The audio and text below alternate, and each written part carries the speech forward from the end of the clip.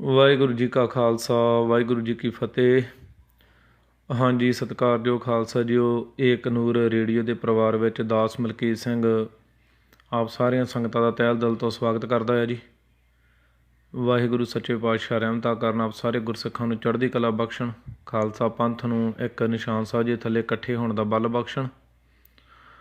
ਸੋ ਖਾਲਸਾ ਜੀ, ਜਿਵੇਂ ਆਪਾਂ ਜਿਹੜਾ ਅਸੀਂ ਕੱਲ੍ਹ ਪੋਸਟਰ ਪਾਇਆ ਸੀ ਵੀ ਆਪਾਂ ਅੱਜ ਜਿਹੜਾ ਹੈਗਾ ਇੱਕ ਪ੍ਰੋਗਰਾਮ ਲਿਖਣ ਜਾ ਰਹੇ ਹਾਂ, ਜਿਹਦੇ ਵਿੱਚ ਆਪਾਂ ਕੋਸ਼ਿਸ਼ ਕਰਾਂਗੇ ਕਿ ਆਪਾਂ ਜੋ ਅੱਜ ਸਾਡੇ ਇਤਿਹਾਸ ਦੇ ਉੱਤੇ ਗੁਰਬਾਣੀ ਦੇ ਪ੍ਰਥਾਏ ਅੱਜ ਜੋ ਐਲੀਗੇਸ਼ਨਸ ਲਾਏ ਜਾ ਰਹੇ ਨੇ, ਜੋ ਅੱਜ ਕਿੰਤੂ ਪਰੰਤੂ ਕੀਤੇ ਜਾ ਰਹੇ ਨੇ, ਵੀ ਆਪਾਂ ਕੋਸ਼ਿਸ਼ ਕਰਕੇ ਇਹਨਾਂ ਦਾ ਥੋੜ੍ਹਾ ਜਿਹਾ ਪਿਛੋਕੜ ਨੂੰ ਜਾਣਨ ਦੀ ਕੋਸ਼ਿਸ਼ ਕਰੀਏ ਵੀ ਇਹ ਜਿਹੜੇ ਕਿਸ ਤਰੀਕੇ ਦੇ ਨਾਲ ਜਿਹੜੇ ਇਹ ਵਖਰੇਵੇਂ ਸਾਡੇ ਦੇ ਵਿੱਚ ਪਾਉਣ ਦੀ ਕੋਸ਼ਿਸ਼ ਕੀਤੀ ਗਈ ਆ। ਅਤੇ ਉਹਦੇ ਵਿੱਚ ਆਪਾਂ ਦੇਖਦੇ ਹਾਂ ਵੀ ਜਦੋਂ ਤੋਂ ਖਾਲਸਾ ਪੰਥ ਆਪਣੇ ਹੋਂਦ ਦੇ ਵਿੱਚ ਆਇਆ ਆ ਅਤੇ ਇਸ ਨਿਆਰੇ ਧਰਮ ਦੇ ਉੱਤੇ ਕਿਤੇ ਜਿਹੜਾ ਸੀਗਾ ਉਹ ਜ਼ਬਰ ਜਨਾਹ ਕੀਤੇ ਗਏ ਨੇ। ਇਹੋ ਜਿਹੇ ਇਤਿਹਾਸ ਦੇ ਵਿੱਚ ਕਿਤੇ ਵੀ ਤੁਹਾਨੂੰ ਕਾਇਨਾਤ ਦੇ ਵਿੱਚ ਇਹੋ ਜਿਹੇ ਜ਼ੁਲਮਾਂ ਦੀ ਦਾਸਤਾਨ ਨਹੀਂ ਮਿਲਦੀ ਜੋ ਜ਼ੁਲਮਾਂ ਦੀ ਦਾਸਤਾਨ ਜਿਹੜੀ ਹੈਗੀ ਆ ਉਹ ਸਿੱਖ ਮਜ਼ਹਬ ਦੇ ਵਿੱਚ ਮਿਲਦੀ ਆ। ਕਿਤੇ ਬੰਦ ਕੱਟੇ ਜਾਂਦੇ ਨੇ, ਕਿਤੇ ਦੇਗਾਂ 'ਚ ਉਬਾਲੇ ਜਾਂਦੇ ਨੇ, ਕਿਤੇ ਗੁਰੂ ਸਾਹਿਬ ਜੀ ਨੂੰ ਤੱਤੀ ਤਵੀ ਦੇ ਉੱਤੇ ਬਿਠਾਲਿਆ ਜਾਂਦਾ ਆ, ਬਿਨਾਂ ਜਿਹੜੇ ਹੈਗੇ ਸਾਡੇ ਕੇਸਾਂ ਦੇ ਨਾਲ ਸਾਡੇ ਖੋਪੜ ਲਾ ਦਿੱਤੇ ਜਾਂਦੇ ਨੇ, ਸਾਡੇ ਬੱਚਿਆਂ ਦੇ ਦਿਲ ਕੱਢ ਕੇ ਸੋ ਸਾਡਿਆਂ ਸ਼ਹੀਦਾਂ ਦੇ ਮੂੰਹ ਦੇ ਵਿੱਚ ਪਾਏ ਜਾਂਦੇ ਨੇ। ਮਾਵਾਂ ਸਾਡੀਆਂ ਜਿਹੜੀਆਂ ਉਹ ਬੱਚਿਆਂ ਨੂੰ ਜਿਹੜੇ ਬੱਚਿਆਂ ਦੇ ਸਿਰਾਂ ਦਾ ਹਾਰ ਪਰੋਕਣਾ ਦੇ ਗਲਾਂ ਵਿੱਚ ਪਾ ਕੇ ਅਤੇ ਉਹ ਜਿਹੜਾ ਹੈਗਾ ਆ ਉਹ ਚੱਕੀਆਂ ਪੀਂਦੀਆਂ ਨੇ, ਮਣ ਆਟਾ ਰੋਜ਼ ਉਹਨਾਂ ਨੂੰ ਪੀਣਾ ਪੈਂਦਾ ਆ। ਸੋ ਐਸੇ ਬਹੁਤਾਤ ਜ਼ੁਲਮਾਂ ਦੀ ਦਾਸਤਾਨ ਆਪਾਂ ਜਿਹੜੀ ਉਹ ਸਾਰੀਆਂ ਸਿੱਖਾਂ ਨੇ ਸੁਣੀ ਆ। ਸੋ ਜਦੋਂ ਇਹ ਇਤਿਹਾਸ ਸੁਣਦੇ ਹਾਂ ਤਾਂ ਰੌਂਗਟੇ ਖੜ੍ਹੇ ਹੋ ਜਾਂਦੇ ਨੇ ਵੀ ਕੈਸਾ ਇਤਿਹਾਸ ਜਿਹੜਾ ਉਹ ਸਿਰਜਿਆ। ਪਰ ਕਿਤੇ ਨਾ ਕਿਤੇ ਇੱਕ ਜਮਾਤ ਉਹ ਵੀ ਆਪਣੇ ਨਾਲ ਹੀ ਚੱਲਦੀ ਰਹੀ, ਜਿਹੜੀ ਸਾਡੇ ਆਪਣੇ ਵੱਲੋਂ ਦਿਖਾਵਾ ਤਾਂ ਇਹ ਕਰਦੀ ਰਹੀ ਕਿ ਮੈਂ ਮੋਢੇ ਨਾਲ ਮੋਢਾ ਜੋੜ ਕੇ ਖੜ੍ਹਦੀ ਹਾਂ ਤੁਹਾਡੇ ਨਾਲ। ਪਰ ਜਦੋਂ ਪਰਖ ਦੀ ਘੜੀ ਆਈ ਅਤੇ ਜਗ੍ਹਾ ਜਗ੍ਹਾ ਦੇ ਉੱਤੇ ਜਿਹੜਾ ਸੀ ਉਹ ਕਦੇ ਚੰਦੂ ਬਣ ਕੇ ਅਤੇ ਕਦੀ ਗੰਗੂ ਬਣ ਕੇ ਵਾਰ ਕੀਤਾ, ਅਤੇ ਕਿਤੇ ਗਾਵਾਂ ਦੀਆਂ ਸੌਹਾਂ ਖਾ ਕੇ ਵੀ ਉਹ ਕੌਮ ਮੁੱਕਰੀ। ਸੋ ਉਹਨੇ ਜਦੋਂ ਉਹਦਾ ਰਾਜ ਆਇਆ, ਜਿੱਥੇ ਸਾਨੂੰ ਮੁਗਲਾਂ ਨੇ ਇਹ ਗੱਲ ਕਹੀ ਕਿ ਜਿੰਨਾ ਚੱਕਰ ਜਿਹੜੇ ਹੈਗੇ ਆ ਸਿੱਖਾਂ ਨੂੰ ਆਦਾ ਸੀ ਕੜਾ ਕੂਚ ਨਹੀਂ ਮਿਟਾ ਲੈਂਦੇ ਅਤੇ ਹਿੰਦੁਸਤਾਨ ਦੇ ਖਿੱਤੇ ਵਿੱਚ ਸਾਡਾ ਰਾਜ ਨਹੀਂ ਹੋ ਸਕਦਾ। ਜੇ ਗੋਰੇ ਆਏ ਅਤੇ ਇਹਨਾਂ ਨੇ ਇਹ ਗੱਲ ਕਹੀ ਜਿੰਨਾ ਚੱਕਰ ਸਿੱਖਾਂ ਦੇ ਸਿਰਾਂ ਨੂੰ ਅਸੀਂ ਘੋੜੀਆਂ ਦੀਆਂ ਕਾਠੀਆਂ ਦੇ ਥੱਲੇ ਲਤਾੜ ਨਹੀਂ ਦਿੰਦੇ ਉਹਨਾਂ ਚੱਕਰ ਸਾਡਾ ਰਾਜ ਨਹੀਂ ਇੱਥੇ ਹੋ ਸਕਦਾ। ਸੋ ਉਸੇ ਤਰੀਕੇ ਦੇ ਨਾਲ ਜਦੋਂ ਅਸੀਂ ਜਿਨ੍ਹਾਂ ਨਾਲ 9 ਮਾਸ ਦਾ ਰਿਸ਼ਤਾ ਬਣਾਇਆ ਸੀ, ਜਦੋਂ ਉਹਨਾਂ ਦਾ ਰਾਜ ਆਇਆ ਤਾਂ ਉਹਨਾਂ ਨੇ ਵੀ ਇਹ ਗੱਲ ਹੀ ਕਹੀ ਕਿ ਜਿੰਨਾ ਚੱਕਰ ਜਰਾਈਮ ਪੇਸ਼ਾ ਕੌਮ ਦਾ ਅਸੀਂ ਕੜਾ ਕੂਚ ਨਹੀਂ ਮਿਟਾ ਲੈਂਦੇ ਉਹਨਾਂ ਚੱਕਰ ਜਿਹੜਾ ਹੈਗਾ ਅਸੀਂ ਇੱਥੇ ਰਾਜ ਨਹੀਂ ਕਰ ਸਕਦੇ। ਸੋ ਬਾਰ ਜਿਹੜੇ ਸੀਗੇ ਉਹ ਖਾਲਸਾ ਪੰਥ ਦੇ ਨਾਲ ਇਸ ਕੌਮ ਨੇ ਧਰੋ ਕਮਾਏ। ਅਤੇ ਜਦੋਂ ਆਪਾਂ ਦੇਖਦੇ ਹਾਂ ਵੀ ਬਹੁਤਾਤ ਧਰਮਾਂ ਨੂੰ ਇਹਨਾਂ ਨੇ ਕਿਵੇਂ ਆਪਣੇ ਵਿੱਚ ਗਲਪ ਕੀਤਾ, ਅਤੇ ਉਹਦੇ ਵਿੱਚ ਆਪਾਂ ਸਭ ਤੋਂ ਵੱਡੀ ਜਿਹੜੀ ਹੈ ਉਹ ਚਣੱਕਿਆ ਦੀ ਨੀਤੀ ਜਿਹੜੀ ਆ ਉਹ ਸਾਹਮਣੇ ਆਉਂਦੀ ਆ। ਸੋ ਚਣੱਕਿਆ ਜਿਹੜਾ ਹੈ ਉਹ ਕੀ ਕਹਿੰਦਾ ਆ ਵੀ ਜਦੋਂ ਕਿਸੇ ਕੌਮ ਨੂੰ ਤੁਸੀਂ ਆਪਣੇ ਵਿੱਚ ਗਲਪ ਕਰਨਾ ਆ, ਉਹਦਾ ਕੜਾ ਕੂਚ ਮਿਟਾਉਣਾ ਹੈ, ਤਾਂ ਉਹਦਾ ਇੱਕ ਤਰੀਕਾ ਹੈ ਕਿ ਉਹਦੇ ਉੱਤੇ ਬਹੁਤ ਜ਼ਬਰਦਸਤ ਇੱਕ ਜਿਹੜਾ ਹਮਲਾ ਕੀਤਾ ਜਾਵੇ ਅਤੇ ਉਹਦੀ ਜਿਹੜੀ ਮੁੱਢਲੀ ਲੀਡਰਸ਼ਿਪ ਹੈ ਉਹਨੂੰ ਉਹਦਾ ਵੱਡੇ ਪੱਧਰ ਦੇ ਉੱਤੇ ਕਤਲੇਆਮ ਕੀਤਾ ਜਾਵੇ, ਅਤੇ ਉਸ ਤੋਂ ਬਾਅਦ ਜਿਹੜੇ ਉਹਦੇ ਧਾਰਮਿਕ ਗ੍ਰੰਥ ਆ ਉਹਨਾਂ ਦਾ ਜਿੰਨੀ ਵੀ ਤਬਾਹੀ ਕੀਤੀ ਜਾ ਸਕਦੀ ਉਹ ਕੀਤੀ ਜਾਵੇ। ਅਤੇ ਉਸ ਤੋਂ ਬਾਅਦ ਜਦੋਂ ਕੌਮ ਜਿਹੜੀ ਹੈ ਉਹ ਆਪਣੇ ਪੈਰਾਂ 'ਤੇ ਆਉਣ ਦੀ, ਮੁੜ ਖਲੋਣ ਦੀ ਕੋਸ਼ਿਸ਼ ਕਰ ਰਹੀ ਹੋਵੇ, ਤਾਂ ਫਿਰ ਉਹਦੇ ਵਿੱਚ ਇੰਨੇ ਕੁ ਵਖਰੇਵੇਂ ਪਾ ਦਿਓ ਕਿ ਉਹ ਕੌਮ ਜਿਹੜੀ ਆਪਣੇ ਆਪ ਦੇ ਵਿੱਚ ਉਲਝ ਕੇ ਅਤੇ ਖਤਮ ਹੋ ਜਾਵੇ। ਸੋ ਅੱਜ ਇਹ ਸਾਡੀ ਤਰਾਸਦੀ ਇਹ ਹੈ ਕਿ ਅਸੀਂ ਆਪਣੇ ਹੀ ਧਰਮ ਨੂੰ ਨਹੀਂ ਪੜ੍ਹਦੇ ਅਤੇ ਅਸੀਂ ਦੁਸ਼ਮਣਾਂ ਦੀਆਂ ਨੀਤੀਆਂ ਨੂੰ ਤਾਂ ਬਹੁਤ ਦੂਰ ਦੀ ਗੱਲ ਆ ਪੜ੍ਹਨਾ ਹੈ। ਇਹ ਸਾਡੀ ਤਰਾਸਦੀ ਹੈ। ਸੋ ਇਹਦੇ ਵਿੱਚ ਜਦੋਂ ਅਸੀਂ ਦੇਖਦੇ ਹਾਂ ਤਾਂ ਉਹ ਹਮਲਾ ਜਿਹੜਾ ਸੀ ਵੱਡੇ ਪੱਧਰ ਦਾ ਹਮਲਾ ਸੀ। ਪਹਿਲਾਂ 55 'ਚ ਸਾਡੇ ਨਾਲ ਹੁੰਦਾ ਹੈ, 47 'ਚ ਸਾਡਾ ਕਤਲੇਆਮ ਹੁੰਦਾ ਆ, ਫਿਰ ਉਸ ਤੋਂ ਕੌਮ ਉੱਭਰਦੀ ਹੈ 84 ਵਿੱਚ, ਫਿਰ ਸਾਡੇ 'ਤੇ ਇੱਕ ਬਹੁਤ ਵੱਡੇ ਪੱਧਰ ਦਾ ਜਿਹੜਾ ਉਹ ਹਮਲਾ ਹੁੰਦਾ, ਕੌਮ ਇੱਕ ਬਹੁਤ ਵੱਡਾ ਸੰਘਰਸ਼ ਵਿੰਡਦੀ ਆ।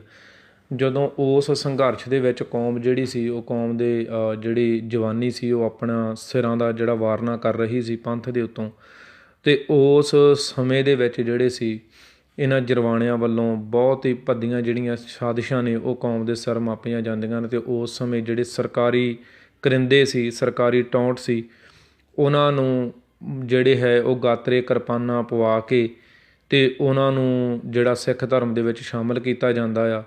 ਤੇ ਉਹ ਅਨਪੜ੍ਹ ਵਿਦਵਾਨ ਜਿਨ੍ਹਾਂ ਦੇ ਪੱਲੇ ਕੋਈ ਗਿਆਨ ਨਹੀਂ ਸੀ, ਉਹਨਾਂ ਦੇ ਕੋਲੋਂ ਏਡੇ ਏਡੇ ਗ੍ਰੰਥਾਂ ਦੀ ਜਿਹੜੀ ਰਚਨਾ ਕਰਵਾ ਦਿੱਤੀ ਜਾਂਦੀ ਹੈ। ਤੇ ਫਿਰ ਇੱਕ ਸਾਜ਼ਿਸ਼ ਦੇ ਅਧੀਨ ਉਹਨਾਂ ਨੂੰ ਪੰਥ ਦੇ ਵਿੱਚ ਜਿਹੜਾ ਉਹ ਸ਼ਾਮਲ ਕੀਤਾ ਜਾਂਦਾ ਆ। ਸੋ ਇਹਨਾਂ ਵਿੱਚ ਜਦੋਂ ਅਸੀਂ ਝਾਤ ਮਾਰਦੇ ਹਾਂ ਤਾਂ ਇਹਨਾਂ ਦੀਆਂ ਜਿਹੜੀਆਂ ਜੜ੍ਹਾਂ ਆ ਉਹ ਬਹੁਤ ਲੰਬੀਆਂ ਨੇ, ਪਰ ਜਿੱਥੋਂ ਜਾ ਕੇ ਇਹਨਾਂ ਦਾ ਸਿਰ ਚੱਕਣਾ ਸ਼ੁਰੂ ਹੁੰਦਾ ਉਹਦੇ ਵਿੱਚ ਇੱਕ ਸਭ ਤੋਂ ਵੱਡਾ ਰੋਲ ਜਿਹੜਾ ਉਹ ਰਿਹਾ, ਉਹ ਇੱਕ ਅਕ੍ਰਿਤਕਣ ਬੰਦਾ ਜਿਹਨੂੰ ਪੰਥ ਦੇ ਵਿੱਚੋਂ ਛੇਕਿਆ ਗਿਆ ਹੈ। ਸੋ ਮੈਂ ਨਹੀਂ ਸਮਝਦਾ ਕਿ ਉਹਦਾ ਜਿਹੜਾ ਹੈ ਉਹ ਪੂਰਾ ਨਾਂ ਜਿਹੜਾ ਹੈ ਉਹ ਲੈਣਾ ਚਾਹੀਦਾ ਹੈ, ਕਿਉਂਕਿ ਪੂਰਾ ਨਾਮ ਸਿੰਘਾਂ ਦਾ ਲਿਆ ਜਾਂਦਾ। ਸੋ ਉਹਨੂੰ ਕਾਲੇ ਅਫਗਾਨੇ ਦੇ ਨਾਮ ਦੇ ਨਾਲ ਜਿਹੜਾ ਹੈ ਉਹ ਜਾਣਿਆ ਜਾਂਦਾ ਪੰਥ ਦੇ ਵਿੱਚ। ਸੋ ਪਹਿਲੇ ਤਾਂ ਆਪਾਂ ਇਹ ਸਮਝਣ ਦੀ ਕੋਸ਼ਿਸ਼ ਅੱਜ ਕਰਾਂਗੇ ਵੀ ਕਾਲਾ ਅਫਗਾਨਾ ਜਿਹੜਾ ਹੈ ਉਹ ਸੀ ਕੌਣ, ਉਹਦਾ ਬੈਕਗਰਾਊਂਡ ਕੀ ਸੀ, ਅਤੇ ਕਿਵੇਂ ਉਹ ਜਿਹੜਾ ਸੀ ਉਹ ਸਿੱਖ ਧਰਮ ਦੇ ਵਿੱਚ ਸ਼ਾਮਲ ਹੋਇਆ, ਅਤੇ ਕਿਵੇਂ ਜਿਹੜਾ ਸੀ ਉਹਨੇ ਉਹ ਜੋ ਆਪਣਾ ਕੂੜ ਪ੍ਰਚਾਰ ਲਿਖਿਆ ਉਹ ਕਿਵੇਂ ਲਿਖਿਆ, ਅਤੇ ਉਹਦੇ ਕੂੜ ਪ੍ਰਚਾਰ ਨੇ ਕਿਵੇਂ ਜਿਹੜਾ ਸੀਗਾ ਉਹ ਸਾਡੇ 'ਚ ਵਖਰੇਵਿਆਂ ਦਾ ਮੁੱਢ ਬੰਨ੍ਹਿਆ। ਅਤੇ ਅੱਜ ਕਿਵੇਂ ਉਹਨਾਂ ਦੀਆਂ ਐਗਜ਼ੈਂਪਲਾਂ ਦੇ ਕੇ ਅਤੇ ਸਾਡੇ ਵਿੱਚ ਕੁਝ ਜਿਹੜੇ ਟੁਕੜ ਬੋਚ ਨੇ ਸਰਕਾਰੀ, ਉਹ ਅੱਜ ਸਾਡੇ ਬੱਚਿਆਂ ਦੇ ਵਿੱਚ ਵਖਰੇਵਾਂ ਪਾਉਣ ਦੀ ਕੋਸ਼ਿਸ਼ ਕਰ ਰਹੇ ਨੇ। ਸੋ ਜਿਹੜਾ ਕਾਲਾ ਅਫਗਾਨਾ ਹੈ ਇਹ ਪਹਿਲੋਂ ਪੁਲਿਸ ਦਾ ਕਰਿੰਦਾ ਹੈ। ਇਹ 84 ਦੇ ਵਿੱਚ ਜਿਹੜਾ ਹੈ ਉਹ ਸਰਗਰਮ ਰਹਿੰਦਾ ਆ ਜਿਹੜਾ ਪੁਲਿਸ ਦੇ ਵਿੱਚ।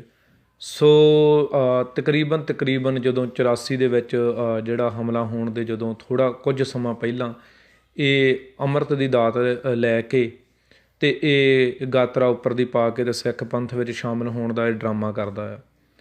ਪਰ ਉਸ ਸਮੇਂ ਦੇ ਸਿੰਘ ਜਿਹੜੇ ਸੀ ਬਹੁਤ ਸੁਚੇਤ ਸਨ, ਅਤੇ ਉਸ ਸਮੇਂ ਇਹਦੀ ਜਿਹੜੀ ਬਹੁਤੀ ਚਾਲ ਆ ਉਹ ਨਾ ਚੱਲ ਸਕੀ। ਫਿਰ ਇਹ ਨਾਟਕੀ ਢੰਗ ਦੇ ਨਾਲ ਜਿਹੜਾ ਹੈ ਉਹ ਕੈਨੇਡਾ ਦੇ ਵਿੱਚ ਆ ਜਾਂਦਾ ਹੈ, ਅਤੇ ਇੱਥੇ ਕੈਨੇਡਾ ਦੇ ਵਿੱਚ ਆਣ ਕੇ ਇੱਕ ਗੁਰੂ ਘਰ ਦੇ ਵਿੱਚ ਇਹ ਪਾਠੀ ਸਿੰਘ ਦੀ ਸੇਵਾ ਵਜੋਂ ਨਿਭਾਉਣੀ ਸ਼ੁਰੂ ਕਰ ਦਿੰਦਾ ਹੈ। ਸੋ ਇੱਥੇ ਇਹ ਵੀ ਦੇਖਣ ਵਾਲੀ ਗੱਲ ਸੀ ਵੀ ਇਹ ਜਦੋਂ ਪਾਠੀ ਸਿੰਘ ਦੀ ਸੇਵਾ ਨਿਭਾਉਣੀ ਸ਼ੁਰੂ ਕਰਦਾ, ਉਸ ਸਮੇਂ ਜਿਹੜਾ ਸੀ ਉਹ ਅੱਜ ਵਾਲੇ ਹਾਲਾਤ ਨਹੀਂ ਸਨ। ਅੱਜ ਜ਼ਰੂਰ ਇੰਨਾ ਮਿਆਰ ਸਾਡਾ ਡੇਗਿਆ ਜਾ ਰਿਹਾ ਵੀ ਪਾਠੀ ਜਿਹੜਾ ਉਹਨੂੰ ਘੱਟ ਤਨਖਾਹ ਦੇ ਤੌਰ 'ਤੇ ਰੱਖ ਲਿਆ ਜਾਂਦਾ, ਭਾਵੇਂ ਉਹ ਬਾਣੀ ਜਿਹੜੀ ਹੈ ਸ਼ੁੱਧ ਪੜ੍ਹਦਾ ਹੋਵੇ ਚਾਹੇ ਨਾ ਪੜ੍ਹਦਾ ਹੋਵੇ, ਪਰ ਉਸ ਸਮੇਂ ਬਹੁਤ ਰੂਹਾਂ ਜੁੜੀਆਂ ਹੋਈਆਂ ਸੀ, ਅਤੇ ਉਹ ਫੱਟ ਪਤਾ ਲੱਗ ਜਾਂਦਾ ਸੀ ਕਿ ਬੰਦਾ ਗੁਰਬਾਣੀ ਦੇ ਵਿੱਚ ਕਿੱਥੋਂ ਜਿਹੜਾ ਹੈ ਉਹ ਭੁੱਲ ਰਿਹਾ ਆ। ਸੋ ਇੱਕ ਬੰਦਾ ਉਹ ਪਾਠੀ ਦੇ ਜਿਹੜਾ ਤੌਰ ਦੇ ਉੱਤੇ ਕੈਨੇਡਾ ਆਉਂਦਾ, ਜਿਹੜੇ ਬੰਦੇ ਨੂੰ ਗੁਰਬਾਣੀ ਦਾ ਰਤਾ ਜਿੰਨਾ ਵੀ ਗਿਆਨ ਨਹੀਂ ਸੀ, ਉਹਦੇ ਮੈਂ ਅੱਗੇ ਸਬੂਤ ਵੀ ਦੇਵਾਂਗਾ। ਸੋ ਖੈਰ ਇਹ ਪਾਠੀ ਦੀ ਸੇਵਾ ਨਿਭਾਉਂਦਾ ਆ। ਉਸ ਤੋਂ ਬਾਅਦ ਇਹ ਕੈਨੇਡਾ ਦੇ ਵਿੱਚ ਇਹਦੇ ਉੱਤੇ ਇੱਕ, ਕਿਉਂਕਿ ਤੁਸੀਂ ਜਿਹੜਾ ਹੁੰਦਾ ਆ ਭੇੜੀਆ ਆ, ਉਹ ਭੇੜੀਆ ਲੱਖ ਜਿਹੜੇ ਹੈ ਉਹ ਜਿਹੜੇ ਗਿਰਗਟ ਵਾਂਗੂ ਰੰਗ ਬਦਲ ਸਕਦਾ ਆ, ਪਰ ਆਪਦਾ ਸੁਭਾਅ ਨਹੀਂ ਬਦਲ ਸਕਦਾ। ਸੋ ਇਹ ਬੰਦੇ ਦੀ ਤਕਰੀਬਨ ਜਿਹੜੀ ਉਦੋਂ ਉਮਰ ਆ ਉਹ 55 ਤੋਂ 60 ਸਾਲ ਦੀ ਉਮਰ ਬਣਦੀ ਆ। ਸੋ 55 ਤੋਂ 60 ਸਾਲ ਦੀ ਉਮਰ ਦੇ ਵਿੱਚ ਵੀ ਇੱਕ ਗੋਰੀ ਬੀਬੀ ਨੂੰ ਜਿਹੜਾ ਸੀ ਉਹ ਓਲ ਜਲੂਲ ਕਾਲਾਂ ਕਰਦਾ ਜਿਹੜਾ ਹੈ, ਇਹਦੇ ਉੱਤੇ ਕੇਸ ਹੁੰਦਾ ਆ। ਉਸ ਕੇਸ ਦੇ ਵਿੱਚ ਇਹਦੇ 'ਤੇ 5000 ਦੇ ਕਰੀਬ ਡਾਲਰ ਦਾ ਜਿਹੜਾ ਉਹ ਜੁਰਮਾਨਾ ਵੀ ਇਹ ਭਰਦਾ ਆ। ਸੋ ਐਸੇ ਇਹ ਕੁਕਰਮਾਂ ਦਾ ਮਾਰਿਆ ਹੋਇਆ ਬੰਦਾ ਸੀ। ਅਤੇ ਉਸ ਤੋਂ ਬਾਅਦ ਇਹ ਜਿਹੜਾ ਕਾਲਾ ਅਫਗਾਨਾ ਹੈ ਇਹਦੇ ਬੋਲ ਨੇ, ਮੈਂ ਉਹ ਜਿਹੜਾ ਲਿੰਕ ਵੀ ਪਾਵਾਂਗਾ ਜਿੱਥੇ ਇਹਦੀ ਸਿੰਘਾਂ ਦੇ ਨਾਲ ਵਿਚਾਰ ਵਟਾਂਦਰਾ ਹੁੰਦਾ ਗੁਰਬਾਣੀ ਦਾ। ਅਤੇ ਇਹ ਕਹਿੰਦਾ ਕਿ ਮੈਂ 3 ਸਾਲ ਦੇ ਵਿੱਚ ਜਿਹੜਾ ਸੀ ਉਹ ਗੁਰਬਾਣੀ ਦਾ ਅਧਿਐਨ ਕੀਤਾ ਆ, ਅਤੇ ਹੁਣ ਫਿਰ ਮੈਂ ਜਿਹੜੀਆਂ ਲਿਖਤਾਂ ਉਹ ਲਿਖੀਆਂ। ਪਰ ਬਿਲਕੁਲ ਬਾਬਾ ਚੜ੍ਹਤ ਸਿੰਘ ਜੀ ਇਹ ਜਿਹੜਾ ਹੈ ਮਿਸ਼ਨਰੀ ਵਿਚਾਰਧਾਰਾ ਦਾ ਜਿਹੜਾ ਪਿਤਾਮਾ ਇਹਨੂੰ ਕਹਿ ਸਕਦੇ ਹਾਂ, ਬਿਲਕੁਲ ਕੁਰੀਤੀ ਹੈ ਨਾ, ਅਤੇ ਇਹਨਾਂ ਦੇ ਤਰਕ ਨਹੀਂ ਆਪਾਂ ਕਹਿ ਸਕਦੇ, ਕੁਤਰਕੀ ਕਹਿ ਸਕਦੇ ਜੀ ਬਿਲਕੁਲ। ਸੋ ਇਹ ਕਾਲਾ ਅਫਗਾਨਾ ਜਿਹੜਾ ਹੈ ਉਹ ਇਹ ਤਾਂ ਦੱਸ ਦਿੰਦਾ ਕਿ ਮੈਂ 3 ਸਾਲ ਦੇ ਟਾਈਮ ਦੇ ਵਿੱਚ ਜਿਹੜਾ ਸੀ ਉਹ ਮੈਂ ਗੁਰਬਾਣੀ ਦਾ ਗਿਆਤਾ ਬਣ ਗਿਆ। ਪਰ ਉਹ ਇਹ ਗ੍ਰੰਥ ਜਿਹੜੇ ਮੈਂ ਲਿਖੇ ਨੇ ਇਹ ਕਦੋਂ ਲਿਖੇ ਨੇ? ਹੁਣ ਇੱਕ ਛੋਟੀ ਜਿਹੀ ਲਿਖਤ ਲਿਖਣੀ ਹੋਵੇ, ਇੱਕ ਕਵਿਤਾ ਲਿਖਣੀ ਹੋਵੇ, ਅਤੇ ਇਨਸਾਨ ਦਾ ਕਈ ਮਹੀਨੇ ਉਹਦੇ ਵਿੱਚ ਨਿਕਲ ਜਾਂਦੇ ਨੇ। ਉਹ ਲਿਖਦਾ ਆ ਫਿਰ ਛੱਡਦਾ ਆ, ਕਿਉਂਕਿ ਅਭਿਆਸ ਬਹੁਤ ਜ਼ਰੂਰੀ ਆ। ਲਿਖਣ ਦੀ ਜਿਹੜੀ ਸ਼ੈਲੀ ਆ ਉਹਨੂੰ ਪਕੜਨਾ ਬਹੁਤ ਜ਼ਰੂਰੀ ਆ। ਇਹ ਬਹੁਤ ਔਖੇ ਕੰਮ ਨੇ। ਸੋ ਇਹ ਬੰਦਾ ਕਦੋਂ ਜਿਹੜੇ ਹੈਗੇ ਉਹ ਗ੍ਰੰਥ ਰਚਣੇ ਸ਼ੁਰੂ ਕਰ ਦਿੰਦਾ ਕਿਸੇ ਨੂੰ ਨਹੀਂ ਪਤਾ, ਉਹਦਾ ਕੋਈ ਪ੍ਰੂਫ ਨਹੀਂ ਮਿਲਦਾ। ਖੈਰ ਇਹ ਜਦੋਂ ਆਪਣੇ ਜਿਹੜੀਆਂ ਕਿਤਾਬਾਂ ਹੈ ਉਹਨਾਂ ਵਿੱਚ ਇਹ ਆਪਣਾ ਕੂੜ ਪ੍ਰਚਾਰ ਸ਼ੁਰੂ ਕਰਦਾ ਅਤੇ ਸਿੰਘਾਂ ਦੇ ਨਾਲ ਇਹਦੀ ਵਿਚਾਰ ਵੀ ਹੁੰਦੀ ਆ। ਪਹਿਲੀ ਵਿਚਾਰ ਜਿਹੜੀ ਹੈ ਉਹ ਕੈਨੇਡਾ ਦੇ ਵਿੱਚ ਹੁੰਦੀ ਹੈ, ਜਿਹਦਾ ਮੈਂ ਲਿੰਕ ਵੀ ਪ੍ਰੋਗਰਾਮ ਤੋਂ ਬਾਅਦ ਪਾਵਾਂਗਾ। ਉਸ ਵਿਚਾਰ ਦੇ ਵਿੱਚ ਜਦੋਂ ਇਹ ਸੋਹਲਾ ਸਾਹਿਬ ਦੀ ਬਾਣੀ ਪੜ੍ਹਨ ਲੱਗਦਾ ਹੈ ਅਤੇ ਇਹ ਬਾਣੀ ਦੀਆਂ ਤੁਕਾਂ ਵੀ ਜਿਹੜੀਆਂ ਸੀ ਉਹ ਨਹੀਂ ਬੋਲ ਪਾਉਂਦਾ। ਸੋ ਇੱਕ ਉਹ ਇਨਸਾਨ ਜਿਹਨੂੰ ਬਾਣੀ ਦੀ ਤੁੱਕ ਨਹੀਂ ਬੋਲਣੀ ਆਉਂਦੀ, ਉਹ ਜਿਹੜਾ ਹੈ ਉਹ ਪੰਥ ਦੇ ਉੱਤੇ ਏਡੇ ਏਡੇ ਵੱਡੇ ਜਿਹੜੇ ਉਹ ਐਲੀਗੇਸ਼ਨ ਉਹ ਲਾਉਂਦਾ ਆ ਅਤੇ ਆਪਣੇ ਆਪ ਨੂੰ ਉਹ ਜਿਹੜਾ ਬਾਣੀ ਦਾ ਉਹ ਗਿਆਤਾ ਮੰਨਦਾ ਆ। ਸੋ ਇਹਦੀਆਂ ਕੁਝ ਕੁ ਗੱਲਾਂ ਜਿਹੜੀਆਂ ਨੇ ਮੈਂ ਉਹ ਬਣਾਏ ਨੇ ਨੋਟਿਸ, ਕਿਉਂਕਿ ਥੋੜ੍ਹਾ ਜਿਹਾ ਸ਼ੋਰਟ ਨੋਟਿਸ ਦੇ ਵਿੱਚ ਪ੍ਰੋਗਰਾਮ ਕੀਤਾ ਆ। ਸੋ ਇਹਦੀਆਂ ਕੁਝ ਕੁ ਗੱਲਾਂ ਜਿਹੜੀਆਂ ਨੇ ਫਿਰ ਵੀ ਉਹਨਾਂ ਦਾ ਮੈਂ ਪੈਨ ਆਊਟ ਕਰਨ ਦੀ ਕੋਸ਼ਿਸ਼ ਕੀਤੀ ਸੀਗੀ, ਜਿਹਦੇ ਵਿੱਚ ਇਹ ਸਭ ਤੋਂ ਇਹਦਾ ਜਿਹੜਾ ਪਹਿਲਾ ਇਹਦਾ ਤਰਕ ਕਰਦਾ ਹੈ, ਕੁਤਰਕ ਹੀ ਉਹ ਜਿਹੜਾ ਇਹ ਕਰਦਾ ਆ। ਉਹਦੇ ਵਿੱਚ ਇਹ ਜਿਹੜਾ ਸੀ ਉਹ ਪਹਿਲੀ ਟੀਚਰ ਜਿਹੜੀ ਪੰਥ ਨੂੰ ਕਰਦਾ ਹੈ, ਉਹ ਜਿਹੜਾ ਚਮਕੌਰ ਦੀ ਆਪਣੀ ਜੰਗ ਹੈ, ਜਿਹੜੀ ਐਡਾ ਮਹਾਨ ਇਤਿਹਾਸ ਹੈ ਕਿ ਦੁਨੀਆ ਉਸ ਜੰਗ ਨੂੰ ਸਜਦਾ ਕਰਦੀ ਆ। ਇਹ ਇੱਕ ਟੀਚਰ ਰੂਪੀ ਲਿਜ ਦੇ ਵਿੱਚ ਕਹਿੰਦਾ ਕਿ ਜਿਹੜੇ ਉੱਥੇ 40 ਸਿੰਘ ਲੜ ਰਹੇ ਸੀ, ਜੇ ਗੁਰੂ ਸਾਹਿਬ ਦੀ ਬੋਲਾਂ 'ਤੇ ਜਾਂਦੇ ਹੋ ਤਾਂ ਉੱਥੇ ਤਾਂ 8 ਹੀ ਕਾਫੀ ਸੀਗੇ, ਫਿਰ 40 ਦੀ ਕੀ ਲੋੜ ਸੀ। ਇਹਦੀ ਕਿਤਾਬ ਦੇ ਵਿੱਚ ਅੱਜ ਵੀ ਪੜ੍ਹਿਆ ਜਾ ਸਕਦਾ। ਸੋ ਇਹੋ ਜਿਹੇ ਜਿਹੜੇ ਕੁਤਰਕ ਨੇ ਇਹ ਆਪਣੀ ਕਿਤਾਬ ਦੇ ਵਿੱਚ ਲਿਖਦਾ ਆ, ਪਰ ਉਸ 'ਤੇ ਇਹ ਇੱਥੇ ਹੀ ਜਿਹੜਾ ਹੈ ਉਹ ਬਸ ਨਹੀਂ ਕਰਦਾ। ਇਸ ਤੋਂ ਬਾਅਦ ਇਹਦਾ ਜਿਹੜਾ ਸਭ ਤੋਂ ਇਹਦਾ ਜਿਹੜਾ ਵੱਡਾ ਐਲੀਗੇਸ਼ਨ ਲਾਉਂਦਾ ਹੈ, ਇਹ ਅਰਦਾਸ 'ਤੇ ਲਾਉਂਦਾ ਹੈ। ਉਸ ਸਮੇਂ ਤੋਂ ਪਹਿਲਾਂ ਕਿਸੇ ਨੇ ਵੀ ਜਿਹੜਾ ਸੀ ਅਰਦਾਸ ਦੇ ਉੱਤੇ ਕਿੰਤੂ ਨਹੀਂ ਕੀਤਾ। ਸੋ ਇਹ ਬੰਦਾ ਜਿਹੜਾ ਹੈ ਉਹ ਅਰਦਾਸ ਨੂੰ ਵੀ ਜਿਹੜਾ ਹੈ ਉਹ ਕਹਿੰਦਾ ਹੈ ਕਿ ਉਹ ਕੂੜ ਇਕੱਠਾ ਕੀਤਾ ਹੋਇਆ ਆ। ਇਹ ਆਪਣੀ ਕਿਤਾਬ ਦੇ ਵਿੱਚ ਲਿਖਦਾ, ਜਿਹਨੂੰ ਬਾਅਦ ਦੇ ਵਿੱਚ ਇਹਦੇ ਚੇਲੇ ਬਾਲ ਕੇ ਜਿਹੜੇ ਸੀ, ਜਦੋਂ ਇਹਨੂੰ ਪੰਥ ਦੇ ਵਿੱਚੋਂ ਛੇਕਿਆ ਜਾਂਦਾ ਤਾਂ ਬੜਾ ਉਹ ਡਿਫੈਂਡ ਕਰਨ ਦੀ ਵੀ ਇਹਨੂੰ ਕੋਸ਼ਿਸ਼ ਕਰਦੇ ਨੇ ਵੀ ਇਹਦੀ ਭਾਵਨਾ ਉਹ ਨਹੀਂ ਰਹੀ ਆ। ਪਰ ਫਿਰ ਕੋਈ ਵੀ ਜਦੋਂ ਕਿਉਂਕਿ ਬੜੇ ਸਿੱਧੇ ਸਿੱਧੇ ਲਫ਼ਜ਼ ਲਿਖੇ ਹੋਏ ਸੀਗੇ, ਅਤੇ ਫਿਰ ਕੋਈ ਵੀ ਜਿਹੜਾ ਸੀ ਇਹਨੂੰ ਉਹ ਆਪਣੇ ਵੱਲੋਂ ਜਿਹੜਾ ਸੀ ਇਹਨੂੰ ਸਹੀ ਸਾਬਤ ਨਾ ਕਰ ਸਕਿਆ। ਸੋ ਉਸ ਸਮੇਂ ਜਿਹੜੇ ਸੀ ਇਹਦੀਆਂ ਕਿਤਾਬਾਂ ਦੇ ਵਿੱਚ ਇਹ ਪਹਿਲੀ ਇਹਨੇ ਜਿਹੜਾ ਸੀ ਉਹ 40 ਸਿੰਘਾਂ ਦੀ ਜਿਹੜਾ ਜੰਗ ਸੀ ਮੈਦਾਨ ਵਿੱਚ ਜੂਝੇ, ਇਹ ਉਹਨਾਂ 'ਤੇ ਤਰਕ ਕਰਦਾ ਹੈ। ਦੂਸਰਾ ਤਰਕ ਜਿਹੜਾ ਇਹ ਅਰਦਾਸ 'ਤੇ ਕਰਦਾ ਆ। ਤੀਸਰਾ ਜਿਹੜਾ ਇਹ ਅੰਮ੍ਰਿਤ ਦੀਆਂ ਜਿਹੜਾ ਸਾਡੀਆਂ ਬਾਣੀਆਂ ਨੇ, ਇਹ ਅੰਮ੍ਰਿਤ ਦੇ ਉੱਤੇ ਆਪਣਾ ਕੁਤਰਕ ਕਰਦਾ ਆ। ਅਤੇ ਇਹ ਜਿਹੜਾ ਆਪਾਂ ਸਾਰਾ ਖਾਲਸਾ ਪੰਥ ਜਾਣਦਾ ਹੈ ਕਿ ਗੁਰੂ ਸਾਹਿਬ ਜੀ ਨੇ ਰਹਿਮਤ ਕਰਕੇ ਅਤੇ ਪਤਾਸਿਆਂ ਦਾ ਖੰਡੇ ਨਾਲ ਮੇਲ ਕਰਕੇ, ਬਾਣੀ ਦਾ ਸੁਮੇਲ ਕਰਕੇ ਜੋ ਅੰਮ੍ਰਿਤ ਦੀ ਦਾਤ ਬਖਸ਼ੀ ਹੈ, ਇਹ ਉਸ ਦਾਤ ਦੇ ਉੱਤੇ ਪਾਪੀ ਕਿੰਤੂ ਕਰਦਾ ਆ। ਅਤੇ ਇਹ ਗੱਲ ਕਹਿੰਦਾ ਆ ਵੀ ਜਿਹੜੇ ਪਤਾਸੇ ਨੇ ਉਹ ਬਾਣੀਏ ਤੋਂ ਲਏ ਜਾਂਦੇ ਨੇ ਅਤੇ ਬਾਣੀਆਂ ਬੇਈਮਾਨ ਆ, ਅਤੇ ਇਦੋਂ ਚੰਗਾ ਸੀ ਵੀ ਗੁਰੂ ਸਾਹਿਬ ਜੀ ਗੁੜ ਪਾ ਲੈਂਦੇ। ਦੇਖੋ ਇਹਦੇ ਕੁਤਰਕਾਂ ਦੀ ਕੋਈ ਜਿਹੜੀ ਸੀ ਉਹ ਕੋਈ ਨਾ ਉਹਦਾ ਸਿਰ ਸੀ ਅਤੇ ਨਾ ਉਹ ਪੈਰ ਸੀ, ਔਰ ਨਾ ਇਸ ਬੰਦੇ ਨੂੰ ਕੋਈ ਗੁਰਬਾਣੀ ਦਾ ਗਿਆਨ ਸੀ। ਸੋ ਗੁਰਬਾਣੀ ਦੇ ਗਿਆਨ ਤੋਂ ਸੱਖਣਾ ਬੰਦਾ ਫਿਰ ਇਹਦੇ ਗਾਂਹ ਜਿਹੜੇ ਇਹਨੂੰ ਸਹੀ ਸਾਬਤ ਕਰਨ ਵਾਲੇ ਇਹਦੇ ਚੇਲੇ ਬਾਲ ਕੇ ਸੀ, ਜਦੋਂ ਉਹਨਾਂ ਦੀ ਡਿਬੇਟ ਹੁੰਦੀ ਆ ਤਾਂ ਉਹ ਆਪ ਡਿਬੇਟ 'ਚ ਮੰਨਦੇ ਨੇ ਵੀ ਇਹ ਕੋਈ ਇਤਿਹਾਸਕਾਰ ਨਹੀਂ ਆ, ਉਹਦਾ ਇਤਿਹਾਸ ਉਹਦਾ ਵਿਸ਼ਾ ਹੀ ਨਹੀਂ ਆ। ਅਤੇ ਜਿਹੜੇ ਬੰਦੇ ਦਾ ਇਤਿਹਾਸ ਦਾ ਵਿਸ਼ਾ ਹੀ ਨਹੀਂ ਸੀਗਾ, ਉਹ ਜਿਹੜਾ ਚਮਕੌਰ ਦੀ ਆ ਉਹ ਇਹ ਦੱਸਣਾ ਹੀ ਭੁੱਲ ਗਏ ਵੀ ਇਹ ਇਤਿਹਾਸ ਹੈ ਕਿ ਨਹੀਂ ਹੈ।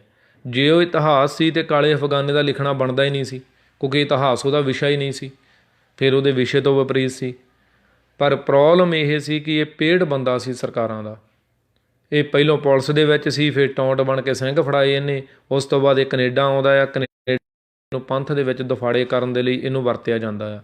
ਅਤੇ ਉਹ ਵਰਤਣ ਦੇ ਨਾਲ ਹੀ ਇਹ ਜਿਹੜਾ ਸੀਗਾ ਇਹਦੇ ਮੇਲੇ 3 ਕੁਤਰਕ ਜਿਹੜੇ ਮੈਂ ਆਪ ਜੀ ਦੇ ਨਾਲ ਹਜੇ ਤੱਕ ਸਾਂਝੇ ਕੀਤੇ ਨੇ।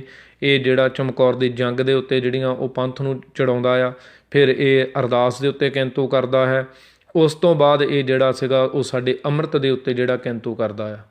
ਸੋ ਇਹਦੇ ਪਹਿਲੇ 3 ਕੁਤਰਕ ਨੇ, ਅਤੇ ਜਿਨ੍ਹਾਂ ਵਿੱਚ ਇਹਦੇ ਜਿਹੜੇ ਇਹਦੇ ਉੱਤੇ ਡਿਬੇਟਾਂ ਕਰਨ ਵਾਲੇ ਨੇ ਉਹ ਆਮ ਮੰਨਦੇ ਨੇ ਕਿ ਇਤਿਹਾਸ ਇਹਦਾ ਵਿਸ਼ਾ ਨਹੀਂ ਸੀ, ਅਤੇ ਜਦ ਕਿ ਇਹ ਸਾਰੇ ਵਿਸ਼ੇ ਜਿਹੜੇ ਸੀ ਇਹ ਇਤਿਹਾਸ ਦੇ ਸੀ। ਸੋ ਇਹਦੇ ਪਹਿਲੇ ਕੁਤਰਕ ਨੇ, ਅਤੇ ਇਹਦਾ ਜੀਵਨ ਜਿਹੜਾ ਹੈ ਮੈਂ ਆਪ ਜੀ ਨੂੰ ਦੱਸਿਆ ਆ। ਜਿਹੜੇ ਕੈਨੇਡਾ ਦੇ ਵਿੱਚ ਰਹਿੰਦੇ ਸਿੰਘ ਨੇ, ਜੇ ਕਿਸੇ ਨੂੰ ਵੀ ਜਿਹੜਾ ਹੈ ਉਹ ਇਹ ਹੋਵੇ ਕਿ ਇਹਦੇ ਵਿੱਚ ਕੋਈ ਅਤਕਥਨੀ ਦੀ ਗੱਲ ਮੈਂ ਕਰ ਰਿਹਾ ਹਾਂ, ਉਹ ਸਾਨੂੰ ਕਾਲ ਵੀ ਕਰ ਸਕਦੇ ਨੇ। ਸੋ ਜਿਹੜਾ ਮੇਰਾ ਨੰਬਰ ਹੈ ਉਹ ਥੱਲੇ ਸ਼ੋਅ ਹੁੰਦਾ ਹੋਵੇਗਾ, ਸਾਨੂੰ ਕਾਲ ਵੀ ਕਰ ਸਕਦੇ ਨੇ। ਅਤੇ ਪਰ ਜਿਹੜੇ ਬਾਕੀ ਦੇ ਵੀਰ ਭੈਣ ਭਰਾ ਹੈ ਉਹਨਾਂ ਨੂੰ ਮੇਰੀ ਬੇਨਤੀ ਹੈ ਕਿ ਅੱਜ ਸਾਡੇ ਕੋਲ ਜ਼ਿਆਦਾ ਕਾਲਾਂ ਨਹੀਂ ਲੈ ਹੋਣੀਆਂ, ਕਿਉਂਕਿ ਇਹ ਟੌਪਿਕ ਜਿਹੜਾ ਹੈ ਉਹ ਕਾਫੀ ਲੰਬਾ ਆ, ਅਤੇ ਆਪਾਂ ਇਹਨੂੰ ਤੈਅ ਸੀਮਾ ਦੇ ਵਿੱਚ ਜਿਹੜਾ ਸੰਕੋਚਣ ਦਾ ਆਪਾਂ ਯਤਨ ਕਰਨਾ ਆ, ਕਿਉਂਕਿ ਜਦੋਂ ਜ਼ਿਆਦਾ ਪ੍ਰੋਗਰਾਮ ਲੰਬਾ ਹੋ ਜਾਂਦਾ ਫਿਰ ਸੁਣਨ ਵਿੱਚ ਵੀ ਔਖਾ ਹੁੰਦਾ ਆ। ਅਤੇ ਸਾਡੀ ਇਹ ਕੋਸ਼ਿਸ਼ ਹੈ ਕਿ ਇਹ ਜਿਹੜਾ ਪ੍ਰੋਗਰਾਮ ਆਪਾਂ ਕਰ ਰਹੇ ਹਾਂ ਇਹ ਹਰ ਕਿਸੇ ਦੇ ਜਿਹੜਾ ਹੈ ਵੀ ਜਿਹੜਾ ਹਰ ਕਿਸੇ ਤੱਕ ਪਹੁੰਚੇ, ਤਾਂ ਜੋ ਪਤਾ ਚੱਲ ਸਕੇ ਕਿ ਇਹ ਸਾਡੀ ਜੜ੍ਹ ਦੇ ਵਿੱਚ ਆਰੀ ਕਿਵੇਂ ਇਹਨਾਂ ਨੇ ਫੇਰਨੀ ਸ਼ੁਰੂ ਕੀਤੀ ਸੀਗੀ। ਤੇ ਅਰਸ਼ਪ੍ਰੀਤ ਸਿੰਘ ਜੀ ਬਿਲਕੁਲ ਜੀ, ਜਿਹੜਾ ਇਹਨਾਂ ਦੇ ਇਹ ਦਸਮ ਬਾਣੀ ਦਾ ਬਹੁਤ ਵੱਡਾ ਨਿੰਦਕ ਆ, ਉਹ ਮੈਂ ਅੱਗੇ ਜਾ ਕੇ ਗੱਲ ਕਰਾਂਗਾ। ਪਰ ਪਹਿਲਾਂ ਮੈਂ ਇੱਕ ਗੱਲ ਇੱਥੇ ਇਹ ਕਰ ਦੇਵਾਂ ਕਿ ਜਦੋਂ ਇਹ ਪਹਿਲੇ ਕੁਤਰਕ ਆਪਣੇ ਚੱਕਦਾ ਆ, ਜਦੋਂ ਉਦੋਂ ਇਹਦੇ ਨਾਲ ਸਿੰਘਾਂ ਦੀ ਚਰਚਾ ਹੁੰਦੀ ਆ, ਅਤੇ ਇਹ ਪਾਪੀ ਇਹ ਗੱਲ ਕਹਿੰਦਾ ਨੇ ਕਿ ਮੈਂ ਦਸਮ ਗ੍ਰੰਥ ਸਾਹਿਬ ਦੀ ਬਾਣੀ ਨੂੰ ਸਮਰਪਿਤ ਹਾਂ। ਜਿਹੜਾ ਇਹ ਵੀ ਗੱਲ ਇੱਥੋਂ ਤੱਕ ਵੀ ਕਹਿੰਦਾ ਆ ਵੀ ਜਿਹੜਾ ਬੰਦਾ ਦਸਮ ਦੀ ਬਾਣੀ ਨੂੰ ਨਹੀਂ ਮੰਨਦਾ ਉਹ ਸਿੱਖ ਨਹੀਂ ਆ, ਉਹ ਸਿੱਖੀ ਤੋਂ ਆਪਣੇ ਆਪ ਨੂੰ ਬਾਹਰਾ ਕਰਦਾ। ਇਹਦੀ ਮੇਰੇ ਕੋਲ ਵੀਡੀਓ ਹੈ ਜੀ, ਜਿਹਦੇ ਵਿੱਚ ਇਹ ਪਹਿਲੀ ਵਿੱਚ ਕਹਿੰਦਾ ਆ, ਕਿਉਂਕਿ ਇਹ ਆਪ ਜਿਹੜਾ ਸੀ ਉਹ ਕਿਤਾਬਾਂ ਨਹੀਂ ਸੀ ਲਿਖਦਾ, ਇਹਦੀ ਆਪ ਦੀ ਕੋਈ ਕਿਤਾਬ ਲਿਖੀ ਹੋਈ ਤਾਂ ਹੈ ਨਹੀਂ ਆ, ਕਿਉਂਕਿ ਇੰਨੀ ਵਿਦਵਤਾ ਹੀ ਇਹਦੇ ਕੋਲ ਨਹੀਂ ਆ। ਕਿਉਂਕਿ ਜਦੋਂ ਵੀ ਕੋਈ ਬੰਦਾ ਆਪਣੀ ਕਿਤਾਬ ਲਿਖਣੀ ਸ਼ੁਰੂ ਕਰੂਗਾ ਅਤੇ ਉਹ ਹੌਲੀ ਹੌਲੀ ਜਿਹੜਾ ਅੱਗੇ ਵੱਧਦਾ ਆ, ਅਤੇ ਉਹ ਇੱਦਾਂ ਨਹੀਂ ਹੁੰਦਾ ਹੈਗਾ ਵੀ ਕੋਈ ਬੰਦਾ ਜਿਹੜਾ ਹੈਗਾ ਉਹ ਸ਼ੁਰੂ ਹੀ ਵੱਡੀਆਂ ਕਿਤਾਬਾਂ ਤੋਂ ਕਰੇ। ਸੋ ਇਹਨੂੰ ਜੋ ਪਿੱਛੋਂ ਨਾਗਪੁਰ ਤੋਂ ਲਿਖ ਕੇ ਆਉਂਦਾ ਸੀ ਉਹੀ ਇਹ ਅੱਗੇ ਗਿਣਾ ਦਿੰਦਾ ਸੀ, ਅਤੇ ਫਿਰ ਉੱਧਰ ਨੂੰ ਇਹ ਘੁੰਮ ਜਾਂਦਾ ਸੀ। ਸੋ ਪਹਿਲੋਂ ਇਹ ਦਸਮ ਬਾਣੀ ਦੇ ਹੱਕ 'ਚ ਰਿਹਾ, ਬਾਅਦ ਦੇ ਵਿੱਚ ਇਹ ਦਸਮ ਬਾਣੀ ਦੇ ਖਿਲਾਫ ਹੋ ਗਿਆ। ਸੋ ਇਹ ਬੜੇ ਛੋਟੇ ਪੀਰੀਅਡ ਦੇ ਵਿੱਚ ਹੀ ਸਾਰੀ ਇਹ ਗੱਲਬਾਤ ਜਿਹੜੀ ਹੈਗੀ ਹੈ ਘੁੰਮਦੀ ਆ। ਸੋ ਉਸ ਤੋਂ ਬਾਅਦ ਇਹ ਜਿਹੜਾ ਹੈਗਾ ਆ ਵੀ ਇਹ ਦਸਮ ਬਾਣੀ ਦੇ ਵੀ ਇਹ ਖਿਲਾਫ ਬੋਲਦਾ ਆ, ਇਹ ਜਾਪ ਸਾਹਿਬ ਦੀ ਬਾਣੀ, ਚੌਪਈ ਸਾਹਿਬ ਦੀ ਬਾਣੀ, ਫਿਰ ਸਾਰੀਆਂ ਬਾਣੀਆਂ ਦਾ ਇਹ ਬਿਲਕੁਲ ਖੰਡਨ ਕਰਦਾ ਆ। ਅਤੇ ਬੜੇ ਇੱਕ ਜਿਹੜਾ ਸੀ ਉਹ ਇੱਕ ਬੇਸ਼ਰਮੀ ਭਰੇ ਲਹਿਜੇ ਦੇ ਵਿੱਚ ਵਿਰੋਧ ਕਰਦਾ ਆ। ਸੋ ਉਸ ਤੋਂ ਬਾਅਦ ਇਹ ਜਿਹੜਾ ਆਪਾਂ ਸਾਰਾ ਇਹ 84 ਦਾ ਜੋ ਵੀ ਹਾਲਾਤ ਵਾਪਰਦੇ ਨੇ, ਅਤੇ ਇਹ ਵੀ ਦੇਖਣ ਵਾਲੀ ਗੱਲ ਹੈ ਕਿ ਜਦੋਂ ਸੰਤ ਬਾਬਾ ਜਰਨੈਲ ਸਿੰਘ ਜੀ ਖਾਲਸਾ ਭਿੰਡਰਾਂ ਵਾਲੇ ਮਹਾਂਪੁਰਸ਼ ਅਤੇ ਉਹ ਸਰੀਰਕ ਰੂਪ ਦੇ ਵਿੱਚ ਸੇਵਾ ਨਿਭਾ ਰਹੇ ਨੇ, ਅਤੇ ਉਸ ਸਮੇਂ ਇਹ ਬੰਦਾ ਗਾਤਰਾ ਉੱਪਰ ਦੀ ਪਾ ਕੇ ਅਤੇ ਸੇਵਾ ਕਰਦਾ ਆ, ਅਤੇ ਇਹ ਕਹਿੰਦਾ ਵੀ ਮੈਂ ਸਿੰਘਾਂ ਦੇ ਜਿਹੜਾ ਸੀ ਉਹ ਸੰਘਰਸ਼ ਵੱਲ ਦੇਖ ਕੇ ਪ੍ਰੇਰਿਤ ਹੋਇਆ ਸਿੱਖੀ ਦੇ ਵੱਲ ਨੂੰ। ਪਰ ਜਦੋਂ ਇਹ ਅਸੀਂ ਸੰਘਰਸ਼ ਦੇ ਵਿੱਚ ਸੰਤਾਂ ਦੀ ਸ਼ਹਾਦਤ ਹੁੰਦੀ ਆ, ਹੋਰ ਸਿੰਘਾਂ ਦੀ ਸ਼ਹਾਦਤ ਹੋ ਜਾਂਦੀ ਹੈ, ਕੈਨੇਡਾ ਆ ਜਾਂਦਾ ਆ, ਫਿਰ ਇਹ ਉਸੇ ਬਾਬਾ ਜਰਨੈਲ ਸਿੰਘ ਖਾਲਸਾ ਭਿੰਡਰਾਂ ਵਾਲਿਆਂ ਦਾ ਵਿਰੋਧੀ ਬਣ ਕੇ ਜਿਹੜਾ ਉਹ ਨਿੱਤਰਦਾ ਆ। ਅਤੇ ਇਹ ਇੱਥੋਂ ਤੱਕ ਜਿਹੜੀ ਗੱਲ ਇਹ ਕਹਿਣ ਲੱਗਾ, ਗੁਰੇਜ਼ ਨਹੀਂ ਕਰਦਾ ਕਿ ਬਾਬਾ ਜਰਨੈਲ ਸਿੰਘ ਖਾਲਸਾ ਭਿੰਡਰਾਂ ਵਾਲੇ ਅਤੇ ਉਸ ਸਮੇਂ ਦੇ ਸਿੰਘਾਂ ਨੇ ਆਪਣੇ ਕੁਕਰਮਾਂ ਨੂੰ ਜਿਹੜਾ ਲੁਕਾਉਣ ਦੇ ਲਈ ਉਹ ਚੋਲੇ ਪਾਏ। ਅਤੇ ਨਾਲ ਦੀ ਨਾਲ ਇਹ ਵੀ ਗੱਲ ਜਿਹੜੀ ਹੈ ਉਹ ਕਹਿੰਦਾ ਆ ਵੀ ਜਿਹੜਾ ਗੁਰੂ ਸਾਹਿਬ ਸੰਤ ਬਾਬਾ ਜਰਨੈਲ ਸਿੰਘ ਜੀ ਨੇ 1.25 ਲੱਖ ਸੇ ਏਕ ਲੜਾਉਂ ਦੀ ਗੱਲ ਦਾ ਕਹਿ ਕੇ 1.25 ਲੱਖ ਸੇ ਏਕ ਮਰਾਉਂ ਵਾਲੀ ਗੱਲ ਕਰਕੇ ਰੱਖ ਦਿੱਤੀ ਆ। ਸੋ ਇਹ ਉੱਥੇ ਇਹ ਜਿਹੜਾ ਹੈਗਾ ਉਸ ਸਮੇਂ ਦੇ ਇਤਿਹਾਸ ਦੇ ਉੱਤੇ ਜਿਹੜਾ ਹੈ ਉਹ ਕਿੰਤੂ ਪਰੰਤੂ ਜਿਹੜੇ ਉਹ ਸ਼ੁਰੂ ਕਰਦਾ ਆ। ਅਤੇ ਹਾਲਾਂਕਿ ਉਹ ਸਾਰੇ ਦਾ ਸਾਰਾ ਜਿਹੜਾ ਵਰਤਾਰਾ ਸੀ ਉਹ ਸਿੰਘਾਂ ਦੇ ਅੱਖੀਂ ਵਾਪਰਿਆ ਸੀ, ਅਤੇ ਜੋ ਉਸ ਸਮੇਂ ਸਿੰਘਾਂ ਨੇ ਆਪਣਾ ਜੋ ਉਸ ਸਮੇਂ ਆਪਣੇ ਸਿਰਾਂ ਦੇ ਨਾਲ ਜਾਂ ਆਪਣੇ ਸਿਦਕ ਨੂੰ ਨਿਭਾਇਆ ਉਹ ਸਾਰੇ ਜਾਣਦੇ ਆ। ਪਰ ਇਸ ਪਾਪੀ ਨੇ ਕੈਨੇਡਾ ਦੇ ਵਿੱਚ ਆਣ ਕੇ ਉਹਦਾ ਵਿਰੋਧ ਕਰਨਾ ਸ਼ੁਰੂ ਕੀਤਾ। ਸੋ ਇਹਦੀਆਂ ਕੁਝ ਕੁ ਜਿਹੜੇ ਇਹਦੇ ਉਹ ਪਹਿਲੇ ਕਿੰਤੂ ਸੀਗੇ। ਇਸ ਤੋਂ ਇਲਾਵਾ ਜਿਹੜੇ ਜਦੋਂ ਇਹਨੂੰ ਪੰਥ ਦੇ ਵਿੱਚੋਂ ਛੇਕ ਦਿੱਤਾ ਜਾਂਦਾ ਆ, ਅਤੇ ਇਹਦਾ ਜਿਹੜਾ ਇਹਦੇ ਨਾਲ ਦੀ ਨਾਲ ਮੈਂ ਇਹਦਾ ਥੋੜ੍ਹਾ ਜਿਹਾ ਪਿਛੋਕੜ ਹੋਰ ਦੱਸ ਦੇਵਾਂ, ਕਿਉਂਕਿ ਉਸ ਤੋਂ ਬਾਅਦ ਮੈਂ ਵਿਦਵਾਨ ਪੁਰਸ਼ਾਂ ਨੂੰ ਵੀ ਨਾਲ ਲੈਣਾ ਆ। ਵੀਰ ਗੁਰਵਿੰਦਰ ਸਿੰਘ ਜੀ ਹੁਣੀ ਸਾਡੇ ਨਾਲ ਜੁੜਨਗੇ। ਸੋ ਇਹਦਾ ਜਿਹੜਾ ਮੁੰਡਾ ਆ ਇਹਦਾ ਕਾਲੇ ਅਫਗਾਨੇ ਦਾ, ਉਹ ਵੀ ਕਾਫੀ ਜਿਹੜੇ ਕੁਤਰਕ ਜਿਹੜੇ ਹੈਗੇ ਉਹ ਬਾਣੀ ਦੇ ਉੱਤੇ ਕਰਦਾ ਆ। ਪਰ ਉਹਦਾ ਵੀ ਜਿਹੜਾ ਜੀਵਨ ਹੈ ਉਹ ਕੋਈ ਵੀ ਅਮਰੀਕਾ ਦੇ ਵਿੱਚ ਜਿੱਥੇ ਹੁਣ ਢੰਡਰੀਆਂ ਵਾਲੇ ਦਾ ਵੀ ਡੇਰਾ ਆ, ਕਿਉਂਕਿ ਇਹਨਾਂ ਨੂੰ ਬਾਲਟੀਮੋਰ ਕਾਫੀ ਰਾਸ ਆਉਂਦਾ ਆ। ਸੋ ਬਾਲਟੀਮੋਰ ਗੁਰੂ ਘਰ ਤੋਂ ਪਤਾ ਕੀਤਾ ਜਾ ਸਕਦਾ ਵੀ ਬਾਲਟੀਮੋਰ ਦੀ ਪਾਰਕਿੰਗ ਦੇ ਵਿੱਚ ਕਿਸੇ ਗੋਰੀ ਬੀਬੀ ਦੇ ਨਾਲ ਕੁਕਰਮ ਕਰਦਾ ਉੱਥੋਂ ਦੀ ਸੰਗਤ ਫੜਦੀ ਆ। ਸੋ ਉੱਥੇ ਜਿਹੜੀ ਸੀ ਇਹ ਬਹੁਤ ਹੀ ਅਤਿ ਘਿਨਾਉਣੀ ਅਵਸਥਾ ਦੇ ਵਿੱਚ ਇਹ ਫੜਿਆ ਜਾਂਦਾ ਆ। ਸੋ ਪਹਿਲੇ ਨੰਬਰ ਦੇ ਉੱਤੇ ਦੇ ਆਪਾਂ ਇਹ ਦੇਖੀਏ ਵੀ ਕੈਸੇ ਬੰਦਿਆਂ ਨੂੰ ਜਿਹੜਾ ਸੀ ਉਹ ਧਰਮ ਦਾ ਚੋਲਾ ਪਵਾ ਕੇ ਅਤੇ ਉਹ ਜਿਹੜੇ ਨਾਗਪੁਰ ਵਾਲੇ ਆ ਸਾਡੇ ਵਿੱਚ ਸ਼ਾਮਲ ਕਰਦੇ ਨੇ। ਅਤੇ ਪਹਿਲੋਂ ਇਹਦੇ ਉੱਤੇ ਜਿਹੜਾ ਹੈ ਉਹ ਜੁਰਮਾਨਾ ਹੁੰਦਾ ਹੈ ਬੀਬੀ ਨੂੰ ਕਾਲਾਂ ਕਰਨ ਦਾ। ਇਹਦੇ ਪੁੱਤਰ ਦੇ ਉੱਤੇ ਜਿਹੜਾ ਹੈ ਉਹ ਗੁਰੂ ਘਰ ਦੇ ਜਿਹੜੀ ਪਾਰਕਿੰਗ ਆ ਉਹਦੇ ਵਿੱਚ ਫੜਿਆ ਜਾਂਦਾ ਆ। ਸੋ ਐਸੇ ਇਹਨਾਂ ਦਾ ਜਿਹੜਾ ਸੀ ਉਹ ਜੀਵਨ ਸੀ। ਸੋ ਪਿਆਰਾ ਸਿੰਘ ਜੀ ਬਿਲਕੁਲ ਜੀ, ਇਹ ਜਿਹੜਾ ਆਪਾਂ ਕਹਿ ਰਹੇ ਨਾ ਵੀ ਢੰਡਰੀ ਵਾਂਗੂ ਸੀ, ਇਹ ਢੰਡਰੀਆਂ ਵਾਲੇ 'ਤੇ ਆਪਾਂ ਐਂਡ 'ਤੇ ਪਹੁੰਚਾਂਗੇ ਜੀ। ਆਪਾਂ ਸਾਰਿਆਂ ਦੀ ਹੀ ਇਹਨਾਂ ਦੀ ਗੱਲ ਕਰਦੇ ਜਾਵਾਂਗੇ। ਜਿਹੜਾ ਇਹਨਾਂ ਦਾ ਪਿਤਾਮਾ ਆ ਉਹਦੀ ਜੜ੍ਹ ਜਿਹੜੀ ਹੈ ਉਹ ਅਸਲ ਜਿਹੜਾ ਸੱਪ ਸੀ ਉਹ ਕਾਲਾ ਅਫਗਾਨਾ ਆ, ਜੋ ਅੱਜ ਨੇਕੀ ਬਕਵਾਸਬਾਜੀ ਕਰ ਰਿਹਾ, ਜੋ ਢੰਡਰੀਆਂ ਵਾਲਾ ਬਕਵਾਸਬਾਜੀ ਕਰ ਰਿਹਾ, ਜਾਂ ਬਾਕੀ ਦੇ ਜਿੰਨੇ ਵੀ ਕਰ ਰਹੇ ਨੇ, ਉਹਨਾਂ ਸਾਰਿਆਂ ਦਾ ਪਿਤਾਮਾ ਇਹੀ ਆ। ਸੋ ਗੱਲ ਇਹ ਆ ਕਿ ਇਹਨੂੰ ਜਦੋਂ ਪੰਥ ਦੇ ਵਿੱਚੋਂ ਛੇਕ ਦਿੱਤਾ ਗਿਆ ਸੀ, ਜਿਵੇਂ ਆਪਾਂ ਸਾਰੇ ਜਾਣਦੇ ਹਾਂ ਵੀ RSS ਨੇ ਕੀ ਕੀਤਾ ਸੀ। ਆਪਣੇ ਵੱਲੋਂ ਕੁਝ ਜਿਹੜੀਆਂ ਕਿਤਾਬਾਂ ਛਪਾਈਆਂ ਜਿਹਦੇ ਵਿੱਚ ਬਹੁਤ ਗਲਤ ਮੁਲਤ ਛਪਾਇਆ ਗਿਆ, ਕਿਸੇ ਦੇ ਉੱਤੇ ਸ਼੍ਰੋਮਣੀ ਕਮੇਟੀ ਦੀਆਂ ਮੋਹਰਾਂ ਤੱਕ ਲਾ ਦਿੱਤੀਆਂ ਗਈਆਂ, ਉਹਨਾਂ ਨੂੰ ਜਿਹੜਾ ਸੀ ਉਹ ਬਾਅਦ ਦੇ ਵਿੱਚ ਜਦੋਂ ਸਿੱਖਾਂ ਨੇ ਵਿਰੋਧ ਕੀਤਾ ਤੇ ਉਹਨਾਂ ਨੇ ਬਿਨਾਂ ਕਿਸੇ ਵਿਵਾਦ ਤੋਂ ਉਹਨਾਂ ਕਿਤਾਬਾਂ ਨੂੰ ਵਾਪਸ ਕਰ ਲਿਆ ਵੀ ਅਸੀਂ ਕਿਤਾਬਾਂ ਵਾਪਸ ਕਰ ਲੈਂਦੇ ਹਾਂ। ਪਰ ਉਹਨਾਂ ਕਿਤਾਬਾਂ ਨੂੰ ਖ਼ਤਮ ਨਹੀਂ ਕੀਤਾ। ਉਹਨਾਂ ਨੂੰ ਜਦੋਂ ਖ਼ਤਮ ਨਾ ਕੀਤਾ ਤੇ ਉਹਨਾਂ ਨੂੰ ਜਿਹੜਾ ਸੀ ਉਹ ਸਮੇਟ ਕੇ ਰੱਖ ਲਿਆ ਗਿਆ। ਉਸ ਤੋਂ ਬਾਅਦ 20-50 ਸਾਲ ਬਾਅਦ ਉਹਨਾਂ ਨੂੰ ਪਤਾ ਵੀ ਅਸੀਂ ਇਹ ਕਿਤਾਬਾਂ ਕੱਢ ਕੇ ਤੇ ਪੰਥ ਦੇ ਮੂਹਰੇ ਇੱਕ ਐਵੀਡੈਂਸ ਪੇਸ਼ ਕਰ ਸਕਦੇ ਹਾਂ। ਆਹ ਪੁਰਾਤਨ ਕਿਤਾਬਾਂ ਨੇ ਜੀ।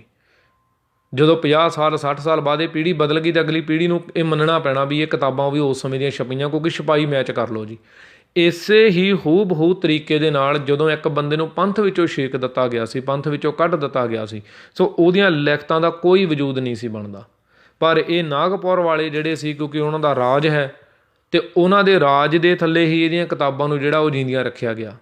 ਸੋ ਅੱਜ ਜਿਹਦੀਆਂ ਕਿਤਾਬਾਂ ਦੇ ਵਿੱਚੋਂ ਜਿੰਨੇ ਵੀ ਇਹਨਾਂ ਦੇ ਅਖੌਤੀ ਵਿਦਵਾਨ ਨੇ ਉਹ ਸਾਰੇ ਅੱਜ ਬਕਵਾਸਬਾਜ਼ੀ ਕਰ ਰਹੇ ਨੇ। ਸੋ ਆਪਾਂ ਅਗਰ ਇਹਨਾਂ ਦੇ ਵਿੱਚ ਅੱਜ ਪੈਂਦੇ ਹਾਂ ਤਾਂ ਆਪਾਂ ਸ਼ਾਇਦ ਆਪਣੇ ਵਿਸ਼ੇ ਤੋਂ ਖੁੰਝ ਜਾਵਾਂਗੇ। ਆਪਾਂ ਅੱਜ ਕੋਸ਼ਿਸ਼ ਕਰਾਂਗੇ ਕਿ ਵਿਸ਼ਾ ਜਿਹੜਾ ਹੈ ਉਹ ਕਾਲੇ ਅਫਗਾਨੇ 'ਤੇ ਰੱਖਿਆ ਜਾਵੇ। ਅੱਗੇ ਦੀ ਅੱਗੇ ਆਪਾਂ ਇਹਨਾਂ ਸਾਰਿਆਂ ਦੀ ਹੀ ਇੱਕ ਜਿੰਨਾ ਗੁਰੂ ਸਾਹਿਬ ਜੀ ਕਿਰਪਾ ਕਰਨਗੇ ਵੀ ਇੱਕ ਤੋਂ ਇੱਕ, ਜਿੱਦਾਂ ਦਰਸ਼ਨ ਸਿੰਘ ਦੇ ਵੀ ਆਪਾਂ ਵਿਚਾਰ ਕਰਾਂਗੇ। ਉਸ ਤੋਂ ਬਾਅਦ ਵਾਲੇ ਜਿੱਦਾਂ ਤੁਰੇ ਨੇ, ਚਾਹੇ ਉਹ ਘੱਗਾ ਹੋਇਆ, ਚਾਹੇ ਉਹ ਸਰਬਜੀਤ ਧੁੰਦਾ ਹੋਇਆ, ਅਤੇ ਉਹ ਚਾਹੇ ਉਹ ਦੂਸਰੇ ਆਪਣੇ ਦਲਗੀਰ ਹੋਇਆ। ਆਪਾਂ ਇਕੱਲੇ ਦਾ ਇਹਨਾਂ ਦਾ ਜੀਵਨ ਪਰਖਾਂਗੇ ਵੀ ਇਹ ਕੈਸ ਵਰਤਾਰੇ ਦੇ ਵਿੱਚ ਸੀ। ਅਤੇ ਫਿਰ ਇਹ ਵੀ ਆਪਾਂ ਦੇਖਾਂਗੇ ਵੀ ਇਹਨਾਂ ਦੀਆਂ ਜਿਹੜੀਆਂ ਪ੍ਰੋਪਰਟੀਆਂ ਸੀ ਉਹ ਕਿਵੇਂ ਉਛਾਲਾ ਮਾਰ ਕੇ ਵਧੀਆਂ। ਬਾਕੀ ਵੀ ਜਿਹੜੇ ਸਿੱਖ ਸੀ ਉਹ ਬਾਹਰਲੇ ਦੇਸ਼ਾਂ ਦੇ ਵਿੱਚ ਆਏ, ਉਹਨਾਂ ਨੇ ਇੱਥੇ ਕਮਾਈਆਂ ਕੀਤੀਆਂ, ਉਹਨਾਂ ਨੇ ਇੱਥੇ ਦਿਹਾੜੀਆਂ ਵੀ ਕੀਤੀਆਂ, ਉਹਨਾਂ ਨੇ ਅਗਾਂਹ ਦੇ ਬੱਚੇ ਪੜ੍ਹਾਏ। ਹੌਲੀ ਜਾ ਕੇ ਕਿਤੇ ਨਾ ਕਿਤੇ ਉਹਨਾਂ ਦਾ ਜਿਹੜਾ ਸੀ ਉਹ ਜੀਵਨ ਸੈਟਅਪ ਹੋਇਆ। ਪਰ ਇਹ ਬੰਦਿਆਂ ਦਾ ਜਿਹੜਾ ਜੀਵਨ ਸੀ ਉਹ ਇੱਕਦਮ ਉਛਾਲਾ ਮਾਰ ਕੇ ਸੈਟਅਪ ਕਿੱਦਾਂ ਹੋਇਆ ਵੀ ਇਹਨਾਂ ਨੂੰ ਪੈਸੇ ਦੀ ਕੋਈ ਕਮੀ ਨਹੀਂ ਰਹੀ। ਉਹ ਪੈਸਾ ਕਿੱਥੋਂ ਆਇਆ ਸੀ, ਕਿਹੜੀ ਇਹਨਾਂ ਦੀ ਕੋਈ ਲੋਟਰੀ ਲੱਗੀ ਸੀ, ਆਪਾਂ ਉਹ ਵੀ ਸਾਰਾ ਦਾ ਸਾਰਾ ਵਿਚਾਰਾਂਗੇ। ਅਤੇ ਜਿਹੜੇ ਅੱਜ ਦੇ ਕਹਿੰਦੇ ਨੇ ਨਾ ਬਈ ਅਸੀਂ ਜਿਹੜਾ ਹੈਗਾ ਵੀ ਬਾਕੀਆਂ ਨੇ ਪੰਥ ਨੂੰ ਖਾ ਲਿਆ ਅਤੇ ਅਸੀਂ ਪੰਥ ਪ੍ਰਸਤ ਹਾਂ ਅਤੇ ਬਾਕੀ ਮੌਕਾ ਪ੍ਰਸਤ, ਆਪਾਂ ਉਹਨਾਂ ਦਾ ਵੀ ਦੇਖਾਂਗੇ ਵੀ ਅੱਜ ਕਿੰਨੀਆਂ ਪ੍ਰੋਪਰਟੀਆਂ ਨੇ। ਸੋ ਆਪਾਂ ਇਹਨਾਂ ਨੂੰ 1 ਬਾਈ 1 ਜਿਹੜਾ ਉਹ ਵਿਚਾਰਨ ਦੀ ਕੋਸ਼ਿਸ਼ ਕਰਾਂਗੇ। ਸੋ ਆਪਾਂ ਨਾਲ ਵੀਰ ਭਾਈ ਸਾਹਿਬ ਭਾਈ ਗੁਰਵਿੰਦਰ ਸਿੰਘ ਜੀ ਹੁਣਾਂ ਨੂੰ ਲੈਣ ਦੀ ਆਪਾਂ ਕੋਸ਼ਿਸ਼ ਕਰਦੇ ਹਾਂ ਜੀ। ਮੈਂ ਇਹਨਾਂ ਨਾਲ ਟਾਈਮ ਲਿਆ ਸੀ ਤਾਂ ਆਪਾਂ ਉਹਨਾਂ ਨੂੰ ਕਾਲ ਕਰਦੇ ਹਾਂ ਜੀ।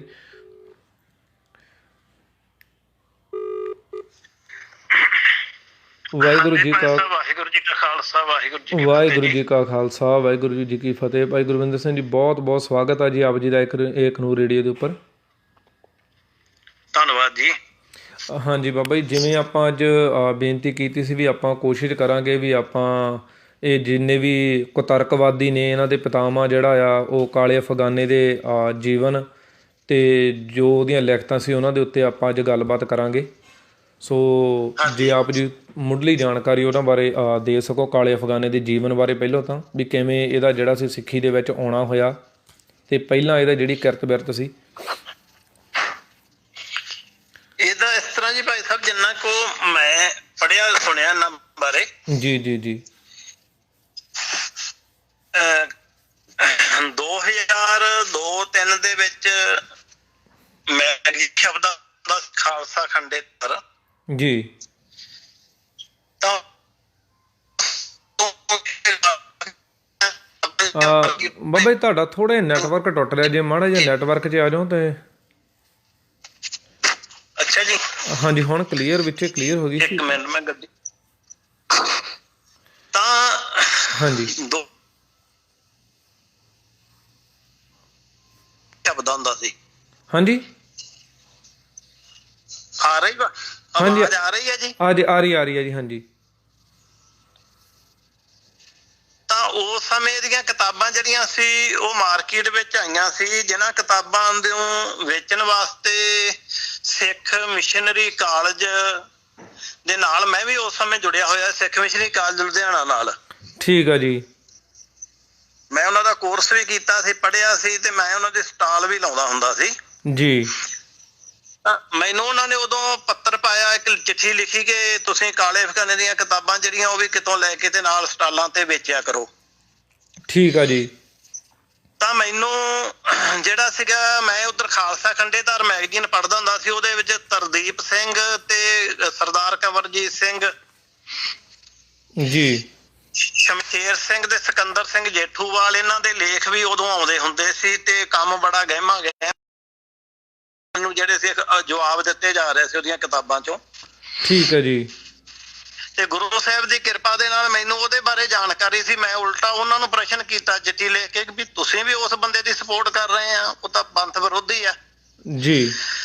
ਤਾਂ ਉਹਨਾਂ ਦਾ ਮੈਨੂੰ ਅੱਗੋਂ ਕੋਈ ਜਵਾਬ ਨਹੀਂ ਆਇਆ। ਤਾਂ ਮੈਨੂੰ ਗੁਰੂ ਸਾਹਿਬ ਦੀ ਕਿਰਪਾ ਨਾਲ ਇਹਨਾਂ ਦੀ ਨੀਤੀ ਦੀ ਸਮਝ ਪੈ ਗਈ ਵੀ ਇਹ ਸਾਰੇ ਪਿੱਛੋਂ ਇੱਕੋ ਸੋਚ ਹੀ ਰੱਖਦੇ, ਤੇ ਮੈਂ ਫਿਰ ਉਹਨਾਂ ਨਾਲ ਜੀ ਬਿਲਕੁਲ ਬਿਲਕੁਲ ਜੀ, ਇਹ ਬਿਲਕੁਲ ਇੰਝ ਹੀ ਸੀ ਜਿਵੇਂ ਮੇਰੇ ਖਿਆਲ ਨਾਲ ਅੱਜ ਆਪਾਂ ਕਹਿ ਲਈਏ ਨੀਕੀ ਢੰਡਰੀ ਦਾ ਸਾਥ ਹੈ ਨਾ, ਵੀ ਇੱਕ ਖੁੱਲ ਕੇ ਬੋਲਦਾ, ਦੂਜਾ ਹੌਲੀ ਹੌਲੀ ਉੱਥੇ ਲੈ ਕੇ ਜੀ ਜੀ ਜੀ ਹਾਂਜੀ। ਤਾਂ ਮੈਂ ਫਿਰ ਉਸ ਤੋਂ ਬਾਅਦ ਜਿਹੜਾ ਸੀਗਾ ਨਾ ਇਸ ਪਾਸੇ ਥੋੜਾ ਧਿਆਨ ਦਿੱਤਾ, ਤਾਂ ਮੁੜ ਕੇ ਥੋੜੇ ਸਮੇਂ ਬਾਅਦ ਸਪੋਕਸਮੈਨ ਅਖਬਾਰ ਛਪਣਾ ਸ਼ੁਰੂ ਹੋ ਗਿਆ ਜੀ। ਸਪੋਕਸਮੈਨ ਅਖਬਾਰ ਦੇ ਵਿੱਚ ਵੀ ਉਹਨੂੰ ਜਿਹੜਾ ਸੀ ਸਿੱਖ ਧਰਮ ਦੀ, ਖਾਲਸਾ ਪੰਥ ਦੀ ਆਕਾਸ਼ ਗੰਗਾ ਦਾ ਧਰੂ ਤਾਰਾ ਕਰਕੇ ਛਾਪਿਆ ਜਾਂਦਾ ਸੀ। ਜੀ ਠੀਕ ਹੈ ਜੀ। ਤੇ ਉਹਦੇ ਵਿੱਚ ਉਹਦੇ ਕੁਝ ਲੇਖ ਵੀ ਛਪਦੇ ਸੀ, ਇੰਦਰ ਸਿੰਘ ਘੱਗੇ ਦੇ ਛਪਦੇ ਸੀ, ਅਮਰਜੀਤ ਸਿੰਘ ਚੰਦੀ ਨਾਮ ਦਾ ਇੱਕ ਲੇਖ ਸੀ ਉਹਦੇ ਛਪਦੇ ਸੀ। ਤਾਂ ਇਹ ਜਿੰਨੇ ਵੀ ਸਾਰੇ ਸੀ ਇਹ ਤਰਕਵਾਦੀ ਲੋਕ ਸੀਗੇ, ਤੇ ਇਹਨਾਂ ਦੀਆਂ ਲਿਖਤਾਂ ਜਿਹੜੀਆਂ ਹੁੰਦੀਆਂ ਸੀ ਉਹ ਸਾਰੀਆਂ ਗੁਰਮਤ ਵਿਰੋਧੀ ਹੁੰਦੀਆਂ ਸੀ, ਜਾਣੀ ਕਿ ਨਾ ਗੁਰਮਤ ਸਿਧਾਂਤਾਂ ਦੇ ਉੱਤੇ ਕਿੰਤੂ ਪਰੰਤੂ ਐਸਾ ਹੀ ਜਿਹੜਾ ਸੀ ਉਹ ਲਿਖਿਆ ਜਾਂਦਾ ਸੀ ਇਹਨਾਂ ਸਾਰਿਆਂ ਵੱਲੋਂ ਹੀ। ਜੀ ਜੀ ਜੀ। ਤਾਂ ਫਿਰ ਸਹਿਜੇ ਫਿਰ ਜਿਹੜੀ ਸਭ ਦੁਸ਼ਟ ਝੱਖ ਮਾਰਾ ਕਿਤਾਬ ਕਮਰਜੀਤ ਸਿੰਘ ਹੋਣਾ ਦੀ ਬਾਜ਼ਾਰ ਵਿੱਚ ਆਈ, ਤਾਂ ਮੈਂ ਉਹ ਪੜ੍ਹੀ ਜੀ। ਉਹ ਪੜ੍ਹਨ ਤੋਂ ਬਾਅਦ ਫਿਰ ਮੈਨੂੰ ਸਾਰੀ ਜਾਣਕਾਰੀ ਮਿਲੀ ਕਿ ਜਿੰਨੇ ਕੋ ਉਹਨੇ ਸਾਹਿਤ ਲਿਖਿਆ ਸੀ ਅਫਗਾਨੇ ਦਾ, ਉਹਦੇ ਸਾਰੇ ਜਵਾਬ ਵਿੱਚੋਂ ਟੂਕਾਂ ਦੇ ਦੇ ਕੇ, ਜਾਂ ਜਿੱਥੇ ਜਿੱਥੇ ਉਹਨੇ ਗੁਰਮਤ ਤੋਂ ਵਿਰੁੱਧ ਲਿਖਿਆ ਸੀ ਕਮਰਜੀਤ ਸਿੰਘ ਹੋਣਾ ਨੇ ਨਸ਼ਰ ਕੀਤਾ ਉਹਨੂੰ। ਜੀ ਜੀ ਬਿਲਕੁਲ ਬਿਲਕੁਲ ਜੀ। ਮੇਰੇ ਖਿਆਲ ਨਾਲ ਸੰਗਤਾਂ ਨੂੰ ਵੀ ਚਾਹੀਦਾ ਵੀ ਉਹ ਕਿਤਾਬ ਜ਼ਰੂਰ ਪੜ੍ਹਨ।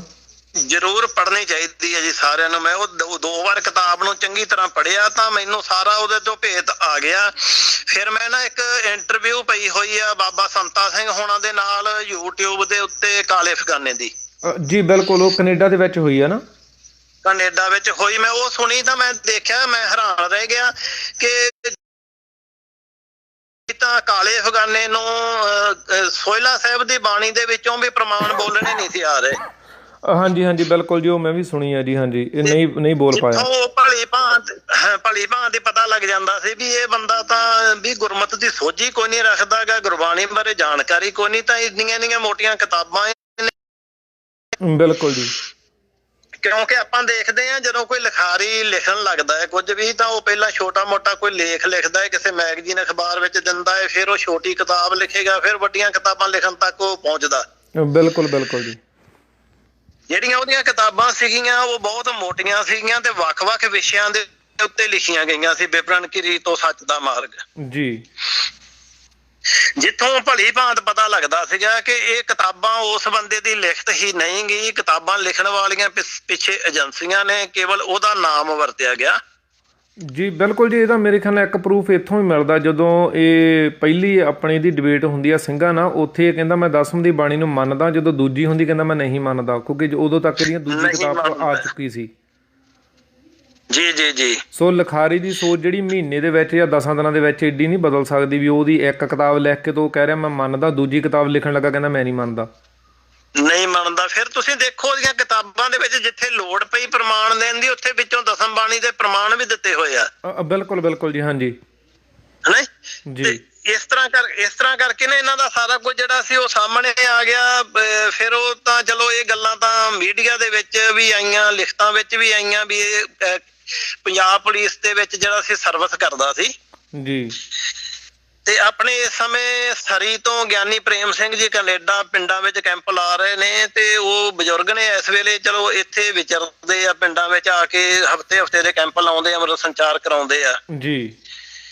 ਉਹਨਾਂ ਨਾਲ ਮੇਰੀ ਗੱਲਬਾਤ ਹੋਈ ਸੀ, ਉਹਨਾਂ ਨੇ ਸਾਰੀ ਕਹਾਣੀ ਦੱਸੀ। ਉਹ ਕਹਿੰਦੇ ਵੀ ਅਸੀਂ ਸੰਤ ਜਰਨੈਲ ਸਿੰਘ ਜੀ ਦੇ ਕੋਲ ਗਏ ਲੰਗਰ ਹਾਲ ਤੇ, ਤਾਂ ਉੱਪਰ ਗੁਰੂ ਸਾਹਿਬ ਦਾ ਪ੍ਰਕਾਸ਼ ਸੀ, ਮਹਾਂਪੁਰਖ ਵੀ ਬੈਠੇ ਸੀ, ਸੰਗਤਾਂ ਵੀ ਬੈਠੀਆਂ ਸੀ, ਤੇ ਗੁਰਬਾਜ ਸਿੰਘ ਕਾਲਾ ਅਫਗਾਨਾ ਤਾਬਿਆ ਬੈਠਾ ਗੁਰੂ ਸਾਹਿਬ ਨੂੰ ਚੌਰ ਦੀ ਸੇਵਾ ਕਰ ਰਿਹਾ ਸੀ, ਕੁੜਤਾ ਪਜਾਮਾ ਪਹਿਨਿਆ ਹੋਇਆ ਸੀ, ਇਹਨੇ ਉੱਪਰ ਦੀ ਕਿਰਪਾਨ ਪਾਈ ਸੀ ਜੀ ਜੀ ਜੀ। ਉਹ ਕਹਿੰਦੇ ਮੈਨੂੰ ਵੀ ਤੇ ਜਾਣਦਾ ਸੀਗਾ ਬਾਈ ਫੇਸ ਇਹ, ਤੇ ਮੇਰੇ ਵੱਲ ਨੂੰ ਨਾ ਚੌਰ ਕਰਦੇ ਨੇ, ਕਹਿੰਦੇ ਹੱਥ ਕਰਕੇ ਇਸ਼ਾਰਾ ਕੀਤਾ ਕਿਰਪਾਨ ਨੂੰ, ਗਾਤਰੇ ਨੂੰ ਹੱਥ ਲਾ ਕੇ ਵੀ ਮੈਂ ਵੀ ਅੰਮ੍ਰਿਤ ਛਕ ਲਿਆ ਜੀ। ਉਹ ਕਹਿੰਦੇ ਪਰ ਮੇਰਾ ਮੱਥਾ ਠਣਕਿਆ ਵੀ ਇਹ ਬੰਦਾ ਪੁਲਿਸ ਮੁਲਾਜ਼ਮ ਆ, ਵੀ ਇਹ CID ਵਾਸਤੇ ਨਾ ਜਥੇ 'ਚ ਵੜਿਆ ਹੋਵੇ। ਕਹਿੰਦੇ ਅਸੀਂ ਬਾਅਦ ਵਿੱਚ ਆਉਣ ਲੱਗੇ ਭਾਈ ਸਾਹਿਬ ਅਮਰੀਕ ਸਿੰਘ ਜੀ ਨੂੰ, ਸ਼ਹੀਦ ਭਾਈ ਅਮਰੀਕ ਸਿੰਘ ਨੂੰ ਪਾਸੇ ਕਰਕੇ ਕਹਿੰਦੇ ਅਸੀਂ ਕਿਹਾ ਵੀ ਇਸ ਬੰਦੇ ਦਾ ਖਿਆਲ ਰੱਖਿਓ ਜੀ। ਤਾਂ ਕਿਹਾ ਜਾਂਦਾ ਵੀ ਬਾਅਦ ਦੇ ਵਿੱਚ ਜਿਹੜਾ ਸੀ ਉਹ ਸਿੰਘਾਂ ਦੀ ਵੀ ਅੱਖ ਜਿਹੜੀ ਸੀ ਬਾਜ ਵਰਗੀ ਹੁੰਦੀ ਸੀ। ਜਦੋਂ ਉਹਨਾਂ ਨੂੰ ਪਤਾ ਲੱਗਿਆ ਵੀ ਵਾਕਿਆ ਹੀ ਇਹ ਬੰਦਾ CID ਵਾਲਾ ਵਾ, ਤਾਂ ਇਹ ਫਿਰ ਉੱਥੋਂ ਪੱਤਰੇ ਵਾਚ ਗਿਆ ਜਥੇ ਵਿੱਚੋਂ। ਉਸ ਤੋਂ ਬਾਅਦ ਇਹ ਪੁਲਿਸ ਦੇ ਵਿੱਚ ਸਰਵਿਸ ਕਰਦਿਆਂ ਖਰੜ ਥਾਣੇ ਦੇ ਵਿੱਚ SHO ਵੀ ਦੱਸਦੇ ਰਿਹਾ ਵਾ ਜੀ। ਤਾਂ ਫਿਰ ਇਹ ਜਿਹੜਾ ਸੀ ਸਰਕਾਰ ਨੇ ਇਹਨੂੰ ਹੋ ਸਕਦਾ ਬਾਹਰ ਕੱਢ ਦਿੱਤਾ ਹੋਵੇ। ਜਿਹੜੇ ਇਦਾਂ ਦੇ ਕੈਡ ਸੀਗੇ ਉਹਨਾਂ ਦੀ ਸਪੋਰਟ ਸਰਕਾਰਾਂ ਕਰਦੀਆਂ ਸੀ। ਇਹ ਫਿਰ ਉਸ ਤੋਂ ਬਾਅਦ ਜਾ ਕੇ ਸ਼ਾਇਦ ਮੈਂ ਭੁੱਲਦਾ ਨਾ ਹੋਵਾਂ ਤਾਂ ਵਿੰਨੀਪੈਗ ਜਾਂ ਉਸ ਇਲਾਕੇ ਦੇ ਵਿੱਚ ਗ੍ਰੰਥੀ ਰਿਹਾ ਹੈ। ਹਾਂਜੀ, ਵਿੰਨੀਪੈਗ ਦੇ ਵਿੱਚ ਰਿਹਾ ਜੀ। ਫਿਰ ਉਸ ਤੋਂ ਬਾਅਦ ਇਹ ਵਿਕਟੋਰੀਆ ਚਲੇ ਗਿਆ। ਸਰੀ ਤੋਂ ਅੱਗੇ ਵਿਕਟੋਰੀਆ ਪੈਂਦਾ, ਵੈਨਕੂਵਰ ਤੋਂ ਅੱਗੇ। ਜੀ ਜੀ ਜੀ। ਵਿਕਟੋਰੀਆ ਦੇ ਵਿੱਚ ਇਹਦੀ ਕਿਸੇ ਅੰਗਰੇਜ਼ ਬੀਬੀ ਦੇ ਨਾਲ ਬਦਸਲੂਕੀ ਕੀਤੀ ਇਹਨੇ। ਫੋਨ ਉਦੋਂ ਮੋਬਾਈਲ ਨਹੀਂ ਸੀ ਹੁੰਦੇ, ਦੂਜੇ ਫੋਨ ਰਾਹੀਂ, ਤਾਂ ਉਹਨੇ ਕਾਲ ਰਿਕਾਰਡਿੰਗ ਕਰਕੇ ਜਿਹੜਾ ਇਹਦੇ ਤੇ ਕੇਸ ਕੀਤਾ। ਹਾਂਜੀ ਹਾਂਜੀ ਹਾਂਜੀ।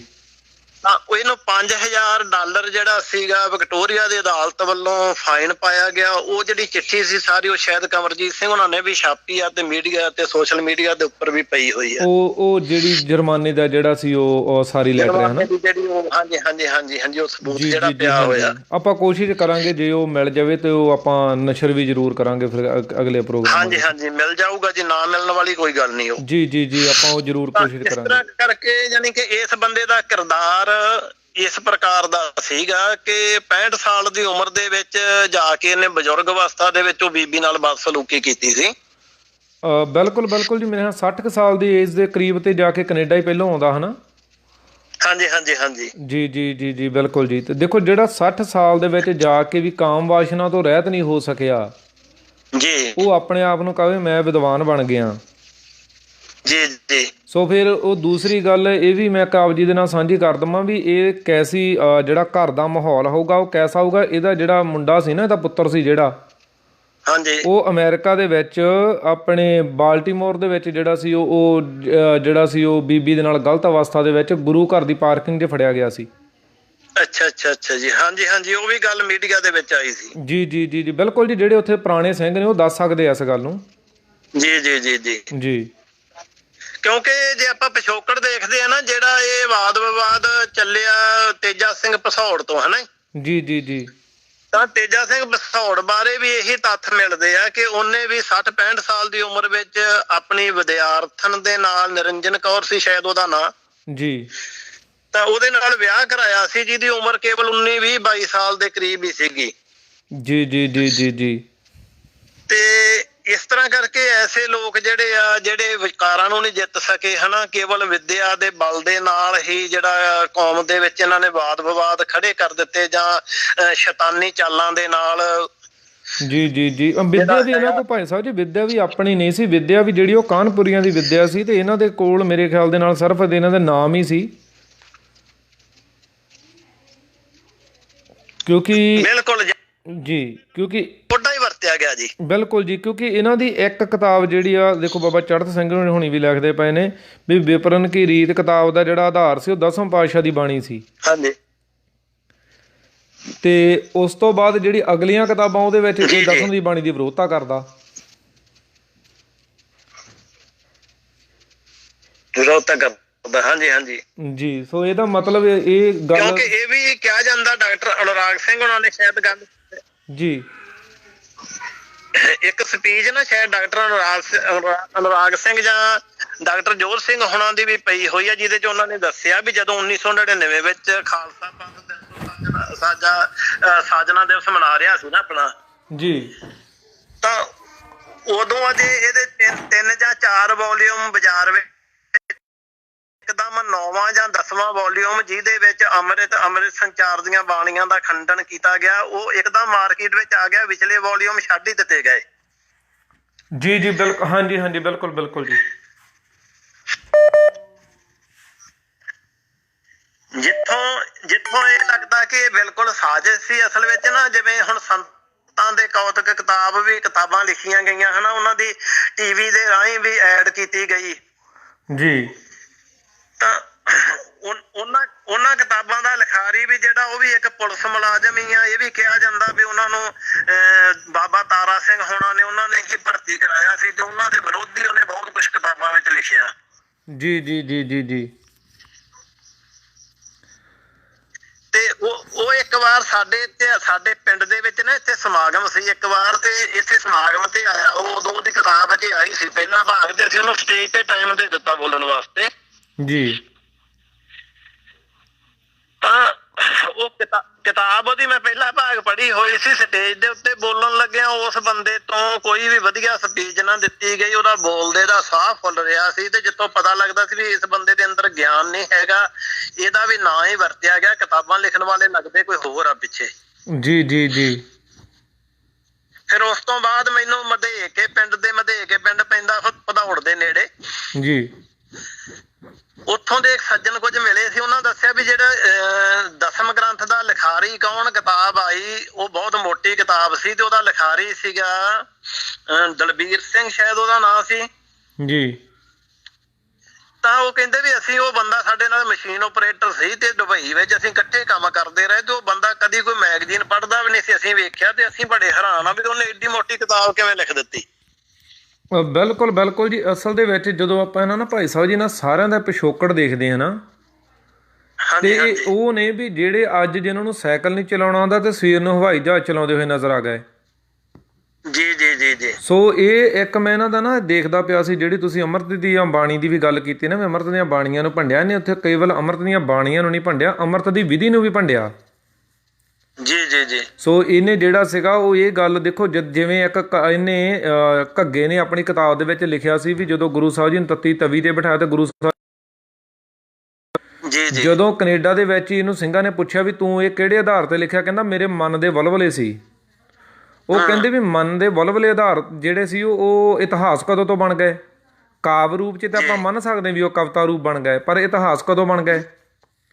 ਉਸੇ ਸੇਮ ਤਰੀਕੇ ਦੇ ਨਾਲ ਕਾਲਾ ਅਫਗਾਨਾ ਇਹ ਗੱਲ ਲਿਖਦਾ ਆ ਵੀ ਜੇ ਜਿਹੜਾ ਉਹ ਬਾਣੀ ਤੋਂ ਬਾਣੀਆਂ ਬੇਈਮਾਨ ਆ ਤੇ ਇਦੋਂ ਚੰਗਾ ਸੀ ਵੀ ਗੁਰੂ ਸਾਹਿਬ ਜੀ ਵਿੱਚ ਗੁੜ ਪਾ ਲੈਂਦੇ ਜੀ। ਇਸ ਤਰੀਕੇ ਦੇ ਨਾਲ ਜਿਹੜਾ ਸੀ ਇਹ ਅੰਮ੍ਰਿਤ ਦਾ ਉਸ ਸਮੇਂ ਮਜ਼ਾਕ ਜਿਹੜਾ ਉਹ ਬਣਾਉਂਦਾ ਆ, ਮਜ਼ਾਕ ਉਡਾਇਆ ਗਿਆ। ਹਾਂਜੀ ਹਾਂਜੀ ਜੀ। ਸੋ ਇਹ ਇਹੋ ਜਿਹੀਆਂ ਜਿਹੜੀਆਂ ਲਿਖਤਾਂ ਸੀਗੀਆਂ ਜਿਹੜੀਆਂ ਬਿਲਕੁਲ ਕਿਸੇ ਕੋਈ ਆਧਾਰ ਹੀ ਨਹੀਂ ਉਹਨਾਂ ਦਾ ਬਣਦਾ, ਉਹੋ ਜਿਹੀਆਂ ਲਿਖਤਾਂ ਦੇ ਇਹਨਾਂ ਨੂੰ ਲਿਖੇਤਾ ਬਣਾਇਆ ਗਿਆ। ਜੀ ਜੀ ਜੀ ਜੀ ਜੀ। ਸੋ ਐਸੇ ਇਹਨਾਂ ਦੇ ਕੁਕਰਮ ਸੀਗੇ ਜਿਹੜੇ। ਫਿਰ ਤੁਸੀਂ ਦੂਜਾ ਪੱਖ ਵੀ ਦੇਖੋ ਜੀ, ਇਹਨਾਂ ਦੀਆਂ ਲਿਖਤਾਂ ਨੂੰ ਪ੍ਰਮੋਟ ਕਰਨ ਵਾਲੇ ਕੌਣ ਲੋਕ ਨੇ? ਜਿਹੜੇ ਪੰਜਾਬ ਦੇ ਵਿੱਚ ਤਰਕਸ਼ੀਲ ਇਕਾਈ ਵਾਲੇ ਆ, ਉਹਨਾਂ ਨੇ ਹੀ ਪ੍ਰਮੋਟ ਕੀਤਾ ਇਹਨਾਂ ਨੂੰ। ਜੀ ਜੀ ਜੀ ਜੀ ਜੀ ਬਿਲਕੁਲ। ਜਿੱਥੋਂ ਆਪਾਂ ਭਲੀ ਭਾਲ ਜਾਣ ਸਕਦੇ ਹਾਂ ਵੀ ਇਹ ਲੋਕ ਜਿਹੜੇ ਆ ਇਹ ਸਿੱਖੀ ਸਰੂਪ ਦੇ ਵਿੱਚ ਉਹਨਾਂ ਦੀ ਬੀ ਟੀਮ ਆ ਜੀ। ਇਸ ਕਰਕੇ ਨਾ ਸਾਨੂੰ ਇਹਨਾਂ ਤੋਂ ਬਹੁਤ ਸੁਚੇਤ ਰਹਿਣ ਦੀ ਲੋੜ ਹੈ। ਜਿਹੜਾ ਵੇਖੋ ਸਾਡਾ ਇਤਿਹਾਸ ਲਿਖਿਆ ਗਿਆ ਜਾਂ ਜਿਹੜੇ ਪ੍ਰਵਾਨਿਤ ਵਿਦਵਾਨ ਨੇ ਸਾਡੇ, ਜਿਨ੍ਹਾਂ ਨੇ ਖੋਜ ਕਰਕੇ ਖਜ਼ਾਨਾ ਸਾਡੇ ਸਾਹਮਣੇ ਰੱਖਿਆ ਹੈ ਨਾ ਜੀ, ਜਿੰਨਾ ਚਿਰ ਸੰਗਤਾਂ ਉਹਨੂੰ ਨਹੀਂ ਪੜ੍ਹਨਗੀਆਂ ਤਾਂ ਉਹਨਾਂ ਚਿਰ ਜਿਹੜਾ ਹੈਗਾ ਇੱਕ ਤਰਫਾ ਗੱਲ ਜਿਹੜਾ ਇਹਨਾਂ ਦੀਆਂ ਲਿਖਤਾਂ ਪੜ੍ਹ ਲਵੇਗਾ ਜਾਂ ਇਹਨਾਂ ਮਗਰ ਲੱਗ ਜਾਵੇਗਾ ਤਾਂ ਉਹ ਫਿਰ ਗੁੰਮਰਾਹ ਤਾਂ ਹੋਵੇਗਾ ਹੀ ਜੀ।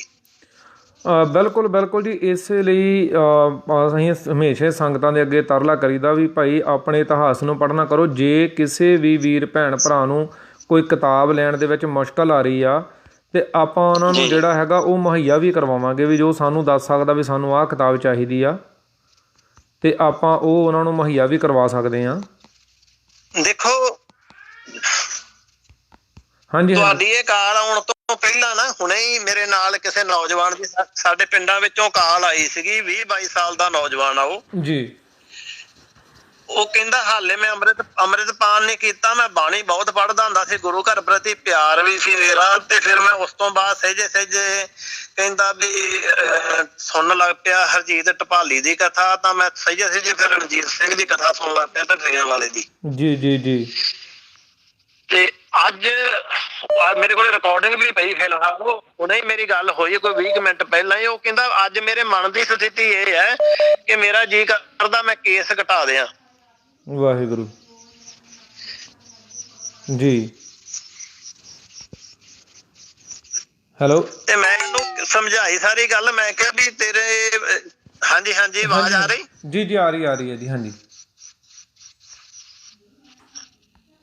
ਹਾਂਜੀ ਆ ਰਹੀ ਹੈ ਜੀ ਤਾਂ ਆਵਾਜ਼। ਉਹ ਕਹਿੰਦਾ ਮੇਰੇ ਮਨ ਦੀ ਸਥਿਤੀ ਏਦਾਂ ਦੀ ਬਣ ਗਈ ਉਹਨੂੰ ਸੁਣ ਸੁਣ ਕੇ ਕਿ ਮੈਂ ਆਪਣੇ ਹੁਣ ਕੇਸ ਕਤਲ ਕਰਵਾ ਦਿਆਂ।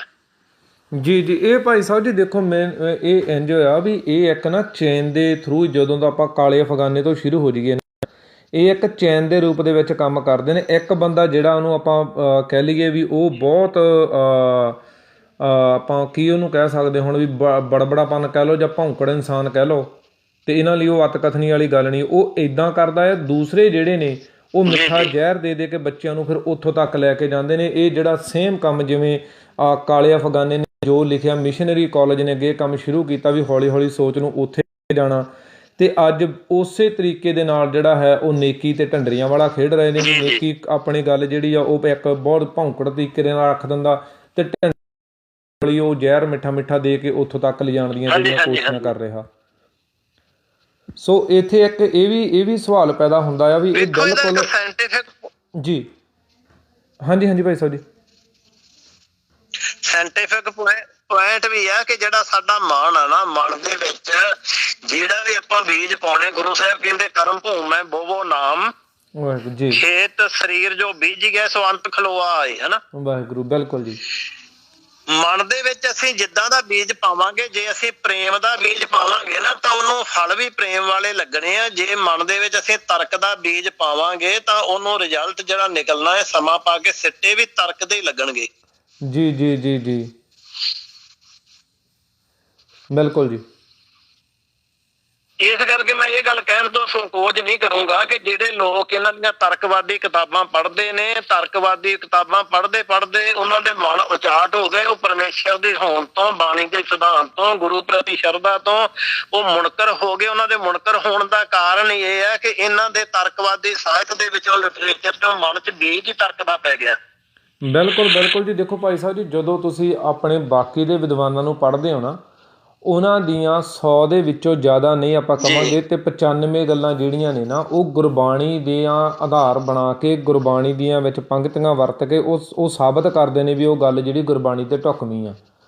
ਔਰ ਇਹਨਾਂ ਦੀਆਂ ਗੱਲਾਂ ਬਿਲਕੁਲ ਉਲਟੀ ਹੋਵੇਗੀ। 100 ਗੱਲਾਂ ਵਿੱਚੋਂ ਇੱਕ ਗੱਲ ਦੇ ਵਿੱਚ ਕਿਸੇ ਦੇ ਵਿੱਚ ਅੱਧੀ ਤੁੱਕ ਦੇ ਕੇ ਆਪਣੀ ਗੱਲ ਸਮਝਾਉਣਗੇ, ਬਾਕੀ ਜਿਹੜੀ ਗੱਲ ਹੈ ਉਹ ਗੁਰਬਾਣੀ ਤੋਂ ਕੋਹਾਂ ਦੂਰ ਹੋਏਗੀ। ਜੀ ਜੀ। ਸੋ ਉਹ ਬਿਲਕੁਲ ਜੀ, ਇਹ ਜਿਹੜੀਆਂ ਇਹਨਾਂ ਦੀਆਂ ਲਿਖਤਾਂ ਨੇ ਕਾਲੇ ਅਫਗਾਨੇ ਦੀਆਂ। ਫਿਰ ਇੱਕ ਇਹ ਵੀ ਗੱਲ ਦੇਖਣ ਵਾਲੀ ਵੀ ਜਿਹੜੇ ਬੰਦੇ ਨੂੰ ਪੰਥ ਵਿੱਚੋਂ ਛੇਕ ਦਿੱਤਾ ਜਾਂਦਾ ਜਦੋਂ, ਤੇ ਇਹ ਗੱਲ ਜਿਹੜੀ ਉਹ ਕਹੀ ਜਾਂਦੀ ਆ ਵੀ ਉਸ ਬੰਦੇ ਨਾਲ ਰੋਟੀ ਬੁਰਕੀ ਦੀ ਸਾਂਝ ਸਾਡੀ ਖਤਮ ਹੋ ਜਾਂਦੀ ਆ, ਤੇ ਉਸ ਬੰਦੇ ਦੀਆਂ ਲਿਖਤਾਂ ਨੂੰ ਕਿਹੜੇ ਆਧਾਰ ਦੇ ਉੱਤੇ ਸਾਂਭਿਆ ਗਿਆ, ਕਿਹੜੇ ਤਰੀਕੇ ਦੇ ਨਾਲ ਪ੍ਰਚਾਰਿਆ ਗਿਆ, ਇੱਕ ਇਹ ਵੀ ਜਿਹੜੀ ਗੱਲ ਹੈ ਉਹ ਸਾਹਮਣੇ ਆਉਂਦੀ ਆ। ਜੇ ਉਹ ਬੰਦਾ ਇਹਨਾਂ ਨੂੰ ਗਲਤ ਨਹੀਂ ਸੀ ਲੱਗਦਾ ਤੇ ਉਸ ਸਮੇਂ ਖੜਨਾ ਚਾਹੀਦਾ ਸੀ ਉਹਦੇ ਨਾਲ। ਉਸ ਸਮੇਂ ਮੈਂ ਜਿੰਨੀਆਂ ਇਹਨਾਂ ਦੀਆਂ ਇੰਟਰਵਿਊਜ਼ ਦੇਖਦਾ ਹਾਂ ਉਹਦੇ ਵਿੱਚ ਖੁਦ ਮੰਨਿਆ ਜਾਂਦਾ ਵੀ ਹਾਂ ਵੀ ਉਹ ਇਤਿਹਾਸ ਦਾ ਗਿਆਤਾ ਨਹੀਂ ਸੀ, ਉਹਨੇ ਆਹ ਗੱਲ ਗਲਤ ਲਿਖੀ ਆ। ਤੇ ਉਸ ਤੋਂ ਬਾਅਦ ਦੇ ਵਿੱਚ ਉਹਦੀਆਂ ਕਿਤਾਬਾਂ ਨੂੰ ਫਿਰ ਜਿਹੜਾ ਹੈ ਉਹ ਨਾਲ ਰਲਾ ਕੇ ਅੱਜ ਤੱਕ ਸਾਂਭਿਆ ਜਾਂਦਾ ਹੈ। ਹਾਂਜੀ। ਸੋ ਇਹ ਬਿਲਕੁਲ ਉਵੇਂ ਹੀ ਹੈ ਜਿਵੇਂ RSS ਵਾਲੇ ਕਿਤਾਬਾਂ ਲਿਖਦੇ ਸੀ ਤੇ ਉਹ ਲਿਖ ਕੇ ਤੇ ਕੁਝ ਸਮੇਂ ਦੇ ਲਈ ਜਿਹੜਾ ਸੀ ਉਹ ਪਿੱਛੇ ਹਟ ਜਾਂਦੇ ਨੇ। 20-22 ਸਾਲ ਕਿਤਾਬਾਂ ਪਈਆਂ ਰਹਿਣ ਤੋਂ ਬਾਅਦ 'ਚ ਕਹਿ ਦਿਓ ਵੀ ਇਹ ਪੁਰਾਤਨ ਕਿਤਾਬਾਂ ਨੇ।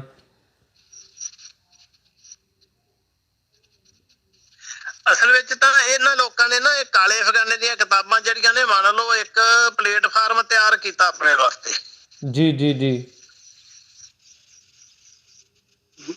ਜਿਹਦੇ ਵਿੱਚ ਇਤਿਹਾਸ ਨੂੰ ਪੁੱਠਾ ਮੋੜ ਦਿੱਤਾ ਗਿਆ। ਇਤਿਹਾਸਕ ਸਾਡੇ ਨਾਇਕ ਜਿਹੜੇ ਆ ਉਹਨਾਂ ਦੇ ਉੱਪਰ ਕਿੰਤੂ ਪਰੰਤੂ ਕੀਤਾ ਗਿਆ, ਤੇ ਇਹਨਾਂ ਨੇ ਇੱਕ ਚਾਲ ਚੱਲੀ ਕਿ ਕਿਉਂ ਨਾ ਹੋਵੇ ਕਿ ਜਿਨ੍ਹਾਂ ਮਹਾਂਪੁਰਸ਼ਾਂ ਦੀ ਬਾਣੀ ਜਾਂ ਜਿਨ੍ਹਾਂ ਸਤਿਪੁਰਸ਼ਾਂ ਸ਼ਹੀਦਾਂ ਦਾ ਕੌਮ ਦੇ ਅੰਦਰ ਸਤਿਕਾਰ ਆ, ਉਹਨਾਂ ਦੇ ਉੱਪਰ ਹੀ ਐਸਾ ਚਿੱਕੜ ਉਛਾਲੋ ਕਿ ਲੋਕ ਜਿਹੜੇ ਹੈਗੇ ਆ ਵੀ ਉਹਨਾਂ ਨੂੰ ਇੱਕ ਆਮ ਜਿਹੇ ਇਨਸਾਨ ਸਮਝਣ ਲੱਗ ਜਾਣ, ਤੇ ਲੋਕ ਉਹਨਾਂ ਦੇ ਪ੍ਰੇਮ ਤੋਂ ਜਿਹੜੇ ਵਾਂਝੇ ਹੋ ਜਾਣ ਤੇ ਮੁਨਕਰ ਹੋ ਜਾਣ।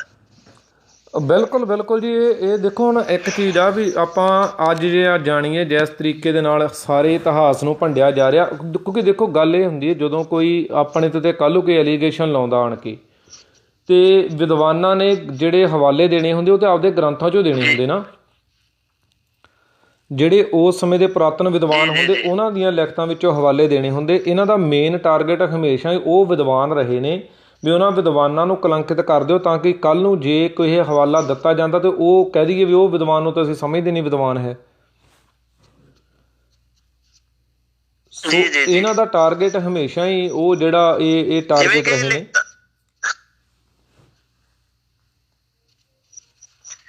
ਜਦੋਂ ਹਰਜਿੰਦਰ ਸਿੰਘ ਦਲਗੀਰ ਦੀ ਮਾਂ ਮਰੀ ਹੈ ਤੇ ਉਹਦਾ ਭੋਗ ਸੀਗਾ ਸ਼ਹਿਰ ਚੌਂਤੀ ਸੈਕਟਰ ਗੁਰਦੁਆਰੇ ਚੰਡੀਗੜ੍ਹ ਦੇ ਵਿੱਚ ਜੀ।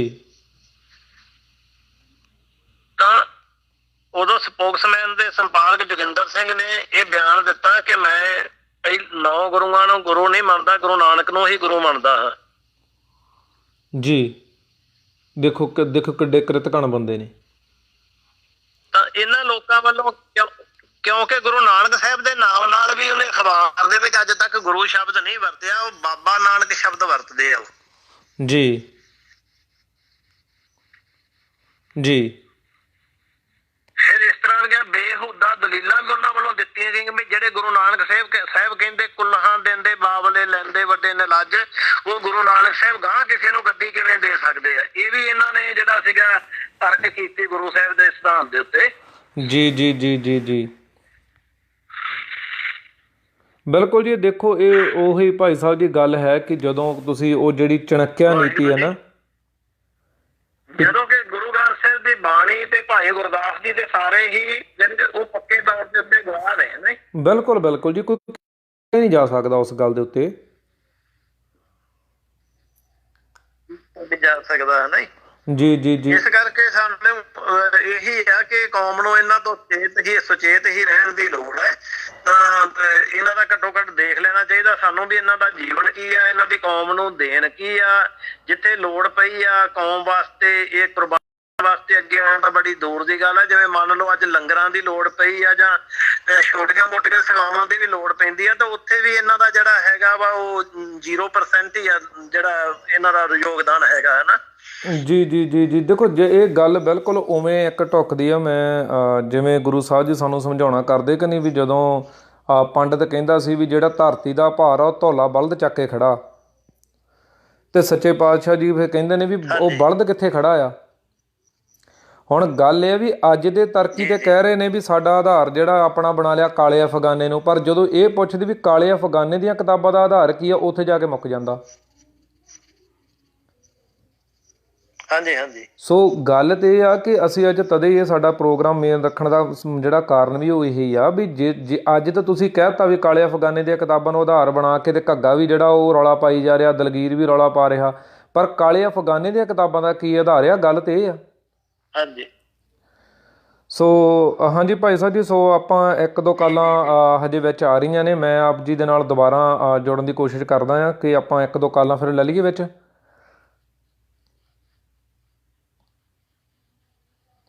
ਠੀਕ ਹੈ ਜੀ। ਜੀ ਮੈਂ 1-2 ਆਪਾਂ ਕਾਲਾਂ ਲੈ ਲਈਏ ਕਿਉਂਕਿ ਆਪਾਂ ਕੋਸ਼ਿਸ਼ ਕਰਨੀ ਹੈ ਕਿ ਆਪਾਂ 1 ਘੰਟੇ ਦੇ ਵਿੱਚ ਅੱਜ ਸਮਾਪਤੀ ਕਰੀਏ, ਕਿਉਂਕਿ ਫਿਰ ਪ੍ਰੋਗਰਾਮ ਜ਼ਿਆਦਾ ਲੰਬਾ ਹੋ ਜਾਂਦਾ ਅਤੇ ਸੁਣਨ ਵਾਲਿਆਂ ਦੀ ਉਹ ਕਾਲਸ ਆਉਂਦੀਆਂ ਵੀ ਜ਼ਿਆਦਾ ਲੰਬਾ ਹੋ ਜਾਂਦਾ ਪ੍ਰੋਗਰਾਮ। ਸੋ ਮੈਂ ਦੇਖਦਾ ਜੀ, ਫਿਰ ਮੈਂ ਆਪ ਜੀ ਨੂੰ ਦੁਬਾਰਾ ਕਾਲ 'ਤੇ ਲੈਂਦਾ ਜੀ। ਠੀਕ ਹੈ ਜੀ। ਜੀ ਠੀਕ ਆ ਭਾਈ ਸਾਹਿਬ ਜੀ। ਵਾਹਿਗੁਰੂ ਜੀ ਕਾ ਖਾਲਸਾ, ਵਾਹਿਗੁਰੂ ਜੀ ਕੀ ਫਤਿਹ ਜੀ। ਵਾਹਿਗੁਰੂ ਜੀ ਕੀ ਫਤਿਹ ਜੀ। ਜੀ ਸੋ ਇਹ ਬਿਲਕੁਲ ਦੇਖੋ ਜਿਵੇਂ ਭਾਈ ਸਾਹਿਬ ਜੀ ਨੇ ਬਹੁਤ ਆਪਾਂ ਨੂੰ ਇੱਕ ਵਧੀਆ ਢੰਗ ਦੇ ਨਾਲ ਦੱਸਿਆ ਆ। ਸੋ ਆਪਣੇ ਵਿਦਵਾਨਾਂ ਨੇ ਕਿਤੇ ਵੀ ਐਸੀ ਨਹੀਂ ਗੱਲ ਹੈ ਜਿੱਥੇ ਇਹਨਾਂ ਦੀਆਂ ਕਿਤਾਬਾਂ ਦਾ, ਇਹਨਾਂ ਦੇ ਹਵਾਲਿਆਂ ਦਾ ਜਵਾਬ ਨਾ ਦਿੱਤਾ ਹੋਵੇ। ਹਰੇਕ ਜਗ੍ਹਾ ਦੇ ਉੱਤੇ ਗੁਰੂ ਪਾਤਸ਼ਾਹ ਦੀ ਰਹਿਮਤ ਦੇ ਨਾਲ ਉਹਨਾਂ ਨੇ ਜਵਾਬ ਦਿੱਤੇ ਨੇ, ਪਰ ਸਾਡੀ ਇਹ ਤਰਾਸਦੀ ਆ ਖਾਲਸਾ ਜੀ ਕਿ ਅਸੀਂ ਉਹਨਾਂ ਜਵਾਬਾਂ ਨੂੰ ਪੜ੍ਹਦੇ ਨਹੀਂ ਹਾਂ। ਜੇ ਅਸੀਂ ਪੜ੍ਹ ਲਈਏ ਹੈ ਨਾ ਤਾਂ ਫਿਰ ਸਾਨੂੰ ਜਵਾਬ ਦੇਣੇ ਉਹ ਬੜੇ ਸੁਖਾਲੇ ਹੋ ਜਾਣ। ਸੋ ਆਪਾਂ ਉਹ ਵਿਦਵਾਨਾਂ ਨੂੰ ਪੜ੍ਹੀਏ, ਸੋ ਉਹਨਾਂ ਤੋਂ ਜਿਹੜੀ ਸੋਝੀ ਲੈ ਕੇ ਤੇ ਹਾਂਜੀ ਵਾਹਿਗੁਰੂ ਜੀ ਕਾ ਖਾਲਸਾ, ਵਾਹਿਗੁਰੂ ਜੀ ਕੀ ਫਤਿਹ ਜੀ। ਫਤਿਹ ਮਹਾਰਾਜ ਜੀ, ਫਤਿਹ ਬਾਰੰਬਾਰ ਗੁਰੂ ਸਾਹਿਬ ਦੀ ਮਹਾਰਾਜ ਬੁਲਾਈ ਫਤਿਹ ਮਹਾਰਾਜ ਜੀ। ਹੋਰ ਸੁਣਾਓ ਕਿੱਦਾਂ ਮਹਾਰਾਜ, ਠੀਕ ਠਾਕ ਹੋ ਜੀ? ਹਾਂਜੀ ਚੜ੍ਹਦੀ ਕਲਾ ਵੀਰ ਜੀ, ਆਪ ਜੀ ਦਾ ਬਹੁਤ ਬਹੁਤ ਸਵਾਗਤ ਹੈ ਜੀ ਏਕ ਨੂਰ ਰੇਡੀਓ ਦੇ ਉੱਪਰ। ਤੇ ਕੌਣ ਸਾਹਿਬ ਬੋਲ ਰਹੇ ਜੀ? ਮੈਂ ਮਹਾਰਾਜ ਜੀ ਬਾਬਾ ਸ੍ਰੀ ਚੰਦ ਮਹਾਰਾਜ ਜੀ ਉਦਾਸੀਨ ਸੰਪਰਦਾਇ ਦੇ। ਜੀ ਜੀ ਜੀ ਭਾਈ ਸਾਹਿਬ ਜੀ, ਬਹੁਤ ਬਹੁਤ ਸਵਾਗਤ ਆ ਜੀ। ਆਪ ਜੀ ਦੀ ਪਿਛਲੇ ਪ੍ਰੋਗਰਾਮ ਦੇ ਵਿੱਚ ਵੀ ਕਾਲ ਆਈ ਸੀ। ਜੀ ਜੀ ਜੀ ਜੀ ਜੀ ਜੀ ਜੀ ਹਾਂਜੀ ਵੀਰ ਜੀ, ਆਪਣੀ ਰੱਖੋ ਜੀ ਤੁਸੀਂ ਗੱਲ। ਮਹਾਰਾਜ ਜੀ ਅੱਜ ਜੀ ਕੁਛ ਕੁ ਟਾਈਮ ਵਾਸਤੇ ਨਾ ਕਦੇ ਜਦੋਂ ਪਾਠ ਪੂਜਾ ਤੋਂ ਮਹਾਰਾਜ ਜਦੋਂ ਵਿਹਲੇ ਹੋਈਦਾ ਤੇ ਮਹਾਰਾਜ ਨਾ ਸੁਣ ਰਿਹਾ ਸੀ ਅੱਜ ਮੈਂ। ਜੀ ਜੀ ਜੀ ਤਤ ਗੁਰਮਤਿ ਗਿਆਨ ਬਾਰੇ ਗੱਲ ਕਰ ਰਿਹਾ ਸੀ ਇੰਦਰ ਸਿੰਘ ਘੱਗਾ ਜੀ। ਤੇ ਉਹ ਮੈਂ ਸੁਣ ਰਿਹਾ ਸੀ ਤੇ ਉਹ ਕੁਛ ਨਾ ਤੇ ਸੰਗਤਾਂ ਦੇ ਸਨਮੁਖ ਕੁਝ ਹੋਰ ਹੀ ਰੱਖ ਰਿਹਾ ਸੀ, ਪਕਾ ਕੇ ਕੁਝ ਆਪਣੀ ਖਿਚੜੀ। ਜੀ ਜੀ, ਉਹ ਤਾਂ ਸ਼ੁਰੂ ਤੋਂ ਇਹਨਾਂ ਦਾ ਕੰਮ ਆ ਭਾਈ ਸਾਹਿਬ ਜੀ, ਉਹ ਤਾਂ ਸ਼ੁਰੂ ਤੋਂ ਹੀ ਆ ਜੀ, ਉਹ ਕੋਈ ਅੱਜ ਨਵਾਂ ਕੰਮ ਨਹੀਂ ਹੈਗਾ ਆ। ਦੇਖੋ ਮਹਾਰਾਜ, ਗੁਰੂ ਨਾਨਕ ਦੇ ਦਰ ਘਰ ਤੋਂ ਮਹਾਰਾਜ ਇਹ ਕੁਛ ਅੱਜ ਸਿੱਖ ਕੇ ਤਾਂ ਮਹਾਰਾਜ ਦੁਨੀਆ ਨੂੰ ਕੁਛ ਵੱਖਰੇ ਹੀ ਮਹਾਰਾਜ ਸਿਰਜ ਕੇ ਇਹ ਦੇਈ ਜਾਂਦੇ ਆ ਜੀ। ਉਹ ਮਾੜਾ ਜੀ, ਉਹ ਮਾੜਾ ਆ। ਇਹ ਭਾਈ ਸਾਹਿਬ ਜੀ ਗੱਲ ਏਦਾਂ ਵੀ ਇਹ ਗੁਰੂ ਨਾਨਕ ਦੇ ਘਰ ਤੋਂ ਨਾ ਸਿੱਖੇ ਹੋਏ, ਇਹ ਸਿੱਖੇ ਹੋਏ ਨਾਗਪੁਰ ਤੋਂ ਜੀ। ਇਹ ਸਰਕਾਰਾਂ ਦੇ ਹੱਥ ਟੋਕੇ ਨੇ ਤੇ ਉਧਰੋਂ ਸਿੱਖ ਕੇ ਕੇਵਲ ਤੇ ਕੇਵਲ ਇਹਨਾਂ ਦਾ ਕੰਮ ਹੀ ਜਿਹੜਾ ਹੈਗਾ ਨਾ ਜੀ, ਉਹ ਕਿੰਤੂ ਪਰੰਤੂ ਕਰਨਾ ਆ ਜੀ। ਜੀ ਜੀ, ਸੋ ਇਹ ਆਪਣਾ ਉਹੀ ਨਿਭਾ ਰਹੇ ਨੇ। ਜੇ ਤਦੇ ਕਰਕੇ ਆਪਾਂ ਜਿਹੜਾ ਸੀ ਅੱਜ ਉਹ ਕਾਲੇ ਅਫਗਾਨੇ ਦੇ ਉੱਤੇ ਵੀ ਪ੍ਰੋਗਰਾਮ ਰੱਖਿਆ ਸੀ। ਆਪਾਂ ਹੌਲੀ ਹੌਲੀ ਜਿਹੜਾ ਹੈ ਉਹ ਇਹਨਾਂ ਤੇ ਵੀ ਆਵਾਂਗੇ ਵੀ 1 ਬਾਈ 1 ਹਨਾ। ਦੇਖੋ ਮਹਾਰਾਜ, ਇਹ ਗੁਰੂ ਨਾਨਕ ਦੇ ਘਰ ਤੋਂ ਬੁਰਕੀਆਂ ਖਾ ਖਾ ਕੇ ਪਲੇ ਆ ਕੁੱਤੇ ਇਹ ਜੀ। ਤੇ ਅੱਜ ਮਹਾਰਾਜ ਇਹ ਉਹਨਾਂ ਦੀ ਸੰਗਤ ਨੂੰ ਮਹਾਰਾਜ ਕੱਟਣਾ ਸ਼ੁਰੂ ਕਰ ਦਿੱਤਾ ਇਹਨਾਂ ਨੇ। ਜੀ ਜੀ ਜੀ। ਤੇ ਇਹ ਮਹਾਰਾਜ ਜੀ, ਇਹ ਤਾਂ ਕਹਿੰਦੇ ਗੁਰੂ ਨਾਨਕ ਮਹਾਰਾਜ ਜੀ ਵੀ ਕੁਛ ਨਹੀਂ ਸੀ ਜੀ। ਜੋ ਕੁਛ ਅਸੀਂ ਬੋਲ ਰਹੇ ਉਹ ਸੱਚ ਆ, ਜੋ ਗੁਰੂ ਨਾਨਕ ਮਹਾਰਾਜ ਬੋਲ ਕੇ ਗਿਆ ਉਹ ਮਹਾਰਾਜ ਝੂਠਾ ਆ। ਵਾਹਿਗੁਰੂ ਵਾਹਿਗੁਰੂ। ਹਾਂਜੀ ਜੀ ਜੀ। ਅੱਜ ਮਹਾਰਾਜ ਅਸੀਂ ਇੰਨੇ ਕੁ ਮਹਾਰਾਜ ਸਿਆਣੇ ਹੋ ਗਏ ਹੋ ਆ ਕਿ ਗੁਰਬਾਣੀ ਦਾ ਬਚਨ ਆ ਮਹਾਰਾਜ, ਸਹਿ ਸਿਆਣਪਾ ਲੱਖੋ ਤਾਂ ਇੱਕ ਨਾ ਚੱਲੇ ਨਾਲ। ਜੀ ਬਿਲਕੁਲ ਜੀ। ਤੇ ਦੇਖੋ ਮਹਾਰਾਜ, ਜਿਹਨੂੰ ਵੀ ਅੱਜ ਤੱਕ ਭਗਵਾਨ ਮਿਲਿਆ ਮਹਾਰਾਜ, ਉਹਨੂੰ ਸਿਆਣਪਣਾ ਨਹੀਂ ਮਿਲਿਆ ਮਹਾਰਾਜ ਉਹਨੂੰ। ਬਿਲਕੁਲ ਬਿਲਕੁਲ ਜੀ। ਹਾਂਜੀ, ਜੇ ਅਸੀਂ ਕਹਿ ਰਹੇ ਹਾਂ ਮਹਾਰਾਜ ਗੁਰੂ ਨਾਨਕ ਜੇ ਰੱਬ ਹੈ ਨਹੀਂ ਦੁਨੀਆ ਤੇ, ਗੁਰੂ ਨਾਨਕ ਮਹਾਰਾਜ ਜੀ ਆਏ ਸੀ ਨਾ ਜੀ, ਉਹ ਵੀ ਮਹਾਰਾਜ ਰੱਬ ਸੀ ਜੇ ਮੰਨੋ ਤਾਂ। ਜੀ ਜੀ ਜੀ। ਜਾਂ ਨਾ ਮੰਨੋ ਤੇ ਮਹਾਰਾਜ ਉਹ ਕੁਛ ਵੀ ਨਹੀਂ ਲੱਗ ਰਿਹਾ ਉਹ। ਜੀ ਜੀ ਜੀ।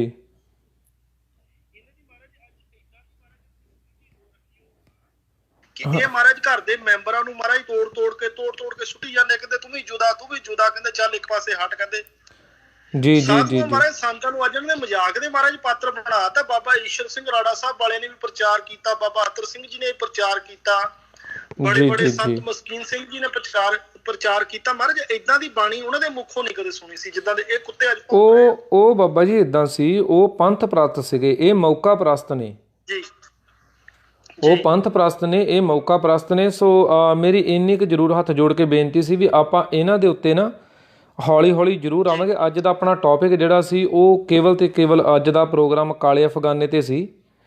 ਸੋ ਜੇ ਆਪਾਂ ਅੱਜ ਪਹਿਲਾਂ ਹੈ ਤਾਂ ਮਹਾਰਾਜ ਪੰਥ ਵਿਰੋਧੀ ਹੈ ਨਾ ਮਹਾਰਾਜ ਇਹ। ਜੀ ਜੀ ਨਹੀਂ, ਬਿਲਕੁਲ ਬਿਲਕੁਲ ਜੀ। ਅਸੀਂ ਕੋਸ਼ਿਸ਼ ਇਹ ਕਰ ਰਹੇ ਹਾਂ ਵੀ ਆਪਾਂ ਇਹਨਾਂ ਨੂੰ 1 ਬਾਈ 1 ਜਿਹੜਾ ਹੈ ਨਾ ਇਹਨਾਂ ਦੇ ਜੀਵਨ ਦੇ ਉੱਤੇ ਝਾਤ ਮਾਰੀਏ ਵੀ ਇਹ ਬੰਦੇ ਜਿਹੜੇ ਅੱਜ ਰੌਲਾ ਪਾ ਰਹੇ ਨੇ ਇਹਦਾ ਆਪਦਾ ਜੀਵਨ ਕੀ ਆ। ਜੀ ਜੀ। ਸੋ ਮਹਾਰਾਜ ਬਾਣੀ ਨਾਲ ਕੁਛ ਨਹੀਂ ਹੁੰਦਾ ਜੀ। ਸੱਚੇ ਪਾਤਸ਼ਾਹ ਤਾਂ ਕਹਿ ਰਿਹਾ ਸਰਬ ਰੋਗ ਔਖਦ ਨਾਮ। ਬਿਲਕੁਲ ਬਿਲਕੁਲ ਜੀ। ਸਭਨਾ ਜੀਆਂ ਕਾ ਇੱਕ ਦਾਤਾ ਸੋ ਮੈਂ ਬਿਸਰ ਨਾ ਜਾਈ। ਬਿਲਕੁਲ ਜੀ। ਗੁਰੂ ਨਾਨਕ ਮਹਾਰਾਜ ਜੀ ਦੀ ਘਰ ਦੀ ਬਾਣੀ ਇਹ ਫਰਮਾਨ ਸਾਨੂੰ ਦੇ ਰਹੀ। ਮਹਾਰਾਜ ਜਿਹੜੇ ਇਹਨਾਂ ਦੇ ਮਹਾਰਾਜ ਮੁੱਖੋਂ ਫਰਮਾਨ ਆ ਰਹੇ ਹੋ ਮਹਾਰਾਜ ਪਤਾ ਨਹੀਂ ਕੀ ਫੇਰ ਤਾਂ ਮਹਾਰਾਜ ਇਹਨਾਂ ਦੇ ਉੱਪਰ ਇੱਕ ਹੀ ਗੱਲ ਲਾਗੂ ਹੁੰਦੀ, ਬਾਬਾ ਨਹੀਂ ਰਸਨਾ ਮੇਰੀਏ ਤੂੰ ਬੋਲੇ ਆਲ ਪਤਾਲ, ਤੂੰ ਬੋਲੇ ਅੰਦਰ ਵੜ ਜਾਂਦਾ ਛਿੱਤਰ ਸਹਿ ਕਪਾਲ। ਵਾਹਿਗੁਰੂ ਵਾਹਿਗੁਰੂ। ਜੀ ਜੀ ਜੀ। ਬਿਲਕੁਲ ਜੀ। ਮਹਾਰਾਜ ਉਹ ਲਾਗੂ ਆ।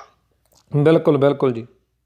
ਜਿੱਥੇ ਸੱਚੇ ਪਾਤਸ਼ਾਹ ਨੇ ਮੀਰ ਦੋ ਭੇਂਟ ਕੀਤੀਆਂ ਨਾ, ਇੱਕ ਨਾ ਮਹਾਰਾਜ ਮੂੰਹ ਨਾਲ ਨਹੀਂ ਮੰਨਦਾ ਫਿਰ ਸੋਧੇ ਮਹਾਰਾਜ ਉਹਨਾਂ ਤੱਕ ਇਹੀ ਸੀਮਤ ਆ। ਜੀ ਬਿਲਕੁਲ ਬਿਲਕੁਲ ਜੀ। ਇਹ ਦੇਖੋ ਜਿੰਨਾ ਚੱਕਰ ਬਾਬਾ ਜਰਨੈਲ ਸਿੰਘ ਜੀ ਖਾਲਸਾ ਭਿੰਡਰਾਂ ਵਾਲਿਆਂ ਨੇ ਇਹ ਡਾਂਗ ਦੇ ਉੱਤੇ ਡੇਰਾ ਰੱਖਿਆ ਉਹਨਾਂ ਚੱਕਰ ਇਹ ਕੋਈ ਨਹੀਂ ਬੋਲੇ। ਜਦੋਂ ਦਾ ਅਸੀਂ ਉਹ ਡਾਂਗ ਵਾਲਾ ਡੇਰਾ ਛੱਡ ਦਿੱਤਾ ਤੇ ਉਸ ਤੋਂ ਬਾਅਦ ਇਹ ਚੁੱਪ ਕਰਾਉਣੇ ਔਖੇ ਹੋ ਗਏ ਜੀ।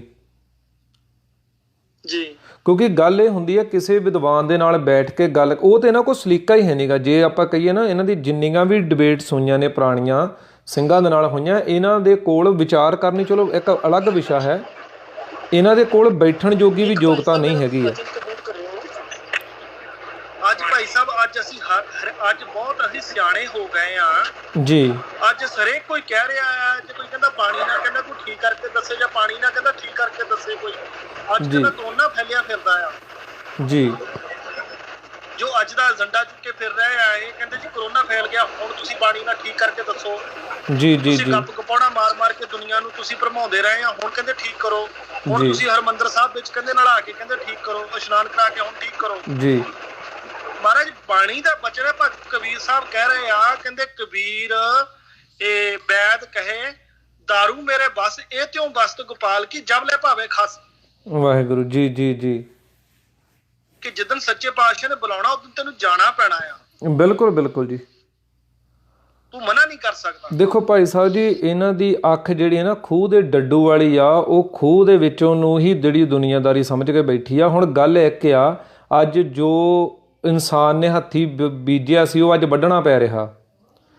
ਪਰ ਨਾਲ ਦੀ ਨਾਲ ਜੇ ਤੁਸੀਂ ਅੱਜ ਅਸਮਾਨ ਵੱਲ ਨਿਗਾਹ ਮਾਰ ਕੇ ਦੇਖਦੇ ਹੋ ਤਾਂ ਤੁਸੀਂ ਦੇਖਦੇ ਹੋ ਵੀ ਅੱਜ ਪ੍ਰਦੂਸ਼ਣ ਦੂਰ ਹੋ ਰਿਹਾ। ਉਹ ਜਿਹੜੇ ਵਿਚਾਰੇ ਜਾਨਵਰ ਬਿਨਾਂ ਕਿਸੇ ਗੁਨਾਹ ਤੋਂ ਮਰ ਰਹੇ ਸੀ, ਅੱਜ ਉਹਨਾਂ ਨੂੰ ਜ਼ਿੰਦਗੀ ਮਿਲ ਰਹੀ ਆ। ਸੋ ਪਰ ਵੀਰ ਜੀ, ਮੈਂ ਥੋੜ੍ਹਾ ਜਿਹਾ ਖਿਮਾ ਦਾ ਜਾਚਕ ਹਾਂ ਵੀ ਆਪਾਂ ਅੱਜ ਜਿਹੜਾ ਵਿਸ਼ਾ ਰੱਖਿਆ ਨਾ, ਉਹ ਮੈਂ ਜ਼ਰੂਰ ਆਪ ਜੀ ਦੇ ਕੋਲੋਂ ਟਾਈਮ ਲੈ ਕੇ ਮੈਂ ਨਾ ਛੋਟੀ ਜੀ ਮੈਂ ਆਪ ਜੀ ਨੂੰ ਭਗਤ ਕਬੀਰ ਸਾਹਿਬ ਦਾ ਨਾ ਜੀ ਮੈਂ ਸ਼ਲੋਕ ਆਪ ਜੀ ਨੂੰ ਸੁਣਾ ਰਿਹਾ ਜੀ। ਕਬੀਰ ਸਾਹਿਬ ਕਹਿੰਦੇ ਆ, ਕਬੀਰ ਰਾਮ ਗਵਾਇਆ ਦੁਨੀ ਸਿਓ ਦੁਨੀ ਨਾ ਚਾਲੀ ਸਾਥ ਪਾਏ ਕੁਹਾੜਾ ਮਾਰਿਓ ਗਾਫਲ ਆਪਣੇ ਹੱਥ। ਵਾਹਿਗੁਰੂ ਜੀ। ਇਹ ਮਹਾਰਾਜ ਉਹ ਹੈ ਕੰਜਰ ਲਾਣਾ ਜਿਹੜਾ ਨਾ ਤੇ ਮਹਾਰਾਜ ਉਹ ਸਮੇਂ ਦੇ ਵਿੱਚ ਗੁਰੂ ਨਾਨਕ ਦੇ ਬਣੇ ਆ। ਅੱਜ ਉਹ ਮਹਾਰਾਜ ਉਹ ਪੁੰਗਰਾਂ ਫੁੱਟੀਆਂ ਪਈਆਂ ਆ ਜੀ। ਗੁਰੂ ਨਾਨਕ ਮਹਾਰਾਜ ਦੇ ਟਾਈਮ ਤੇ ਮਹਾਰਾਜ ਇਹ ਕੰਮ ਕਰਦੇ ਆ ਤੇ ਹੁਣ ਵੀ ਉਹ ਕੰਮ ਕਰ ਰਹੇ ਆ। ਬਿਲਕੁਲ ਬਿਲਕੁਲ ਬਿਲਕੁਲ ਜੀ, ਇਹਨਾਂ ਦਾ ਬਸ ਕੰਮ ਹੀ ਜਿਹੜਾ ਹੈ ਉਹ ਇਹ ਆ ਜੀ।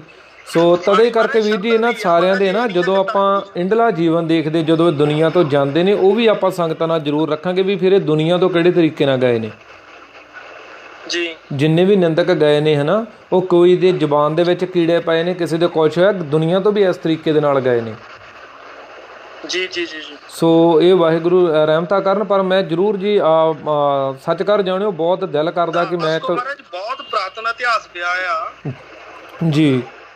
ਪਰ ਮਹਾਰਾਜ ਮੈਂ ਨਹੀਂ ਅੱਜ ਤੱਕ ਇਦਾਂ ਦਾ ਕਦੇ ਮੈਂ ਸੁਣਿਆ ਜਾਂ ਨਾ ਮੈਂ ਪੜ੍ਹਿਆ ਲਿਖਿਆ ਨਾ ਇਦਾਂ ਦਾ ਦੇਖਿਆ ਮੈਂ ਕਿ ਗੁਰੂ ਨਾਨਕ ਪਾਤਸ਼ਾਹ ਮਹਾਰਾਜ ਆਹ ਕਹਿ ਕੇ ਮਹਾਰਾਜ ਇਹ ਗੱਲਾਂ ਪਤਾ ਨਹੀਂ ਕਿੱਥੇ ਤਰਕ ਨਹੀਂ ਜਾਂਦੇ ਆ। ਵੀਰ ਜੀ ਗੱਲ ਤੇ ਇਹ ਹੈ ਨਾ ਵੀ ਜਦੋਂ ਆਪਾਂ ਗੁਰਬਾਣੀ ਦੀ ਵਿਚਾਰ ਹੀ ਨਹੀਂ ਕਰਨੀ, ਜੋ ਮੂੰਹ ਚੋਂ ਆਇਆ ਬੋਲੀ ਜਾਣਾ, ਫਿਰ ਉਹਨੂੰ ਤਾਂ ਤੁਸੀਂ ਜੋ ਮਰਜ਼ੀ ਕਹਿ ਲਓ ਹਨਾ। ਦੇਖਿਓ ਆਉਣ ਵਾਲੇ ਸਮੇਂ 'ਚ ਕਿਸੇ ਨੇ ਅੰਮ੍ਰਿਤ ਪਾਨ ਨਹੀਂ ਕਰਨਾ। ਕਿਉਂ ਮਹਾਰਾਜ ਅੱਜ ਅਸੀਂ ਇੰਨੀਆਂ ਕਿ ਵੰਡੀਆਂ ਪਾ ਲਈਆਂ, ਇੰਨਾ ਕਿ ਤੋੜ ਕੇ ਸੁੱਟੀ ਜਾਂਦੀਆਂ ਕਿ ਹੱਦੋਂ ਵੱਧ ਕੇ। ਜੀ ਜੀ ਜੀ ਜੀ, ਵਾਹਿਗੁਰੂ ਭਲੀ ਕਰਨਗੇ ਜੀ। ਤੇ ਵੀਰ ਜੀ ਮੈਂ ਜ਼ਰੂਰ ਹੁਣ ਥੋੜ੍ਹਾ ਜਿਹਾ ਖਿਮਾ ਦਾ ਜਾਚਕ, ਮੈਂ ਜ਼ਰੂਰ ਫਿਰ ਅਗਲੇ ਪ੍ਰੋਗਰਾਮ ਦੇ ਵਿੱਚ ਨਾ ਜੀ ਜੀ। ਵਾਹਿਗੁਰੂ ਜੀ ਕਾ ਖਾਲਸਾ, ਵਾਹਿਗੁਰੂ ਜੀ ਕੀ ਫਤਿਹ ਜੀ।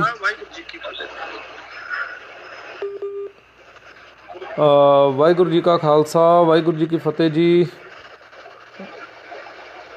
ਬਾਬਾ ਵਾਹਿਗੁਰੂ ਜੀ ਕਾ ਖਾਲਸਾ, ਵਾਹਿਗੁਰੂ ਜੀ ਕੀ ਫਤਿਹ ਜੀ। ਜੀ ਬਹੁਤ ਬਹੁਤ ਸਵਾਗਤ ਆ ਬਾਬਾ ਜੀ, ਕੀ ਹਾਲ ਚਾਲ ਹੈ ਜੀ? ਬਸ ਚੜ੍ਹਦੀ ਕਲਾ ਜੀ। ਸਿਹਤਾਂ ਕਿੱਦਾਂ ਜੀ? ਠੀਕ ਆ? ਹਾਂਜੀ ਚੜ੍ਹਦੀ ਕਲਾ ਜੀ। ਜੀ ਬਾਬਾ ਜੀ। ਅੱਛਾ ਜੀ, ਇਹਦੀ ਆਪਾਂ ਗੱਲ ਕਰਦੇ ਸੀਗੇ।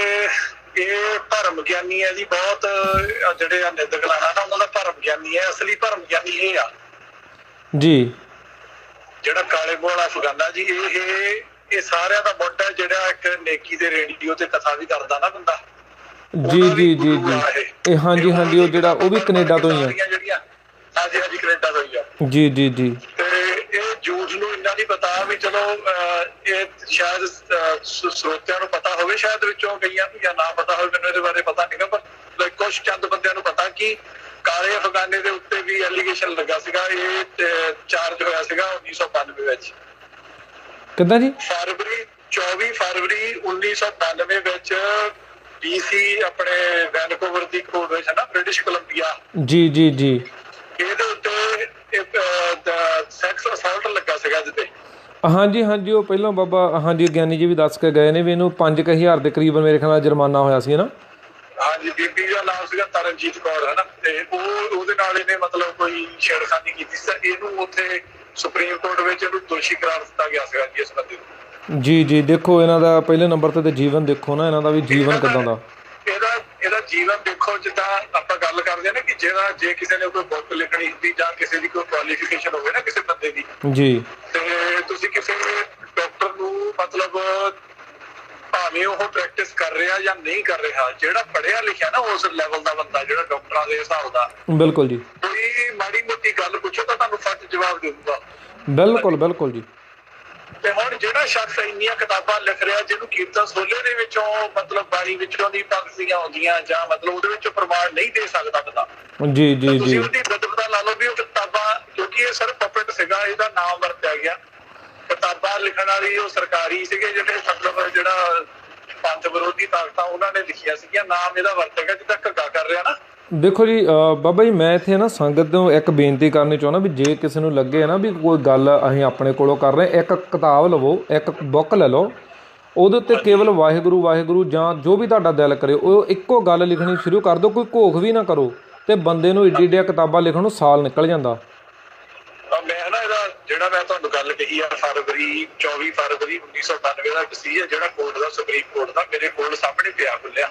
ਜੀ ਜੀ ਜੀ। ਮੈਂ ਤਾਂ ਨਹੀਂ ਪਾ ਸਕਦਾ ਉੱਪਰ ਕਿ ਉਹ ਉੱਤੇ ਕਮੈਂਟ ਵਿੱਚ ਆਪਸ਼ਨ ਵੀ ਆਉਂਦੀ ਲਾਈਵ ਦੇ ਵਿੱਚ। ਹਾਂਜੀ ਹਾਂਜੀ, ਉਹ ਬਾਅਦ ਚ ਪਾ ਸਕਦੇ, ਆਪਾਂ ਲਾਈਵ ਚ ਨਹੀਂ ਪਾ ਸਕਦੇ। ਆਪਾਂ ਉਹਦੇ ਪਾ ਵੀ ਦੇਵਾਂਗੇ, ਉਹ ਸਾਹਮਣੇ ਪਿਆ ਆ, ਇਹ ਪਤਾ ਵੀ ਕਰ ਸਕਦੇ ਆ। ਇਹਦਾ ਜਿਹੜਾ ਨੰਬਰ ਹੈਗਾ, ਇਹਦਾ ਨੰਬਰ ਵੀ ਲਿਖਿਆ ਆ ਜੀ, ਨੰਬਰ ਹੈਗਾ ਇਹਦਾ 89/1983 ਜਿਹੜੀ ਰਜਿਸਟਰੀ ਹੈ ਇਹਦੀ। ਜੀ ਜੀ ਜੀ, ਇਹ ਸੰਗਤਾਂ ਨੂੰ ਮੇਰੀ ਬੇਨਤੀ ਆ ਵੀ ਇਹ ਜ਼ਰੂਰ ਤੁਸੀਂ ਜਿਹੜਾ ਹੈਗਾ ਉਹ ਕੱਢ ਕੇ ਆਪ ਵੀ ਪੜ੍ਹ ਸਕਦੇ ਹੋ। ਬਾਕੀ ਅਸੀਂ ਵੀ ਜਿਹੜਾ ਹੈਗਾ ਪ੍ਰੋਗਰਾਮ ਤੋਂ ਬਾਅਦ ਕਮੈਂਟਾਂ 'ਚ ਪਾਵਾਂਗੇ, ਹਾਂਜੀ, ਤੇ ਇਹਨਾਂ ਨੂੰ ਜ਼ਰੂਰ ਦੇਖ ਲਿਆ ਜਾਵੇ। ਹਾਂਜੀ, ਜਿਹੜਾ ਸ਼ਖਸ ਦੇਖੋ ਪਹਿਲਾਂ ਇਹ ਸ਼ਖਸ ਕਹਿੰਦੇ ਵੀ ਜਿੱਦਾਂ ਤੁਸੀਂ ਦੱਸਿਆ ਵੀ ਇਹ ਪਹਿਲਾਂ ਕਹਿੰਦਾ ਸੀ ਮੈਂ ਬਾਣੀ ਮੰਨਦਾ, ਦਸਮ ਬਾਣੀ ਦੇ ਬਾਰੇ ਕੋਈ ਇਹਨੇ ਕਿਰਤ ਪ੍ਰੰਤੂ ਨਹੀਂ ਕੀਤਾ ਸੀਗਾ। ਜੀ ਜੀ ਬਿਲਕੁਲ, ਇਹਦੇ ਬੋਲ ਆ ਬਾਬਾ ਜੀ, ਕਹਿੰਦਾ ਵੀ ਜਿਹੜਾ ਦਸਮ ਬਾਣੀ ਨੂੰ ਨਹੀਂ ਮੰਨਦਾ ਉਹ ਸਿੱਖ ਹੀ ਨਹੀਂ ਆ। ਹਾਂਜੀ, ਇਹ ਨਾ ਸੰਤਾਂ ਦੀ ਐਕਸਪੀਰੀਅੰਸ ਹੋਈ ਸੀਗੀ ਵਿੱਚ, ਕਹਿੰਦੇ ਕਈ ਪੁਲਿਸ ਵਾਲੇ ਵੀ ਆਏ ਆ ਉੱਤੋਂ ਦੀ ਸ੍ਰੀ ਸਾਹਿਬ ਪਾ ਕੇ ਨਾ, ਜੀ ਜੀ, ਦਾ ਇਸ਼ਾਰਾ ਇਹਦੇ ਹੱਲ ਸੀਗਾ। ਹਾਂਜੀ ਜੀ ਬਿਲਕੁਲ ਬਿਲਕੁਲ ਜੀ। ਹਾਂਜੀ, ਤੇ ਇਹ ਟਾਊਟ ਉੱਥੇ ਟੋਟੀ ਮਾਰਦਾ ਸੀਗਾ, ਤੇ ਉਸ ਤੋਂ ਬਾਅਦ ਚ ਜਦੋਂ ਦੇਖ ਲਓ ਹੁਣ ਮਤਲਬ ਇਹ ਭਰਿਆ ਆ 2 ਸਾਲ ਹੋਏ ਭਰੇ ਜੀ। ਇਹ ਬ੍ਰੈਂਟਨ ਚ ਇਹਦਾ ਜਿਹੜਾ ਇਹਦਾ ਜਦੋਂ ਭਰਿਆ ਨਾ ਉਸ ਤੋਂ ਬਾਅਦ ਇਹਦਾ ਭੋਗ ਪਾਠ ਰਖਾਇਆ ਇਹਨਾਂ ਨੇ ਘਰਦਿਆਂ ਨੇ। ਦੇਖੋ ਗੱਲ ਇਹ ਆ ਵੀ ਸਾਰੀ ਜ਼ਿੰਦਗੀ ਇਹ ਸ਼ਖਸ ਪ੍ਰਚਾਰ ਕਰਦਾ ਰਿਹਾ ਅਖੰਡ ਪਾਠ ਸਾਹਿਬ ਦਾ, ਅਰਦਾਸ ਦਾ, ਹਰ ਇੱਕ ਚੀਜ਼ ਦਾ ਵਿਰੋਧ ਕਰਦਾ ਰਿਹਾ। ਠੀਕ ਹੈ ਨਾ, ਇਹੀ ਆਪਾਂ ਮੰਨਦੇ ਆ ਨਾ। ਇਹਦੀ ਕਿਤਾਬਾਂ ਬਿਲਕੁਲ ਵਾਲੀ ਕਿਤਾਬ ਜਿਹੜੀ ਜਿੱਥੋਂ ਮਰਜ਼ੀ ਇਹਨੂੰ ਪੜ੍ਹਨਾ ਸ਼ੁਰੂ ਕਰ ਦਿਓ, ਇਹਨੇ ਹਰ ਜਗ੍ਹਾ ਤੇ ਵਿਰੋਧ ਕੀਤਾ। ਹਾਂਜੀ, ਜਿੰਨੇ ਇਹਦੇ ਚਿੱਲੇ ਬਣ ਕੇ ਉਹ ਮੰਨਦੇ ਵੀ ਜੋ ਕਾਲਾ ਬਗਾਨਾ ਕਹਿ ਕੇ ਗਿਆ ਉਹ ਸਹੀ ਕਹਿ ਕੇ ਆ, ਇਹੀ ਮੰਨਦੇ ਨਾ ਸਾਰੇ। ਬਿਲਕੁਲ ਜੀ ਬਿਲਕੁਲ। ਅਖੰਡ ਪਾਠਾਂ ਦਾ ਵੀ ਵਿਰੋਧੀ ਹੈ ਜੀ, ਪੁਜਾਰੀ ਹੈ ਜੀ, ਅਰਦਾਸ ਨਹੀਂ ਕਰਨੀ ਚਾਹੀਦੀ, ਆਹ ਨਹੀਂ ਕਰਨਾ ਚਾਹੀਦਾ, ਉਹ ਨਹੀਂ ਕਰਨਾ ਚਾਹੀਦਾ। ਜੀ ਜੀ ਜੀ, ਪੰਜਾਂ ਬਾਣੀਆਂ ਦਾ ਵਿਰੋਧੀ, ਖੰਡੇ ਬਾਟੇ ਦੀ ਪੌਲ ਦਾ ਵਿਰੋਧੀ, ਹਰ ਇੱਕ ਚੀਜ਼ ਦਾ ਵਿਰੋਧੀ ਆ। ਜੀ ਬਿਲਕੁਲ। ਉਹ ਸ਼ਖਸ ਅਖੀਰਲੇ ਟਾਈਮ ਤੇ ਜਦੋਂ ਮਤਲਬ ਕੋਈ ਬੰਦਾ ਇੰਨੀ ਦ੍ਰਿੜਤਾ ਦੇ ਨਾਲ ਵਿਰੋਧ ਕਰਦਾ ਹੋਵੇ ਕਿਸੇ ਗੱਲ ਦਾ, ਤੇ ਐਂਡ ਤੇ ਤਾਂ ਅਖੀਰ ਤੇ ਇਹੀ ਕਹੂਗਾ ਨਾ ਵੀ ਮਤਲਬ ਜਿੱਦਾਂ ਕਈਆਂ ਨਾਲ ਆਪਣੀ ਲੜਾਈ ਹੁੰਦੀ, ਆਪਾਂ ਕਹਿੰਦੇ ਨਾ ਵੀ ਤੂੰ ਮਤਲਬ ਜੇ ਫਿਰ ਦੁਸ਼ਮਣੀ ਆ ਫਿਰ ਹੱਥ ਨਾ ਲਾਈ ਮੈਨੂੰ। ਠੀਕ ਆ ਨਾ, ਜਦੋਂ ਬੰਦਾ ਕਹਿੰਦਾ ਮੇਰਾ ਮਰੇ ਦਾ ਮੂੰਹ ਨਾ ਦੇਖੀ। ਬਿਲਕੁਲ ਬਿਲਕੁਲ। ਨਾਲੇ ਇੱਕ ਐਗਜ਼ਾਮਪਲ ਦੇ ਤੌਰ ਤੇ ਉਹ ਦੇ ਕੇ ਜਾਂਦਾ ਵੀ ਮੈਂ ਹੁਣ ਮਰਨ ਲੱਗਾ ਆ, ਮੈਂ ਆਹ ਐਗਜ਼ਾਮਪਲ ਦੇ ਕੇ ਚੱਲਿਆ, ਦੇਖੋ ਮੈਂ ਚੱਲਿਆ, ਮੈਨੂੰ ਕੁਝ ਨਹੀਂ ਹੋਇਆ, ਤਾਂ ਤੁਸੀਂ ਵੀ ਏਦਾਂ ਹੀ ਮਗਰ ਆਇਓ। ਹਾਂਜੀ, ਅੱਛਾ, ਇਹਦੇ ਘਰਦਿਆਂ ਨੇ ਪਾਠ ਰਖਾਇਆ ਇਹਦਾ ਜੀ। ਗੁਰਦੁਆਰਾ ਸਾਹਿਬ ਹੈਗਾ ਨਾਨਕਸਰ ਗੋਰ ਰੋਡ ਬ੍ਰੈਂਟਨ ਦੇ ਵਿੱਚ ਜੀ, ਜਿਹੜਾ ਗੋਰ ਰੋਡ ਦੇ ਉੱਤੇ ਨਾਨਕਸਰ ਵੀ 2 ਆ, ਤੇ ਇੱਕ ਹੈਗਾ ਗੋਰ ਰੋਡ ਦੇ ਉੱਤੇ ਕੈਸਲ ਮੋੜ ਤੇ ਆਪਣੇ ਗੋਰ ਰੋਡ ਦੇ ਕਾਰਨਰ ਤੇ ਇਹ ਗੁਰਦੁਆਰਾ ਸਾਹਿਬ ਆ ਰਿਹਾ, ਸੌਰੀ ਬ੍ਰੈਂਟਨ ਦੇ ਵਿੱਚ। ਜੀ ਜੀ। ਅੱਛਾ, ਪਾਠ ਰਖਾਉਂਦੇ ਆ ਤੇ ਉਹ ਨਾਲ ਲਿਖਾਇਆ ਗੁਰਬਖਸ਼ ਸਿੰਘ ਜੰਜੂਆ। ਅੱਛਾ ਜੀ। ਕਿਤਾਬਾਂ ਦੇ ਵਿੱਚ ਸਾਰੇ ਪਾਸੇ ਇਹਦਾ ਨਾਮ ਵੱਜਦਾ ਗੁਰਬਖਸ਼ ਸਿੰਘ ਕਾਲਾ ਅਫਗਾਨਾ। ਜੀ ਜੀ ਜੀ, ਇਹਦੇ ਨਾਲ ਆਪਾਂ ਸਿੰਘ ਨਾ ਬਾਬਾ ਜੀ ਲਾਈਏ, ਹਨਾ? ਨਹੀਂ, ਸਿੰਘ ਨਹੀਂ, ਮਤਲਬ ਮੈਂ ਗੱਲ ਕਰਦਾ ਵੀ ਜੋ ਇਹਨਾਂ ਨੇ ਲਿਖਾਇਆ। ਜੀ ਜੀ, ਠੀਕ ਹੈ ਠੀਕ ਹੈ। ਤੇ ਗੰਗੂ ਮੱਸੇ ਦੀ ਸੰਬੰਧੀ ਲੋਕ ਜੀ ਜੀ ਜੀ ਜੀ, ਬਿਲਕੁਲ ਬਿਲਕੁਲ ਜੀ। ਅੱਛਾ ਜੀ, ਉੱਥੇ ਪਾਠ ਰਖਾਉਂਦਾ ਗੁਰਬਖਸ਼ ਸਿੰਘ ਬਣਾਓ, ਉਹਨਾਂ ਨੂੰ ਕੀ ਪਤਾ ਕੌਣ ਆ, ਗੁਰਦੁਆਰੇ ਨੇ ਪਾਠ ਰੱਖਿਆ, ਅਗਲੇ ਨੇ ਪਾਠ ਸ਼ੁਰੂ ਕਰ ਲਿਆ। ਠੀਕ ਠੀਕ ਠੀਕ। 2 ਦਿਨ ਤਾਂ ਕੋਹਨੀ ਕੋਲੇ ਪਰਿਵਾਰ ਵਾਲੇ, ਤੀਜੇ ਦਿਨ ਕਹਿੰਦੇ ਵੀ ਜਦੋਂ ਅਰਦਾਸ ਕਰਦੀ ਹੈ ਨਾ ਆਪਾਂ, ਜਦੋਂ ਮਤਲਬ ਵੀ ਸ਼ਾਮ ਨੂੰ ਕਹਿੰਦੇ ਦੂਏ ਦਿਨ ਵੀ ਕੱਲ ਨੂੰ ਜਦੋਂ ਅਰਦਾਸ ਕਰਦੀ ਤੇ ਅਰਦਾਸ ਦੂਜੀ ਕਰਨੀ ਆ ਕੋਈ ਇਹ ਨਾਲ ਜਿਹੜੀ ਹੋਊਗੀ ਜੀ। ਉਹ ਕਮੇਟੀ ਵਾਲੇ ਕਹਿੰਦੇ ਵੀ ਤੁਸੀਂ ਕੀ ਮਤਲਬ ਕੀ ਤੁਹਾਡਾ, ਕਹਿੰਦੇ ਵੀ ਸਾਡਾ ਤੁਹਾਨੂੰ ਪਤਾ ਕੌਣ ਆ, ਕਹਿੰਦੇ ਵੀ ਤੁਸੀਂ ਇਹਨੇ ਪਤਾ ਨਹੀਂ, ਕਹਿੰਦੇ ਕੌਣ ਆ, ਕਹਿੰਦੇ ਫਲਾਣਾ ਆ। ਉਹ ਮਾਰ ਬੱਚੇ ਦੇ ਹੱਥ ਜੀ ਜੀ, ਕਿਉਂਕਿ ਜਦੋਂ ਉਹਨਾਂ ਨੇ ਕਾਲਾ ਫਗਾਨਾ ਕਿਹਾ ਤਾਂ ਉਹ ਕਹਿਣ ਵੀ ਲੱਖ ਲਾਂਤ ਵੀ ਕਿੱਥੋਂ ਰੱਖ ਕਿੱਥੋਂ ਲਿਆ ਪਾਠ ਇਹਦਾ। ਜੀ ਬਿਲਕੁਲ ਬਿਲਕੁਲ ਜੀ। ਉਹ ਕਮੇਟੀ ਵਾਲੇ ਕਹਿੰਦੇ ਵੀ ਦੇਖੋ ਜੇ ਕਿਸੇ ਨੇ ਕਨਫਰਮ ਕਰਨਾ ਤਾਂ ਕਨਫਰਮ ਕਰ ਸਕਦੇ, ਇਹ ਗੱਲ ਮੈਂ ਅੱਗੇ ਪੋਸਟ ਵੀ ਇੱਕ ਲਿਖੀ ਸੀ। ਜੀ ਪਰ ਮਤਲਬ ਕਹਿੰਦਾ ਵੀ ਇਹ ਉਹ ਗੁਰਦੁਆਰੇ ਵਾਲੇ ਕਹਿੰਦੇ ਵੀ ਹੁਣ ਦੇਖੋ ਇੱਥੇ ਤਾਂ ਕੰਮ ਜਿੱਦਾਂ ਮਰਿਆਦਾ ਦੇ ਹਿਸਾਬ ਨਾਲ ਚੱਲਦਾ ਉਦਾਂ ਹੀ ਚੱਲਣਾ। ਜੀ ਜੀ ਜੀ। ਜਾਂ ਤੇ ਜੇ ਤੁਸੀਂ ਹਾਂ ਕੰਮ ਕਰਨਾ ਸੀ ਤਾਂ ਸਾਨੂੰ ਪਹਿਲੇ ਦਿਨ ਦੱਸ ਦੇ ਜਿੱਦਣ ਤੁਸੀਂ ਪਾਠ ਰਖਾਉਣਾ ਸੀਗਾ। ਜੀ ਜੀ ਜੀ। ਇੰਨਾ ਸ਼ੁਕਰ ਕਰੋ ਅੱਜ ਹੁਣ ਇਹਦਾ ਹੋ ਗਿਆ, ਨਹੀਂ ਤੁਸੀਂ ਇਹਦਾ ਨਾਂ ਪੂਰਾ ਲੈਂਦੇ ਤਾਂ ਇਹਦਾ ਕਿਸੇ ਨੇ ਪਾਠ ਵੀ ਨਹੀਂ ਕਰਨ ਦੇਣਾ ਹੈ। ਬਿਲਕੁਲ ਬਿਲਕੁਲ ਜੀ, ਕਿਉਂਕਿ ਉਹ ਸਿਧਾਂਤ ਦੇ ਉੱਤੇ ਅਸੀਂ ਹੁਣ ਪਾਠ ਆਰੰਭ ਕਰ ਲਿਆ, ਤੁਹਾਨੂੰ ਵਿੱਚ ਛੱਡ ਨਹੀਂ ਸਕਦੇ ਉਹ। ਹਾਂਜੀ, ਹੁਣ ਅਸੀਂ ਉਹ ਕਰ ਨਹੀਂ ਸਕਦੇ, ਪਾਠ ਵਿੱਚੋਂ ਕੈਂਸਲ ਨਹੀਂ ਸਾਰਾ ਕੁਝ ਕਰ ਸਕਦੇ। ਤੁਹਾਡੀ ਤੇ ਸਾਡੀ ਤੇ ਤੁਹਾਡੀ ਭਲਾਈ ਇਸੇ ਵਿੱਚ ਆ ਵੀ ਚੁੱਪ ਕਰਕੇ ਹੁਣ ਜਿੱਦਾਂ ਹੋਣ ਡਿਆ ਕੰਮ ਖੋਲਣ। ਜੇ ਲੋਕਾਂ ਨੂੰ ਪਤਾ ਲੱਗਿਆ, ਲੋਕਾਂ ਨੇ ਤੁਹਾਡੇ ਵੀ ਛਿੱਤਰ ਫੇਰਨੇ, ਸਾਡੇ ਵੀ ਫੇਰਨੇ। ਜੀ ਜੀ ਜੀ ਜੀ। ਅੱਛਾ, ਇਹਨਾਂ ਨੇ ਅਖੀਰ ਚ ਫਿਰ ਉਹ ਪੂਰੀ ਅਰਦਾਸ ਜਿਹੜੀ ਆਪਣੀ ਹੈਗੀ ਆ ਪੰਥ ਪ੍ਰਵਾਨ ਤੇ, ਜਾਨੀ ਕਿ ਜੋ ਅਰਦਾਸ ਅਸਲੀ ਹੈਗੀ ਆ ਉਹ ਇਹਨਾਂ ਨੇ ਜੋ 10ਵੇਂ ਪਾਤਸ਼ਾਹ ਦੀ ਲਿਖੀ ਆ ਉਹ ਇਹਨਾਂ ਨੇ ਉੱਥੇ ਪੜ੍ਹੀ ਇਹਦੇ ਪਾਠ। ਜੀ ਜੀ ਜੀ ਦੇਖੋ ਸੂਰਬੀਰ ਬਚਨ ਕੇ ਬਲੀ ਹਨਾ, ਉਸ ਦਿਨ ਆਪਣਾ ਸੀਗਾ ਨਾ ਆਪਣੇ ਭਾਈ ਸੁਰਜੀਤ ਸਿੰਘ ਉਹਨਾਂ ਨੇ ਬਹੁਤ ਵਧੀਆ ਗੱਲ ਕਹੀ ਸੀਗੀ ਵੀ ਜਿਸ ਵੇਲੇ ਰੰਗਾ ਵੀ ਆਇਆ ਨਾ ਅਖੀਰ ਚ ਗੁਰੂ ਹਰਕ੍ਰਿਸ਼ਨ ਸਾਹਿਬ ਜੀ ਮਹਾਰਾਜ ਦਰਸ਼ਨ ਜੀ ਜੀ ਜੀ ਬਿਲਕੁਲ ਹਾਂਜੀ ਹੁਣ ਮਹਾਰਾਜ ਦਰਸ਼ਨ ਦਿਦਾਰੇ ਨਹੀਂ ਹੋ ਸਕੇ ਸੀ। ਮਤਲਬ ਤੁਲਨਾ ਨਹੀਂ ਮੈਂ ਕਰਦਾ, ਮੈਂ ਸਿਰਫ ਗੱਲ ਕਰਦਾ ਜੀ ਜੀ ਜੀ ਜਿਹੜਾ ਬੰਦਾ ਆਪ ਖੁਦ ਡੈਡੀਕੇਟ ਹੋ ਕੇ ਮਤਲਬ ਭਾਵੇਂ ਲਾਹੜੀਆਂ ਵਿੱਚ ਹੀ ਡੈਡੀਕੇਟ ਹੋ ਕੇ ਵਿਰੋਧ ਕਰਦਾ ਰਿਹਾ ਗੁਰੂ ਘਰ ਦਾ ਹੀ ਜਾਂ ਰੀਤੀ ਰਿਵਾਜਾਂ ਦਾ, ਅਰਦਾਸਾਂ ਦਾ, ਬਾਣੀਆਂ ਦਾ, ਹਰ ਇੱਕ ਚੀਜ਼ ਦਾ। ਜੀ ਜੀ ਜੀ ਜੀ ਜੀ ਐਂਡ ਤੇ ਅਖੀਰ ਤੇ ਆ ਕੇ ਉਹਦਾ ਪਰਿਵਾਰ ਫੇਰ ਉਸੇ ਗੁਰੂ ਘਰ ਚ ਆ ਕੇ ਅਰਦਾਸ ਕਰਾ ਰਿਹਾ ਜੀ। ਬਿਲਕੁਲ ਬਿਲਕੁਲ ਬਿਲਕੁਲ ਜੀ ਸ਼ਾਂਤੀ ਬਖਸ਼ੋ। ਮਤਲਬ ਵੀ ਇਹਦਾ ਮਤਲਬ ਇਹ ਆ ਵੀ ਜੋ ਇਹ ਲੋਕ ਕਰਦੇ ਰਹੇ ਜਾਂ ਇਹ ਸੁਣਦੇ ਰਹੇ ਜਾਂ ਜਿੱਦਾਂ ਵੀ ਸੀਗਾ, ਇਹਨਾਂ ਦੇ ਪਰਿਵਾਰ ਨੇ ਵੀ ਉਹ ਗੱਲ ਜਿਹੜੀ ਕਿ ਨਹੀਂ ਸੁਣੀ ਮੰਨੀ ਇਹਨਾਂ ਦੀ। ਦੇਖੋ ਬਾਬਾ ਗੱਲ ਇੱਕ ਹੁੰਦੀ ਆ ਵੀ ਕਈ ਵਾਰੀ ਬੰਦਾ ਨਾ ਕਿਸੇ ਗਲਤ ਅਣਜਾਣਪੁਣੇ ਦੇ ਵਿੱਚ ਕੋਈ ਗਲਤੀ ਕਰਦਾ ਪਰ ਉਹਦੀ ਭਾਵਨਾ ਸੱਚੀ ਹੁੰਦੀ ਆ। ਹਾਂਜੀ, ਫਿਰ ਉਹ ਇਹ ਗੱਲ ਕਹਿੰਦਾ ਵੀ ਗੁਰੂ ਸਾਹਿਬ ਦਾ ਮੈਨੂੰ ਹੁਕਮ ਆ, ਗੁਰੂ ਦਾ ਸਿੱਖ ਉਹ ਜੋ ਗੁਰੂ ਵਾਂਗੂ ਚੱਲੇ। ਸੋ ਉਹ ਕਹਿੰਦਾ ਮੈਂ ਆਪਣੇ ਬਚਨਾਂ ਦੇ ਉੱਤੇ ਪਹਿਰਾ ਦੇਣਾ, ਉਹ ਅਖੀਰਲੇ ਟਾਈਮ ਤੱਕ ਜਿਹੜਾ ਉਹ ਪਹਿਰਾ ਦਿੰਦਾ। ਪਰ ਇਹ ਨਿੰਦਕ ਜਿੰਨੇ ਵੀ ਇਹਨਾਂ ਦੀ ਜਾਨ ਵੀ ਉਦੋਂ ਨਿਕਲੀ ਜਦੋਂ ਇਹਨਾਂ ਨੇ ਫਿਰ ਜਾ ਕੇ ਫਿਰ ਅਰਦਾਸ ਸੋਧੀ ਹੈ ਨਾ, ਉਦੋਂ ਪਹਿਲਾਂ ਇਹਨਾਂ ਦੀ ਕਿਸੇ ਦੀ ਜਾਨ ਵੀ ਨਹੀਂ ਨਿਕਲੀ ਆ। ਬਿਲਕੁਲ ਸਹੀ ਗੱਲ ਹੈ। ਸੋ ਇਹ ਜਿਹੜਾ ਆਪਣੇ ਇਹਨਾਂ ਦੀ ਗੱਲਬਾਤ ਹੈਗੀ ਆ। ਦੇਖੋ ਇੱਕ ਪਾਸਿਓਂ ਇਹ ਕਿਵੇਂ ਕੀਤਾ ਗਿਆ, ਮੈਂ ਤੇ ਥੋੜ੍ਹਾ ਜਿਹਾ ਸੰਗਤਾਂ ਨਾਲ ਹੋਰ ਵੀ ਇੱਕ ਗੱਲ ਆਪਾਂ ਦੂਸਰੇ ਪਾਸਿਓਂ ਸਮਝਣ ਦੀ ਕੋਸ਼ਿਸ਼ ਕਰਦੇ ਹਾਂ। ਜਦੋਂ ਆਪਣੇ ਸੰਤਾਂ ਦੀ ਸ਼ਹਾਦਤ ਹੋ ਜਾਂਦੀ ਆ ਉਦੋਂ ਬਾਅਦ ਵਿੱਚ ਆਪਣੀ ਖਾੜਕੂ ਲਹਿਰ ਜਿਹੜੀ ਆ ਉਹ ਸਰਮੋਰ ਹੋ ਕੇ ਨਿਕਲਦੀ ਆ। ਉਹਨਾਂ ਨੂੰ ਬੜਾ ਪਿਆਰ ਮਿਲਦਾ ਸਿੱਖ ਜਿਹੜਾ ਸੀਗਾ ਉਹ ਪੰਜਾਬ ਦੇ ਵਿੱਚ, ਜੋ ਇੱਕ ਸੁਭਾਵਿਕ ਵੀ ਆ ਕਿਉਂਕਿ ਪੰਜਾਬ ਦੇ ਵਿੱਚ ਸਿੱਖਾਂ ਦੀ ਗਿਣਤੀ ਜ਼ਿਆਦਾ ਆ, ਉਹਨੂੰ ਪਿਆਰ ਮਿਲਣਾ ਵੀ ਸੀ। ਉਸ ਲਹਿਰ ਨੂੰ ਬਦਨਾਮ ਕਰਨ ਦੇ ਲਈ ਦੋ ਤਰੀਕੇ ਵਰਤੇ ਜਾਂਦੇ ਆ। ਇੱਕ ਤਾਂ ਉਸ ਲਹਿਰ ਦੇ ਵਿੱਚ ਆਪਣੇ ਬੰਦੇ ਸ਼ਾਮਲ ਕੀਤੇ ਜਾਂਦੇ ਆ, ਦੂਸਰੇ ਪਾਸੇ ਤੋਂ ਹਮਲੇ ਕਰਾ ਕੇ ਕਦੀ ਕਾਲੇ ਕੱਛਿਆਂ ਵਾਲੇ ਆ ਗਏ, ਕਦੀ ਕੋਈ ਆ ਗਿਆ, ਉਹਨਾਂ ਤੋਂ ਇੰਨਾ ਕੁ ਲੋਕਾਂ ਨੂੰ ਦੁਖੀ ਕਰ ਦਿੱਤਾ ਜਾਂਦਾ ਆ ਵੀ ਲੋਕ ਇਹ ਸੋਚਣ ਦੇ ਮਜਬੂਰ ਹੋ ਜਾਂਦੇ ਆ ਵੀ ਪੁਲਿਸ ਜਿਹੜੀ ਉਹ ਕਾਲੇ ਕੱਛਿਆਂ ਦਾ ਸਫਾਇਆ ਕਰਦੀ ਆ। ਪਰ ਜਦੋਂ ਉਹਨਾਂ ਨੇ ਪਿੱਛਾ ਮੁੜ ਕੇ ਸਾਰਾ ਕੁਝ ਨੂੰ ਦੇਖਿਆ ਤਾਂ ਉਹਨਾਂ ਦੇ ਘਰ ਖਾਲੀ ਹੋ ਚੁੱਕੇ ਸੀ ਸਿੱਖਾਂ ਦੇ। ਘਰਾਂ ਦੇ ਵਿੱਚ ਕੋਈ ਮੁੰਡਾ ਨਹੀਂ ਸੀ ਲੱਭਦਾ। ਹੁਣ ਜੀ ਮੈਂ ਮਾੜੀ ਜਿਹੀ ਗੱਲ ਰੱਖ ਲਵਾਂ ਤੁਹਾਡੀ ਗੱਲ ਦੇ ਵਿੱਚ ਹੀ ਐਡ ਕਰਨੀ ਚਾਹੁੰਦਾ ਗੱਲ। ਜੀ ਜੀ ਹਾਂਜੀ। ਜਿਸ ਵੇਲੇ ਕਾਲੇ ਕੱਛਿਆਂ ਵਾਲੇ ਨੂੰ ਫੜ ਲੈਂਦਾ ਕੋਈ ਪਿੰਡ ਵਾਲਾ ਜੀ ਤਾਂ ਪੁਲਿਸ ਆ ਕੇ ਉਸ ਵੇਲੇ ਛਡਾ ਲੈਂਦੀ ਆ ਵੀ ਦੇਖੋ ਵੀ ਇਹ ਕੋਈ ਨਹੀਂ, ਅਸੀਂ ਆਪੇ ਵੀ ਜੱਟ ਲਵਾਂਗੇ ਇਹਨਾਂ ਨਾਲ। ਬਿਲਕੁਲ ਬਿਲਕੁਲ ਜੀ। ਹਾਂਜੀ ਜੀ ਜੀ ਜੀ ਹਾਂਜੀ ਆਪ ਜੀ ਕਰੋ ਗੱਲ। ਸੋ ਇਸੇ ਤਰੀਕੇ ਦੇ ਨਾਲ ਸੇਮ ਥਿਊਰੀ ਸਾਡੇ ਤੇ ਦੂਜੀ ਵਾਰੀ ਅਪਣਾਈ ਗਈ।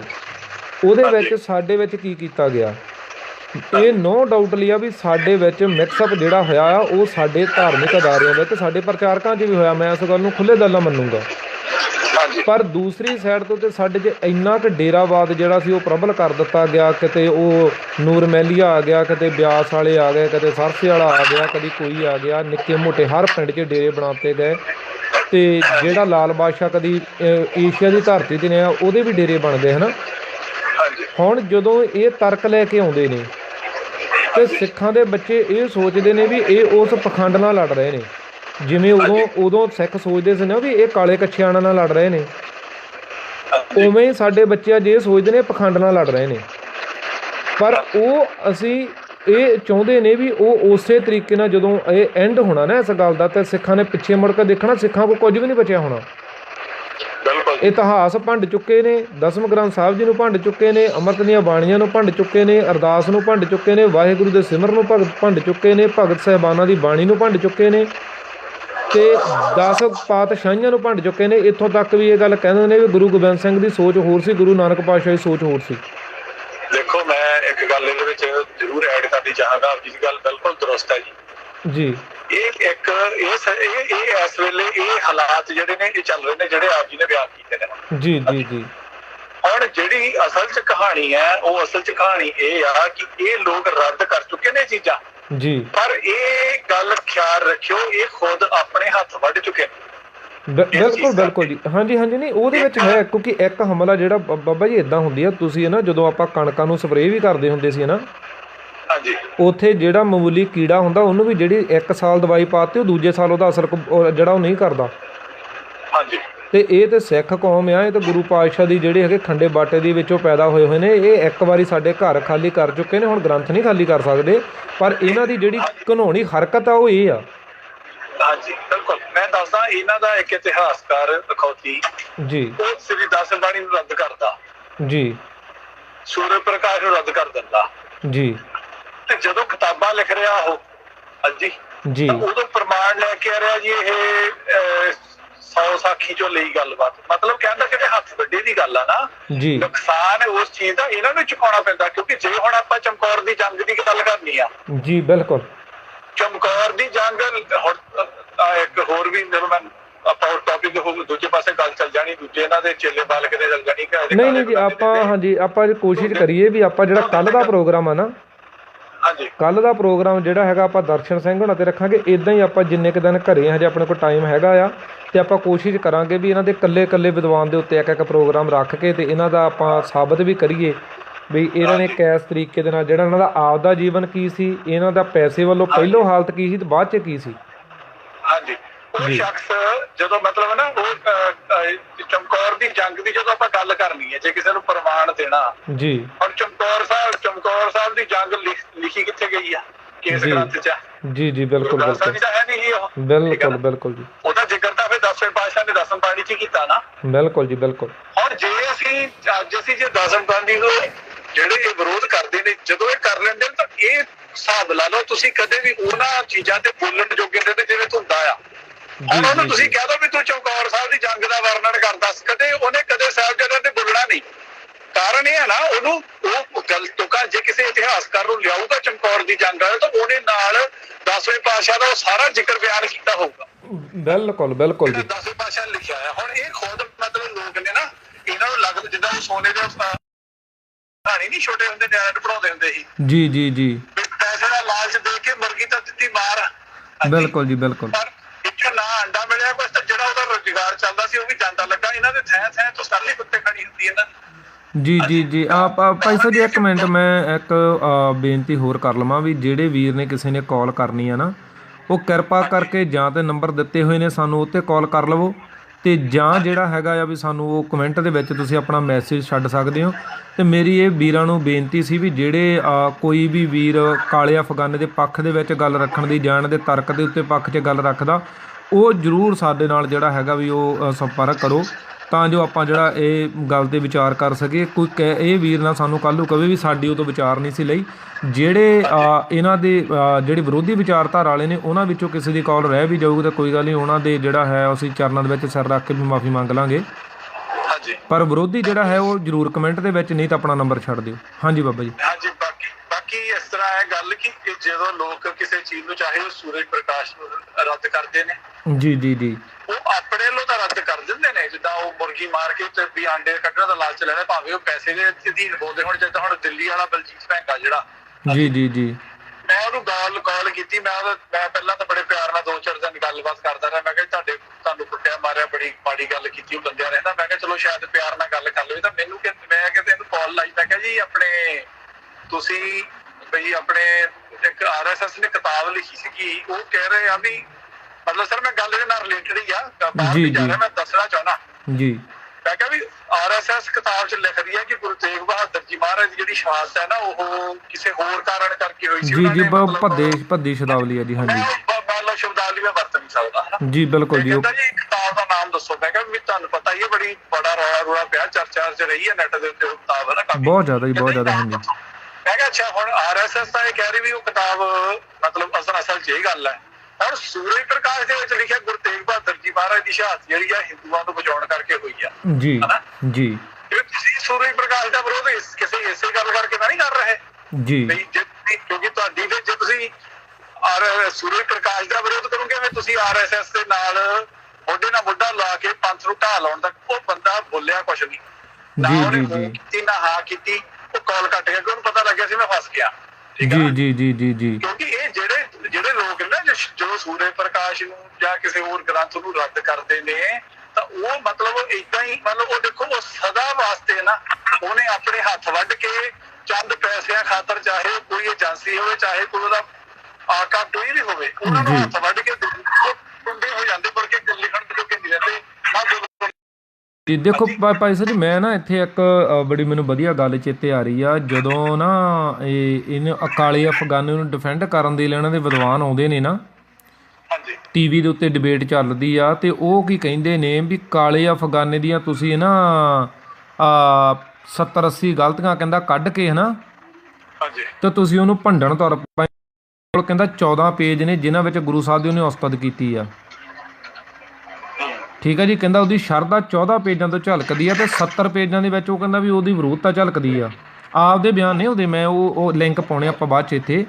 ਤੇ ਮੈਂ ਉਦੋਂ ਇਹ ਸੋਚ ਰਿਹਾ ਸੀ ਵੀ ਭਲਿਓ ਤੁਹਾਨੂੰ ਇਹ ਤੇ ਦਿਖ ਗਿਆ ਵੀ ਉਹਦੇ 70 ਪੇਜ ਤੇ 14 ਪੇਜ ਦਿਖ ਗਏ, ਤੇ ਤੁਹਾਡੇ ਕੋਲੋਂ 14 ਜਲਤਾਂ ਦੇ ਵਿੱਚੋਂ ਅੱਜ 60 ਸਵਾਲ ਨੇ, ਉਹ ਵੀ ਜਿਹੜੇ ਕੌਮ ਪਹਿਲੋਂ ਹੱਲ ਕਰ ਚੁੱਕੀ ਆ। ਬਿਲਕੁਲ ਉਹ ਏਦਾਂ ਦੇ ਬਿਲਕੁਲ ਬਿਲਕੁਲ ਤੁਸੀਂ ਇੱਕ ਨਫ਼ਰਤ ਭਰੀ ਨਿਗਾਹਾਂ ਦੇ ਨਾਲ ਵੀ 60 ਸਵਾਲ ਤਿਆਰ ਕੀਤੇ, ਤੇ ਜਦ ਕਿ 2.5 ਲੱਖ 17 ਜਿਹੜੀਆਂ ਉਹਦੀ ਔਸਤ 'ਚ ਹੁਣ ਤਾਂ ਤੁਸੀਂ ਫੇਰ ਵੀ ਕੈਂਸਲ ਕਰੋ।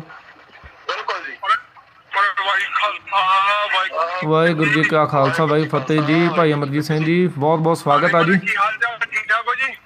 ਜੀ ਬਿਲਕੁਲ ਬਿਲਕੁਲ ਜੀ, ਤੁਹਾਡੀ ਕਾਲ ਫਿਰ ਸਾਡੇ ਲਈ ਘੰਟੀ ਹੁੰਦੀ ਆ ਵੀ ਪ੍ਰੋਗਰਾਮ ਸਮਾਪਤੀ ਵੱਲ ਵਧਾ ਦਿਓ।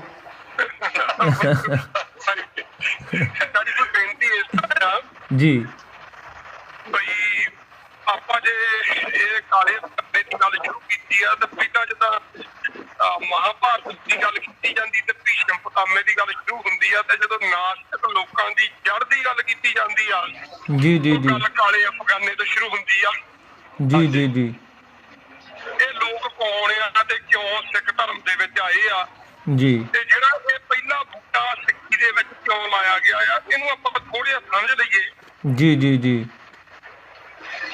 ਜੇ ਅਗਰ ਪ੍ਰਾਤਨ ਸਮੇਂ ਦੇ ਸਿੱਖਾਂ ਦੇ ਸੰਦਰਭ ਦੇ ਵਿੱਚ ਆਪਾਂ ਪਿੱਛੇ ਨੂੰ ਮੁੜ ਕੇ ਇਤਿਹਾਸ ਦੇ ਪੰਨਿਆਂ ਦੇ ਉੱਤੇ ਇੱਕ ਝਾਤ ਮਾਰੀਏ, ਜੀ, ਉਹਨਾਂ ਦੇ ਦਿਨਾਂ ਦੇ ਵਿੱਚ ਨਾ ਤੇ ਪ੍ਰਿੰਟਿੰਗ ਪ੍ਰੈਸ ਕਰਦੀ ਸੀਗੀ, ਜੀ, ਨਾ ਪੋਥੀਆਂ ਛਪੇ ਸੀ, ਨਾ ਇਤਿਹਾਸ ਦੇ ਗ੍ਰੰਥ ਛਪੇ ਹੋਏ ਸਨ ਜੀ।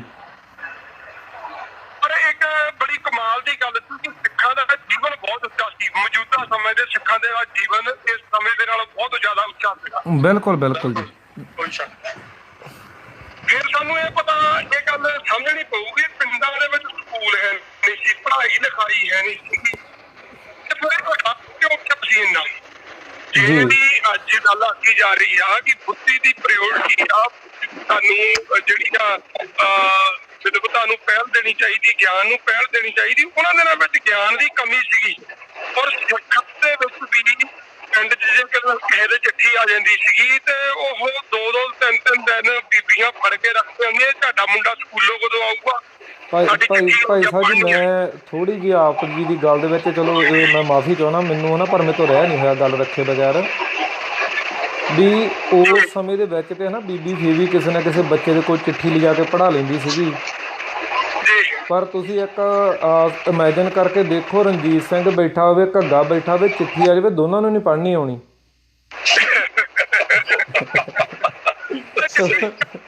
ਉਹਦੇ ਤੇ ਬੰਦੇ ਉਹਨਾਂ ਦੇ ਕੋਲ ਹੀ ਆ, ਉਹ ਬੜੇ ਪਰਦੇਸੀ ਆ ਜਿਨ੍ਹਾਂ ਦੇ ਨਾਲ ਉਹਨਾਂ ਨੇ ਰਹਿਣਾ। ਖੈਰ ਕੋਈ ਗੱਲ ਨਹੀਂ। ਅੱਛਾ, ਹੁਣ ਤੂੰ ਜਦੋਂ ਅਗਾਂਹ ਨੂੰ ਤੁਰੀਏ ਵੀ ਉਹਨਾਂ ਦੇ ਕੋਲ ਕੀ ਸੀਗਾ? ਬਾਣੀ ਪੜ੍ਹਨ ਵਾਸਤੇ 20-3 ਪਿੰਡਾਂ ਚ ਅੱਧਾ ਜੀ ਜੀ ਜੀ, ਬਾਬਾ ਗੁਰਬਚਨ ਸਿੰਘ ਖਾਲਸਾ ਜਾਂ ਹੋਰ ਸੰਤ ਮਹਾਤਮਾ ਪੈਦਲ ਤੁਰ ਕੇ ਪਿੰਡਾਂ ਦੇ ਵਿੱਚ 5-5 ਦਿਨ ਦੇ ਦੀਵਾਨ ਲਾਇਆ ਕਰਦੇ ਸੀਗੇ। ਅੱਗੇ ਨੂੰ ਆ ਜਾਈਏ ਆਪਾਂ।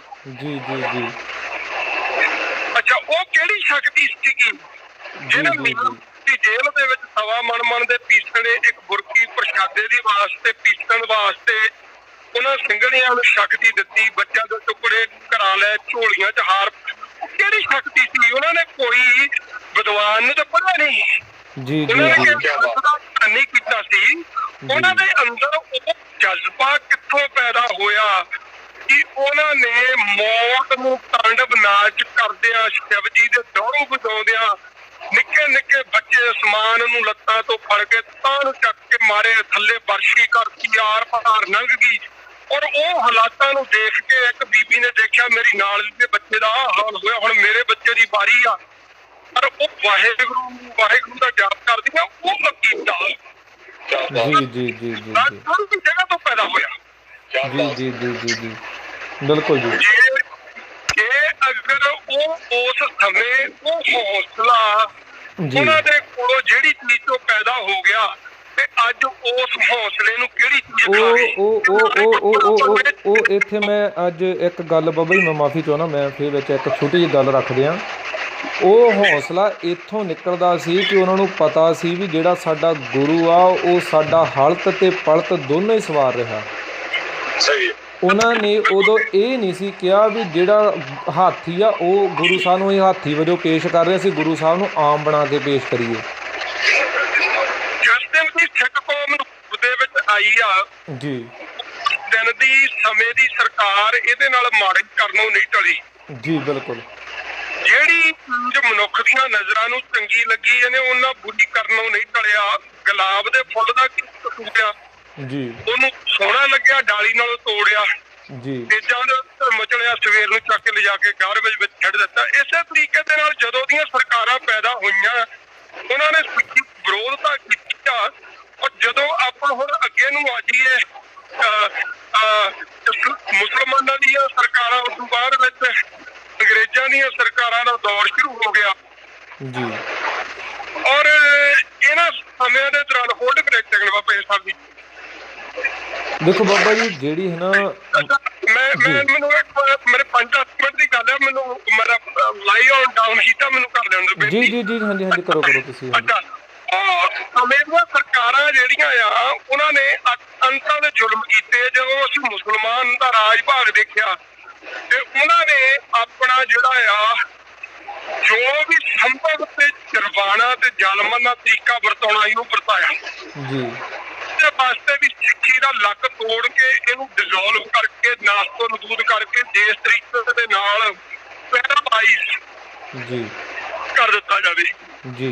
ਅੱਛਾ, ਉਸ ਤੋਂ ਉਪਰੰਤ ਆਜ਼ਾਦੀ ਦਾ ਇਤਿਹਾਸ ਪੜ੍ਹੋ। 83 ਸਿੱਖਾਂ ਨੇ ਦੇ ਦਿੱਤੇ ਫਿਰ ਜੀ, ਉਹ ਅੰਗਰੇਜ਼ ਹਿੱਲ ਗਏ ਜੀ। ਉਸ ਤੋਂ ਬਾਅਦ ਵਿੱਚ ਜਦੋਂ ਭਾਰਤ ਦੇਸ਼ ਦੇ ਵਿੱਚ ਹਿੰਦੂ ਰਾਸ਼ਟਰ ਦਾ ਹਿੰਦੂ ਰਾਜ ਭਾਗ ਖੜਾ ਹੋਇਆ ਜੀ, ਉਹਨਾਂ ਵਾਸਤੇ ਇਹ ਇੱਕ ਬਹੁਤ ਵੱਡਾ ਚੈਲੰਜ ਸੀਗਾ। ਆਪਣੇ ਆਪ ਅੰਦਰ ਵੀ ਸਿੱਖਾਂ ਨੂੰ ਪੈਰਾਲਾਈਜ਼ ਕਰਕੇ ਲੰਗੜੇ ਜਿਹਦਾ ਬੰਦਾ ਹੈਂਡੀਕੈਪ ਹੋ ਜਾਂਦਾ ਜੀ ਜੀ ਜੀ, ਇਹਨਾਂ ਨੂੰ ਬਣਾ ਕੇ ਰੱਖਣਾ ਜੀ ਉਹਦੇ ਵਿੱਚੋਂ ਹੀ 84 ਨਿਕਲੀ ਆ ਜੀ। 84 ਦੇ ਵਿੱਚ ਉਹਨਾਂ ਨੇ ਜਿਹੜੇ ਜ਼ੁਲਮ ਇਸਲਾਮ ਦੇ ਕੋਲ ਰਹਿ ਗਏ ਸੀਗੇ, ਜੀ ਅੰਗਰੇਜ਼ਾਂ ਕੋਲ ਰਹਿ ਗਏ ਸੀਗੇ ਜੀ ਜੀ, ਇਤਿਹਾਸ ਨੂੰ ਦੁਬਾਰਾ ਫਿਰ ਰਿਪੀਟ ਕੀਤਾ। ਸਿੰਘਾਂ ਨੂੰ ਕੜਾਹਿਆਂ ਵਿੱਚ ਉਬਾਲਿਆ ਗਿਆ, ਜੀਪ ਦੇ ਨਾਲ ਬੰਨ ਕੇ ਦੋ ਵੱਖਰੀਆਂ ਜੀਪਾਂ ਦੇ ਗੇਅਰ ਪਾ ਕੇ ਦੋ ਵੱਖਰੇ ਭਾਰਤ ਨੂੰ ਪਾ ਦਿੱਤਾ ਗਿਆ। ਜੀ ਜੀ ਬਿਲਕੁਲ।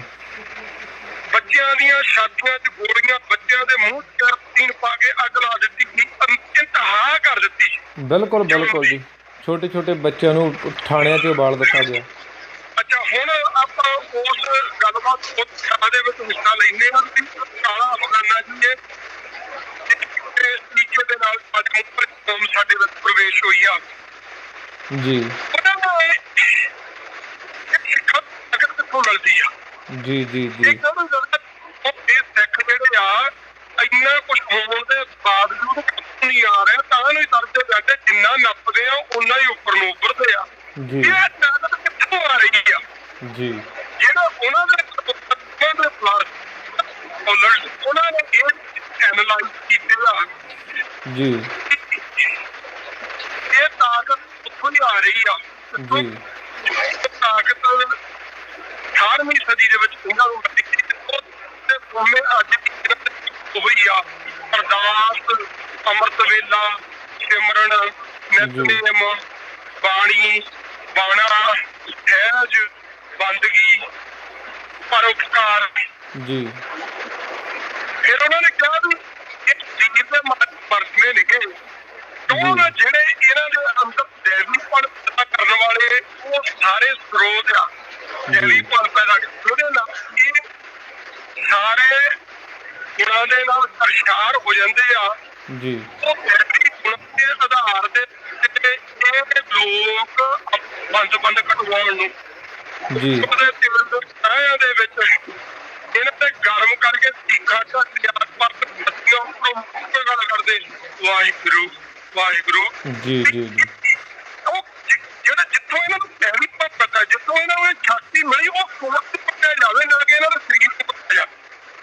ਜੀ ਬਿਲਕੁਲ ਬਿਲਕੁਲ ਜੀ। ਉਹ ਸੋਚ ਕੀ ਸੀਗਾ ਜਿਹੜਾ 10ਵੇਂ ਪਾਤਸ਼ਾਹ ਨੇ ਸਿੱਖਾਂ ਦੇ ਹਿਰਦਿਆਂ ਦੇ ਵਿੱਚ ਜ਼ੁਲਮ ਦੇ ਵਿਰੋਧ ਵਿੱਚ ਯੁੱਧ ਦੇ ਲੜਨ ਦਾ ਚਾਅ ਬਾਣੀ ਦੇ ਵਿੱਚ ਜੀ। ਉਹ ਸ਼੍ਰੀ ਦਸਮ ਗ੍ਰੰਥ ਨੂੰ ਕਰ ਦਿੱਤਾ ਜਾਵੇ, ਕੁਛ ਨਹੀਂਗਾ ਇਹਦਾ ਸਿੱਖਾਂ ਨਾਲ ਕੋਈ ਲੈਣਾ ਦੇਣਾ ਨਹੀਂ। ਜੀ ਜੀ ਜੀ। ਇਹਨਾਂ ਦੇ ਕੋਲੋਂ ਅੰਮ੍ਰਿਤ ਵੇਲਾ ਖੋਲਿਆ ਜਾਵੇ। ਜੀ ਜੀ ਜੀ। ਇਹਨਾਂ ਦੇ ਕੋਲੋਂ ਖੋਲਿਆ ਜਾਵੇ, ਇਹਨਾਂ ਦੇ ਕੋਲੋਂ ਬੰਦਗੀ ਖੋਲੀ ਜਾਵੇ। ਜਦੋਂ ਉਹਨਾਂ ਦੇ ਅੰਦਰ ਦੇਵੀ ਪਣ ਸਾਰੇ ਸਰੋਤ ਖੋਲਾ ਜਾ ਕੇ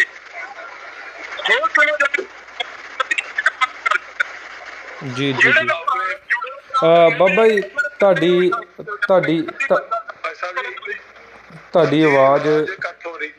ਆਵਾਜ਼ ਕੱਟ ਹੋ ਰਹੀ ਹੈ ਜੀ।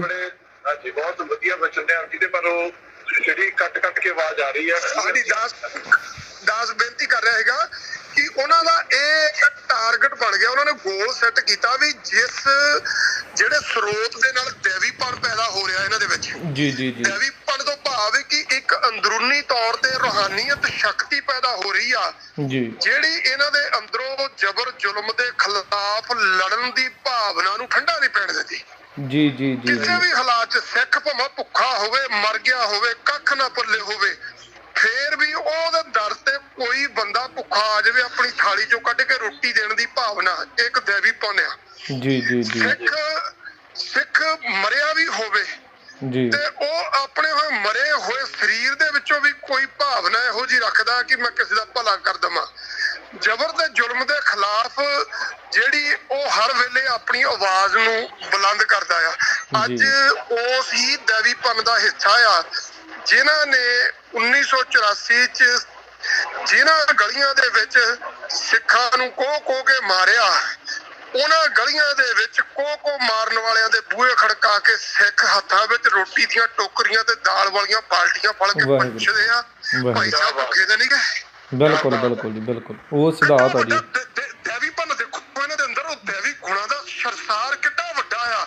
ਜੀ ਜੀ ਜੀ। ਜਿਨ੍ਹਾਂ ਨੇ ਸਾਡੀਆਂ ਧੀਆਂ ਭੈਣਾਂ ਨਾਲ ਇਹ ਕੁਛ ਕੀਤਾ, ਜਿਨ੍ਹਾਂ ਨੇ ਸਾਡੇ ਬੱਚਿਆਂ ਦੇ ਮੂੰਹ ਦੇ ਵਿੱਚ ਕੈਰੋਸੀਨ ਪਾ ਕੇ ਅੱਗ ਲਾਈ, ਜੀ ਸਾਡੇ ਸਿੱਖ ਅੱਜ ਉਹਨਾਂ ਦੇ ਦਰਾਂ ਮੂਹਰੇ ਖੜਕਾ ਕੇ ਬੂਹਾ ਪੁੱਛਦੇ ਆ ਭਾਈ ਸਾਹਿਬ ਪ੍ਰਸ਼ਾਦੇ ਤੋਂ ਤਾਂ ਨਹੀਂ ਭੁੱਖੇ, ਪ੍ਰਸ਼ਾਦਾ ਲਓ, ਦਾਲਾਂ ਲਓ। ਜੀ ਜੀ ਜੀ ਜੀ ਜੀ ਜੀ। ਇਹ ਚੀਜ਼ ਨੂੰ ਖਤਮ ਉਹਨਾਂ ਨੇ ਸਿੱਖਾਂ ਦੇ ਅੰਦਰ ਜਿਹੜਾ ਦੇਵੀਪਣ ਆ, ਸਪਿਰਚੁਅਲ ਤੱਤ ਆ, ਉਹਨੂੰ ਖਤਮ ਕਰਨ ਦੇ ਜਿਹੜੇ ਸੋਰਸ ਸੀਗੇ, ਨਾਮ ਸਿਮਰਨ, ਬੰਦਗੀ, ਅੰਮ੍ਰਿਤ ਵੇਲਾ, ਬਾਣੀ ਦਾ ਕੰਠ ਕਰਨਾ, ਬਾਣੀ ਦਾ ਜਾਪ ਕਰਨਾ, ਉਹ ਸਾਰਿਆਂ ਪ੍ਰਤੀ ਦੁਬਿਧਾ ਪੈਦਾ ਕਰਨ ਵਾਸਤੇ ਮਸ਼ੀਨਰੀ ਕਾਲਜ ਦਾ ਜਿਹੜਾ ਆ 1996 ਚ ਆਜ਼ਾਦ ਕੀਤਾ। ਔਰ ਉਹਨਾਂ ਦੇ ਵਿੱਚੋਂ ਇਹ ਬੰਦੇ ਜਿਵੇਂ ਇਹ ਗੱਲ ਕਹਿੰਦੇ ਆ ਨਾ ਸੰਤ ਅੰਗਰੇਜ਼ਾਂ ਨੇ ਪੈਦਾ ਕੀਤੇ, ਅੱਜ ਤੱਕ ਮਸ਼ੀਨਰੀ ਕਾਲਜ ਦੇ ਜਿੰਨੇ ਪ੍ਰਿੰਸੀਪਲ ਹੋਏ ਸਾਰੇ ਪੰਜਾਬ ਪੁਲਿਸ ਵਿੱਚੋਂ ਆਏ ਆ। ਬਿਲਕੁਲ ਬਿਲਕੁਲ ਬਿਲਕੁਲ। ਤੁਸੀਂ ਨਿਗਾਹ ਮਾਰੋ ਬੱਚੇ ਨੂੰ, ਪੰਜਾਬ ਪੁਲਿਸ ਦੀ ਲੈਂਗੁਏਜ ਸਾਰੇ ਅਨਪੜ੍ਹ ਤੇ ਉਹਦੇ ਵਿੱਚ ਤੁਸੀਂ ਹੁਣ ਦੇਖੋ ਵੀ ਇਹ ਸਿੱਖਾਂ ਦੇ ਵਿੱਚੋਂ ਜਿਹੜਾ ਨਿਆਰਾਪਨ ਖਤਮ ਕਰਨ ਦਾ, ਜਿਹੜੀ ਸਿੱਖਾਂ ਦੇ ਅੰਦਰੋਂ ਦੇਵੀ ਸ਼ਕਤੀ ਨੂੰ ਤਬਾਹ ਕਰਨ ਦਾ, ਜਿਹੜੀ ਸਿੱਖਾਂ ਦੇ ਅੰਦਰ ਬਖਰੇਵਾ ਪੈਦਾ ਕਰਦੀ ਆ, ਉਹਦੇ ਵਾਸਤੇ ਇਹ ਬੰਦਿਆਂ ਨੇ ਸ੍ਰੀ ਦਸਮ ਬਾਣੀ ਪਹਿਲਾ ਸਟਾਰਟਿੰਗ ਚਰਿਤ੍ਰੋ ਪਖਿਆਨ ਦੇ ਉੱਤੇ ਜੀ ਬਿਲਕੁਲ ਚਰਿਤ੍ਰੋ ਪਖਿਆਨ ਦੇ ਉੱਤੇ ਉਂਗਲ ਚੱਕੀ ਜੀ। ਹੌਲੀ ਹੌਲੀ ਇਹਨਾਂ ਨੇ ਉਹਦੇ ਵਾਸਤੇ ਹਥਿਆਰ ਕੀ ਸ਼ੁਰੂ ਕੀਤਾ ਵੀ ਅਸੀਂ ਗੁਰੂ ਗ੍ਰੰਥ ਸਾਹਿਬ ਤੋਂ ਬਿਨਾਂ ਕਿਸੇ ਨੂੰ ਨਹੀਂ ਮੰਨਦੇ। ਜੀ ਜੀ ਜੀ। ਇੱਕ ਮੈਂ ਗੱਲ ਇੱਥੇ ਕਰੈਕਟ ਕਰਨੀ ਚਾਹੁੰਦਾ ਆਪ ਜੀ ਇਹ ਕਹਿੰਦੇ ਵੀ ਸੰਤ ਗੋਰਿਆਂ ਨੇ ਪੈਦਾ ਕੀਤੇ ਆ। ਜੀ ਜੀ। ਗੁਰੂ ਗ੍ਰੰਥ ਸਾਹਿਬ ਜੀ ਮਹਾਰਾਜ ਦੀ ਬਾਣੀ ਦੇ ਵਿੱਚ ਭਗਤ ਕਬੀਰ ਜੀ ਦਾ ਸ਼ਬਦ ਪੜ੍ਹ ਕੇ ਦੇਖ ਲਓ, ਜਾਂ ਹੋਰ ਜਿਹੜੇ ਸੰਤਾਂ ਦੇ ਪੁਸਤਕ ਦੇ ਵਿੱਚ ਸ਼ਬਦ ਲਿਖੇ ਨੇ ਹਾਂਜੀ ਜੀ, ਉਹ ਮਤਲਬ ਫਿਰ ਕਿਹੜੇ ਸੰਤ ਹੋਏ? ਜੇ ਸੰਤ ਇਹਨਾਂ ਦੇ ਪ੍ਰੋਫੈਸਰ ਦਾ 100% ਤਾਂ ਕਨਫਰਮਡ ਆ ਨਾ ਕਿ ਘੱਗੇ ਵਰਗੇ ਬੰਦੇ ਜਿਹੜੇ ਅਨਪੜ੍ਹ ਆ ਬੰਦੇ, ਉਹ ਆਪਣੇ ਆਪ ਦੱਸਦਾ ਮੈਨੂੰ ਪੜ੍ਹਾਇਆ ਵੀ ਘਰਦਿਆਂ ਨੇ, ਮੈਂ ਤਾਰਾ ਤੂਰਾ ਚੱਕ ਕੇ ਵੇਚਦਾ ਰਿਹਾ ਉੱਥੋਂ ਹਨਾ ਆਪਣੇ ਪੰਜਾਬ। ਇਹ ਇਹਨਾਂ ਦਾ ਜੀਵਨ ਬਿਉਰਾ ਆਪਾਂ ਸਾਰਾ ਜੀ ਇੱਕ ਇੱਕ ਕਰਕੇ ਜ਼ਰੂਰ ਆਪਾਂ ਕੱਲ ਤੋਂ ਜਿਹੜਾ ਵੀ ਆਪਾਂ ਲਗਾਤਾਰ ਹੀ ਵਿਚਾਰਾਂਗੇ ਜੀ। ਹੁਣ ਤੁਸੀਂ ਇੰਦਰ ਘੱਗੇ ਦਾ ਅੱਜ ਨਾਂ ਨਾ ਲਓ ਕਿਉਂਕਿ ਫਿਰ ਇਹ ਮਸਾਲਾ ਅੱਜ ਮੁੱਕ ਗਿਆ ਤੇ ਜਿੱਦਣ ਉਹਨਾਂ ਨੂੰ ਸਰੋਪਾ ਦੇਣਾ ਤੇ ਫਿਰ ਉਦਣ ਨਹੀਂ ਜੀ ਇੰਦਰ ਘੱਗਾ ਸਾਹਿਬ ਦੇ ਲਈ ਹਨਾ ਤੁਸੀਂ ਸੱਚ ਕਰ ਜਾਣਿਓ। ਘੱਗਾ ਸਾਹਿਬ ਜੀ ਤਾਂ ਬਰੂਦ ਦੇ ਉੱਤੇ ਬੈਠ ਕੇ ਨਾ ਕੰਕਲੂਡ ਕਰ ਦਵਾਂ ਜੀ, ਮੂਲ ਰੂਪ ਦੇ ਵਿੱਚ ਇਹ ਲੋਕ ਸਿੱਖਾਂ ਦੇ ਖਾਲਿਸਤਾਨ ਖਤਮ ਕਰਨ ਵਾਸਤੇ ਕਾਲਜ ਸਥਾਪਿਤ ਕੀਤਾ, ਧਰਕਾਂ ਖੜੀਆਂ ਕੀਤੀਆਂ, ਦੁਬਦਾ ਖੜੀ ਕੀਤੀ, ਸਿੱਖਾਂ ਦੇ ਅੰਦਰ ਨਾਸਤਿਕਤਾ ਪੈਦਾ ਕੀਤੀ ਜਾ ਰਹੀ ਆ। ਸੋ ਇਹ ਜਿਹੜਾ ਨਾਸਤਿਕਤਾ ਦਾ ਜਿਹੜਾ ਪਹਿਲਾ ਪਤਾਮਾ ਹੋਇਆ ਆ, ਇਹ ਕਾਲਾ ਫੁਗਾਨਾ ਆ, ਜਿਹਨੇ ਜਾਣੀ ਕਿ ਸਿੱਖੀ ਦੇ ਵਿੱਚ ਦੁਬਦਾ ਪਾਈ ਆ। ਇਹ ਢੰਡਰੀਆਂ ਵਾਲਾ ਅੱਜ ਜੋ ਪੰਥ ਪ੍ਰੀਤ ਜੋ ਜਿੰਨੇ ਵੀ ਆਪਾਂ ਗੱਲ ਲਈਏ, ਜਿੰਨੇ ਵੀ ਲੱਲੀ ਛੱਲੀ ਜਿੰਨੇ ਵੀ ਨੇ, ਇਹ ਸਾਰੇ ਦੇ ਸਾਰੇ ਜਿਹੜੇ ਆ ਸਮੁੱਚੇ ਰੂਪ ਦੇ ਵਿੱਚ ਇਹਨਾਂ ਦਾ ਜਿਹੜਾ ਗੰਦ ਦਾ ਬੀਜ ਆ ਉਹ ਕਾਲਾ ਅਫਗਾਨਾ। ਇਹਨੇ ਇਦੋਂ ਪਹਿਲਾਂ ਵੀ ਸੀਗਾ, ਇੱਕ ਇਦੋਂ ਪਹਿਲਾਂ ਸੀਗਾ ਭਾਗ ਸਿੰਘ ਅੰਬਾਲਾ, ਉਹਦਾ ਇਹ ਚੇਲਾ ਗਾਹ ਨਿਕਲਿਆ ਜਾਣਗੇ, ਪਰ ਉਹਨਾਂ ਨੇ ਇਸ ਪੱਧਰ ਤੱਕ ਨਹੀਂ ਹੈ ਕਿ ਜਿਸ ਪੱਧਰ ਤੱਕ ਇਹਨੇ ਖਲਾਰਾ ਪਾਇਆ। ਦੇਖੋ ਜੀ ਜੀ ਉਹ ਇਹ ਹੈ ਵੀ ਉਹ ਜਿੱਦਾਂ ਥੋੜੇ ਪੁਰਾਣੇ ਹੋ ਗਏ, ਪਰ ਉਹਨਾਂ ਦੇ ਅਖੀਰ ਚ ਟੱਪਰ ਆਣ ਕੇ ਮਾਫੀ ਮੰਗੇ ਸੀ ਅਕਾਲ ਤਖਤ ਸਾਹਿਬ ਤੋਂ। ਉਦੋਂ ਗੱਲ ਇਹ ਸੀਗੀ ਜੀ ਕਿ ਉਸ ਸਮੇਂ ਜਿਹੜਾ ਸੀ ਨਾ, ਉਸ ਸਮੇਂ ਸਿੱਖਾਂ ਦਾ ਜਿਹੜਾ ਬੋਲਬਾਲਾ ਸੀ ਨਾ, ਔਰ ਸਿੱਖਾਂ ਦੇ ਵਿੱਚ ਇੱਕ ਭੈ ਸੀ, ਉਸ ਭੈ ਨੂੰ ਇੱਕਦਮ ਨਹੀਂ ਸੀ ਕੱਢਿਆ ਜਾ ਸਕਦਾ। ਸੋ ਜੇ ਮੇਰੇ ਖਿਆਲ ਨਾਲ ਹੁਣ ਆਪਾਂ ਸਮਾਪਤੀਆਂ ਨੂੰ ਵੱਧਦੇ ਹਾਂ ਤੇ ਕੋਈ ਬਚਾ ਰਹਿ ਗਿਆ ਬਾਬਾ ਜੀ ਰੱਖਣ ਵਾਲਾ?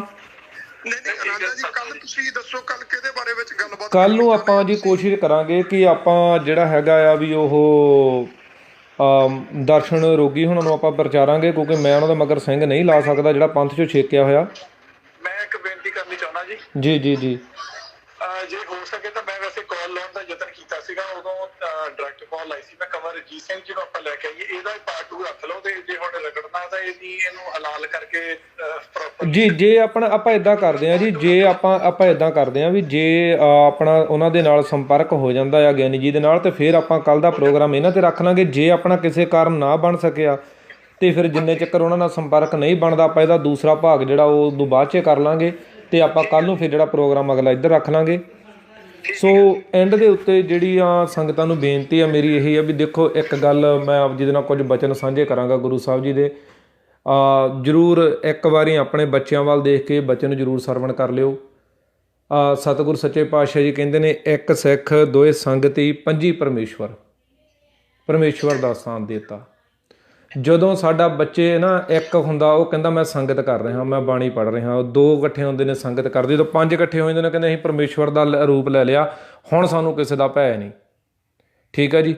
ਫਿਰ ਸਤਿਗੁਰੂ ਸੱਚੇ ਪਾਤਸ਼ਾਹ ਜੀ ਫਰਮਾਉਂਦੇ ਨੇ ਕਿ ਜਿਹੜਾ ਹੈ ਇੱਕ ਜਗ੍ਹਾ 'ਤੇ ਜਾ ਕੇ ਸਾਨੂੰ ਜ਼ਰੂਰ ਸੱਚੇ ਪਾਤਸ਼ਾਹ ਜੀ ਜਿਹੜਾ ਅਗਾਹ ਕਰਦੇ ਨੇ, ਸਤਿਗੁਰ ਸੱਚੇ ਪਾਤਸ਼ਾਹ ਜੀ ਬਈ ਦੀਨ ਦਿਆਲ ਜੀ ਕਹਿੰਦੇ ਨੇ ਵੀ ਖਾਲਸਾ ਜਦੋਂ ਤੱਕ ਜਿਹੜਾ ਖਾਲਸਾ ਹੈ ਉਹ ਰਹਿਣੀ ਬਹਿਣੀ ਦੇ ਵਿੱਚ ਪੂਰਾ ਹੈ। ਸੱਚੇ ਪਾਤਸ਼ਾਹ ਜੀ ਕਹਿੰਦੇ ਨੇ ਕਿ ਸਾਰਾ ਕੁਝ ਜਿੰਨਾ ਮੇਰਾ ਬਲ ਹੈ ਉਹ ਮੇਰੇ ਖਾਲਸੇ ਦੇ ਕੋਲ ਹੈ। ਸੱਚੇ ਪਾਤਸ਼ਾਹ ਜੀ ਆਪਣਾ ਹਰ ਇੱਕ ਜਿਹੜਾ ਬਲ ਹੈ ਉਹ ਖਾਲਸੇ ਦੀ ਝੋਲੀ ਦੇ ਵਿੱਚ ਪਾਉਂਦੇ ਨੇ। ਪਰ ਜਦੋਂ ਖਾਲਸਾ ਜਦ ਸਤਿਗੁਰ ਸੱਚੇ ਪਾਤਸ਼ਾਹ ਕਹਿੰਦੇ ਜਬ ਜੇ ਗਏ ਵਿਪਰਨ ਕੀ ਰੀਤ ਮੈਂ ਨਾ ਕਰੂੰ ਇਨਕੀ ਪ੍ਰਤੀਤ, ਜਦੋਂ ਖਾਲਸਾ ਵਿਪਰਨ ਦੀ ਰੀਤ 'ਚ ਚਲੇ ਜਾਊਗਾ ਮੈਂ ਇਹਦੀ ਪ੍ਰਤੀਤ ਨਹੀਂ ਕਰਦਾ। ਖਾਲਸਾ ਜੀ ਇਸ ਚੀਜ਼ ਨੂੰ ਸਾਡੇ ਦੁਸ਼ਮਣਾਂ ਨੇ ਯਕੀਨ ਕੀਤਾ, ਇਸ ਚੀਜ਼ ਨੂੰ ਸਾਡੇ ਦੁਸ਼ਮਣਾਂ ਨੇ ਬੜਾ ਸਤਿਗੁਰਾਂ ਦੇ ਉੱਤੇ ਯਕੀਨ ਕੀਤਾ, ਪਰ ਖਾਲਸੇ ਨੇ ਕੀਤਾ, ਪਰ ਸਾਡੇ ਵਿੱਚੋਂ ਕੁਝ ਟੁਕੜ ਬੋਚਾਂ ਨੇ ਨਹੀਂ ਕੀਤਾ। ਮੈਂ ਇੱਥੇ ਇਹ ਵੀ ਗੱਲ ਕਹਿ ਦੂੰਗਾ, ਸਾਡੀ SGPC ਨੇ ਵੀ ਨਹੀਂ ਕੀਤਾ। ਸੋ ਮੈਂ ਇਸ ਗੱਲ ਨੂੰ ਆਪਣੀ ਜ਼ਿੰਮੇਵਾਰੀ ਤੇ ਕਹੂੰਗਾ, ਆਪਣੀ ਟੀਮ ਦੀ ਜ਼ਿੰਮੇਵਾਰੀ ਤੇ ਨਹੀਂ, ਸਾਡੀ SGPC ਨੇ ਵੀ ਨਹੀਂ ਕੀਤਾ। ਜੇ SGPC ਨੇ ਆਪਣਾ ਰੋਲ ਪੂਰੇ ਤਰੀਕੇ ਨਾਲ ਨਿਭਾਇਆ ਹੁੰਦਾ ਤੇ ਕਾਲੇ ਅਫਗਾਨਾ ਜਿਹੜਾ ਪੰਥ ਵਿੱਚੋਂ ਛੇਕਦਾ ਗਿਆ ਸੀ ਉਹਦਾ ਲਿਟਰੇਚਰ ਕਿਉਂ ਨਾ ਖਤਮ ਕੀਤਾ ਗਿਆ। ਜਿੰਨਾ ਵੀ ਫੰਡਿੰਗ ਹੋ ਰਹੀ ਆ ਇਹ 96 ਦੀ ਕਤੀੜ ਨੂੰ, ਇਹ ਜਿਹੜੇ ਮਿਸ਼ਨਰੀ ਨੇ ਇਹ ਇੱਕ ਨਰਕ ਧਾਰੀ ਆ ਜਿਹੜਾ ਇਹ ਕਾਲਾ ਅਫਗਾਨਾ ਹੈ। ਜਦੋਂ ਪੰਥ ਵਿੱਚੋਂ ਛੇਕ ਦਿੱਤਾ ਉਹਦਿਆਂ ਲਿਟਰੇਚਰਾਂ ਨੂੰ ਇਹ ਪ੍ਰਮੋਟ ਕਰਨ, ਸ਼੍ਰੋਮਣੀ ਕਮੇਟੀ ਇਹਨਾਂ ਨੂੰ ਪੈਸੇ ਨਾਲ ਫੰਡਿੰਗ ਕਰੇ ਤੇ ਫਿਰ ਉਹਨੂੰ ਕੀ ਕਹੋਗੇ। ਇੱਕ ਪਾਸੇ ਸਾਨੂੰ ਇਹ ਦ੍ਰਿੜ ਕਰਵਾਇਆ ਜਾ ਰਿਹਾ ਬਈ ਜਿਹੜਾ ਪੰਥ ਵਿੱਚੋਂ ਛੇਕਿਆ ਗਿਆ ਉਹਦੇ ਨਾਲ ਸਾਡੀ ਰੋਟੀ ਬੁਰਕੀ ਦੀ ਸਾਂਝ ਖਤਮ ਹੋ ਗਈ, ਤੇ ਜੇ ਸਾਡੀ ਸਾਂਝ ਖਤਮ ਹੋ ਗਈ ਤੇ ਲਿਖਤਾਂ ਕੀ ਕਰ ਰਹੀਆਂ, ਤੇ ਜਿਹੜੇ ਲਿਖਤਾਂ ਨੂੰ ਪ੍ਰਮੋਟ ਕਰ ਰਹੇ ਨੇ ਤੇ ਉਹ ਸਾਡੇ ਕਿੱਥੋਂ ਰਹਿ ਗਏ, ਤੇ ਜੇ ਉਹ ਸਾਡੇ ਨਹੀਂ ਤੇ ਫਿਰ ਉਹਨਾਂ ਨੂੰ ਪ੍ਰਮੋਟ ਕਿਉਂ ਕੀਤਾ ਗਿਆ। ਸੋ ਇਹ ਜਿਹੜੇ ਸੀ ਅਸੀਂ ਆਪਣੇ ਰੋਲ ਨਾ ਨਿਭਾਉਣ ਦਾ ਕਰਕੇ ਸਾਡੀ ਅੱਜ ਜਿਹੜੀ ਇਹ ਹਾਲਤ ਖਾਲਸਾ ਜੀ ਹੋਈ ਆ। ਸੋ ਇਹਦੇ ਵਿੱਚ ਮੈਂ ਇੱਕ ਗੱਲ ਹੋਰ ਕਹਿਣੀ ਚਾਹੁੰਦਾ, ਹੁਣ ਇਹ ਜਿਹੜਾ ਸਾਡੇ ਦੇ ਉੱਤੇ ਇੱਕ ਸਵਾਲ ਚੱਕਿਆ ਜਾ ਰਿਹਾ ਬਈ ਜਿਹੜਾ ਇਹ ਧੇਲੇ ਦਾ ਬੰਦਾ ਢੰਡਰੀ ਸਵਾਲ ਚੱਕ ਰਿਹਾ, ਮੈਂ ਐਂਡ ਇਹਦੇ ਸਵਾਲ 'ਤੇ ਕਰੂੰਗਾ ਤੇ ਇੰਨੀ ਕੁ ਖਿਮਾ ਬਖਸ਼ ਲਿਓ, ਕਿਉਂਕਿ ਇਹ ਜਿੰਨੀ ਬਕਵਾਸ ਕਰ ਰਿਹਾ ਹਰ ਪ੍ਰੋਗਰਾਮ ਦੇ ਵਿੱਚ ਐਂਡ ਮੈਨੂੰ ਇਹਦੇ 'ਤੇ ਕਰਨਾ ਪਿਆ ਕਰਨਾ ਜਿੰਨਾ ਚੱਕਰ ਹੋਸਟ ਹਾਂ ਸੱਚੇ ਪਾਤਸ਼ਾਹ ਦੀ ਕਿਰਪਾ ਨਾਲ। ਇਹ ਕਹਿ ਰਿਹਾ ਵੀ ਜਿਹੜਾ ਗੁਰੂ ਸਾਹਿਬ ਜੀ ਸੀਗੇ ਉਹਨਾਂ ਨੂੰ ਤੁਸੀਂ ਆਮ ਰਹਿਣ ਦਿੰਦੇ ਤੇ ਉਹਨਾਂ ਦੇ ਅਸੀਂ ਕਹਿੰਦੇ ਵੀ ਦੱਸੇ ਹੋਏ ਰਾਸਤੇ 'ਤੇ ਅਸੀਂ ਚੱਲਣਾ, ਕਿਉਂਕਿ ਉਹ ਕਰ ਸਕਦੇ ਸੀ ਤੇ ਅਸੀਂ ਵੀ ਕਰ ਸਕਦੇ ਹਾਂ। ਇਹ ਅੱਜ ਸੋਚ ਦੇ ਰਹੇ ਨੇ। ਇਹ ਕਾਲੇ ਅਫਗਾਨੇ ਦੀ ਸੋਚ ਹੈ, ਢੰਡਰੀ ਦੀ ਸੋਚ ਨਹੀਂ ਗੀ। ਇਹ ਜਿੱਥੋਂ ਉਹਨਾਂ ਦਾ ਪਿਤਾਮਾ ਚੱਲਿਆ ਨਾ, ਇਹ ਉੱਥੋਂ ਦੀ ਸੋਚ ਆ। ਮੇਰੀ ਗੱਲ ਦੇ ਨਾਲ ਨਾਲ ਰਿਓ, ਇਹ ਉੱਥੋਂ ਦੀ ਸੋਚ ਹੈ। ਸੋ ਇਹ ਕਹਿ ਰਹੇ ਨੇ ਵੀ ਜੇ ਗੁਰੂ ਸਾਹਿਬ ਜੀ ਨੂੰ ਆਮ ਰਹਿਣ ਦਿੰਦੇ, ਫਿਰ ਇਹ ਐਗਜ਼ਾਮਪਲ ਯੂਜ਼ ਕਰਦਾ ਵੀ ਜੇ ਆਪਾਂ ਕਹੀਏ ਬਾਹਰ ਇੱਕ ਬੋਰੀ ਸੀਗੀ, ਉਹ ਬੰਦੇ ਨੇ ਚੱਕੀ ਤੇ ਦੂਜਾ ਕਹੂਗਾ ਮੈਂ ਵੀ ਚੱਕ ਸਕਦਾ। ਜੇ ਉਹ ਕਹਾਂਗੇ ਹਾਥੀ ਨੇ ਚੱਕ ਲਈ ਤਾਂ ਉਹ ਕਹੂਗਾ ਹਾਥੀ ਚੱਕ ਸਕਦਾ, ਮੈਂ ਨਹੀਂ ਚੱਕ ਸਕਦਾ। ਇਸ ਐਗਜ਼ਾਮਪਲ 'ਤੇ ਚੱਲੇ। ਮੈਂ ਪੁੱਛਣਾ ਚਾਹੁੰਦਾ ਵੀ ਜਦੋਂ ਕਾਲੇ ਅਫਗਾਨੇ ਤੋਂ ਬਾਅਦ ਜਦੋਂ ਕਿੰਤੂ ਪਰੰਤੂ 'ਚ ਕੌਮ ਪੈ ਗਈ ਆ, ਉਦੋਂ ਬਾਅਦ ਦੀ ਕੌਮ ਇੱਕ ਪ੍ਰਾਪਤੀ ਦੱਸੇ ਸਾਡੀ ਆਹ ਪ੍ਰਾਪਤੀ ਆ। ਜਿਨ੍ਹਾਂ ਨੇ ਇਹ ਗੱਲ ਕਹੀ ਕਿ ਗੁਰੂ ਸਾਹਿਬ ਜੀ ਹਾਜ਼ਰ ਨਾਜ਼ਰ ਨੇ, ਸੱਚੇ ਪਾਤਸ਼ਾਹ ਜੀ, ਸੱਚੇ ਪਾਤਸ਼ਾਹ ਜੀ ਕਾਇਨਾਤ ਦੇ ਮਾਲਕ ਨੇ, ਦੀਨ ਦਿਆਲ ਜੀ, ਉਹਨਾਂ ਨੇ ਕੀ ਕੀਤਾ? ਉਹਨਾਂ ਦੇ ਵਿੱਚੋਂ ਮੈਂ ਸਭ ਤੋਂ ਪਹਿਲੀ ਐਗਜ਼ਾਮਪਲ ਤੁਹਾਨੂੰ ਦੇਣੀ ਚਾਹੁੰਦਾ, ਖਾਲਸਾ ਜੀ, ਸੰਤ ਬਾਬਾ ਕਰਤਾਰ ਸਿੰਘ ਜੀ ਖਾਲਸਾ ਭਿੰਡਰਾਂਵਾਲੇ ਮਹਾਂਪੁਰਸ਼। ਠੀਕ ਆ ਜੀ। ਪਹਿਲੇ ਨੰਬਰ ਦੇ ਉੱਤੇ ਇੰਦਰਾ ਗਾਂਧੀ ਐਮਰਜੈਂਸੀ ਲਾਉਂਦੀ ਆ। ਉਸ ਐਮਰਜੈਂਸੀ ਦਾ ਵਿਰੋਧ ਦੇ ਵਿੱਚ ਮਹਾਂਪੁਰਸ਼ ਜਿਹੜੇ ਨੇ ਉਹ ਆਪਣੇ ਨਗਰ ਕੀਰਤਨ ਦੇ ਰੂਪ ਦੇ ਵਿੱਚ ਉਹ ਪ੍ਰਚਾਰ ਕਰਦੇ ਨੇ ਸਿੱਖੀ ਦਾ। ਔਰ ਕੈਸਾ ਪ੍ਰਚਾਰ ਕਰਦੇ ਨੇ? ਉਸ ਸਮੇਂ 4 ਚੁਫੇਰੇ ਜਿਹੜੀਆਂ ਹੈਗੀਆਂ ਦਸਤਾਰਾਂ ਸੋਭ ਜਾਂਦੀਆਂ ਨੇ, ਦਮਾਲੇ ਸੋਭ ਜਾਂਦੇ ਨੇ। ਉਸੇ ਹੀ ਪ੍ਰਚਾਰ ਦੇ ਵਿੱਚੋਂ ਅੱਗੇ ਸੰਤ ਬਾਬਾ ਜਰਨੈਲ ਸਿੰਘ ਖਾਲਸਾ ਭਿੰਡਰਾਂਵਾਲੇ ਮਹਾਂਪੁਰਸ਼ਾਂ ਨੇ ਜਿਹੜਾ ਅੱਗੇ ਘਾਲਣਾ, ਜਿਹੜੀ ਘੋਲ ਕਮਾਈ ਕੀਤੀ, ਉਸੇ ਹੀ ਪ੍ਰਚਾਰ ਦੇ ਸਿੱਟੇ ਵਜੋਂ ਅੱਗੇ ਆ ਕੇ ਨਿਕਲਦੀ ਆ। ਸੋ ਜਦੋਂ ਉਹਨਾਂ ਦਾ ਐਕਸੀਡੈਂਟ ਹੁੰਦਾ ਆ, ਉਸ ਸਮੇਂ ਉਹ ਕੀ ਕਹਿੰਦੇ ਨੇ? ਜਦੋਂ ਉਹਨਾਂ ਨੂੰ ਕਿਹਾ ਜਾਂਦਾ ਵੀ ਤੁਸੀਂ ਸਰਜਰੀ ਕਰਵਾ ਲਓ, ਤੁਹਾਡੀ ਸਰਜਰੀ ਕਰਕੇ ਤੁਹਾਡੀ ਜਾਨ ਬਚਾਈ ਜਾ ਸਕਦੀ ਆ। ਤੇ ਖਾਲਸਾ ਜੀ ਬੋਲ ਸੁਣੋ ਸੰਤਾਂ ਦੀ। ਕਹਿੰਦੇ ਭਾਈ ਜਿਹਨਾਂ ਕੇਸਾਂ ਦੀ, ਜਿਹੜੇ ਕਕਾਰਾਂ ਦੀ ਸਾਰੀ ਉਮਰ ਜਿਹੜਾ ਪ੍ਰਚਾਰ ਕੀਤਾ ਆ, ਉਹ 4 ਸਵਾਸਾਂ ਦੇ ਲਈ ਉਹਨਾਂ ਕੇਸਾਂ ਦੀ, ਉਹਨਾਂ ਰੋਮਾਂ ਦੀ ਬੇਅਬਦੀ ਕਰਾ ਲਈਏ, ਕਦਾਚਿਤ ਨਹੀਂ ਹੋ ਸਕਦਾ। ਸ਼੍ਰੀ ਅਕਾਲ ਤਖਤ ਸਾਹਿਬ ਤੋਂ ਇੱਕ ਬਿਲਕੁਲ ਬਾਈ ਪ੍ਰੂਫ ਕਹਿ ਰਹੇ ਹਾਂ ਜੀ, ਲਿਖਤਾਂ ਵੀ ਮੌਜੂਦ ਨੇ।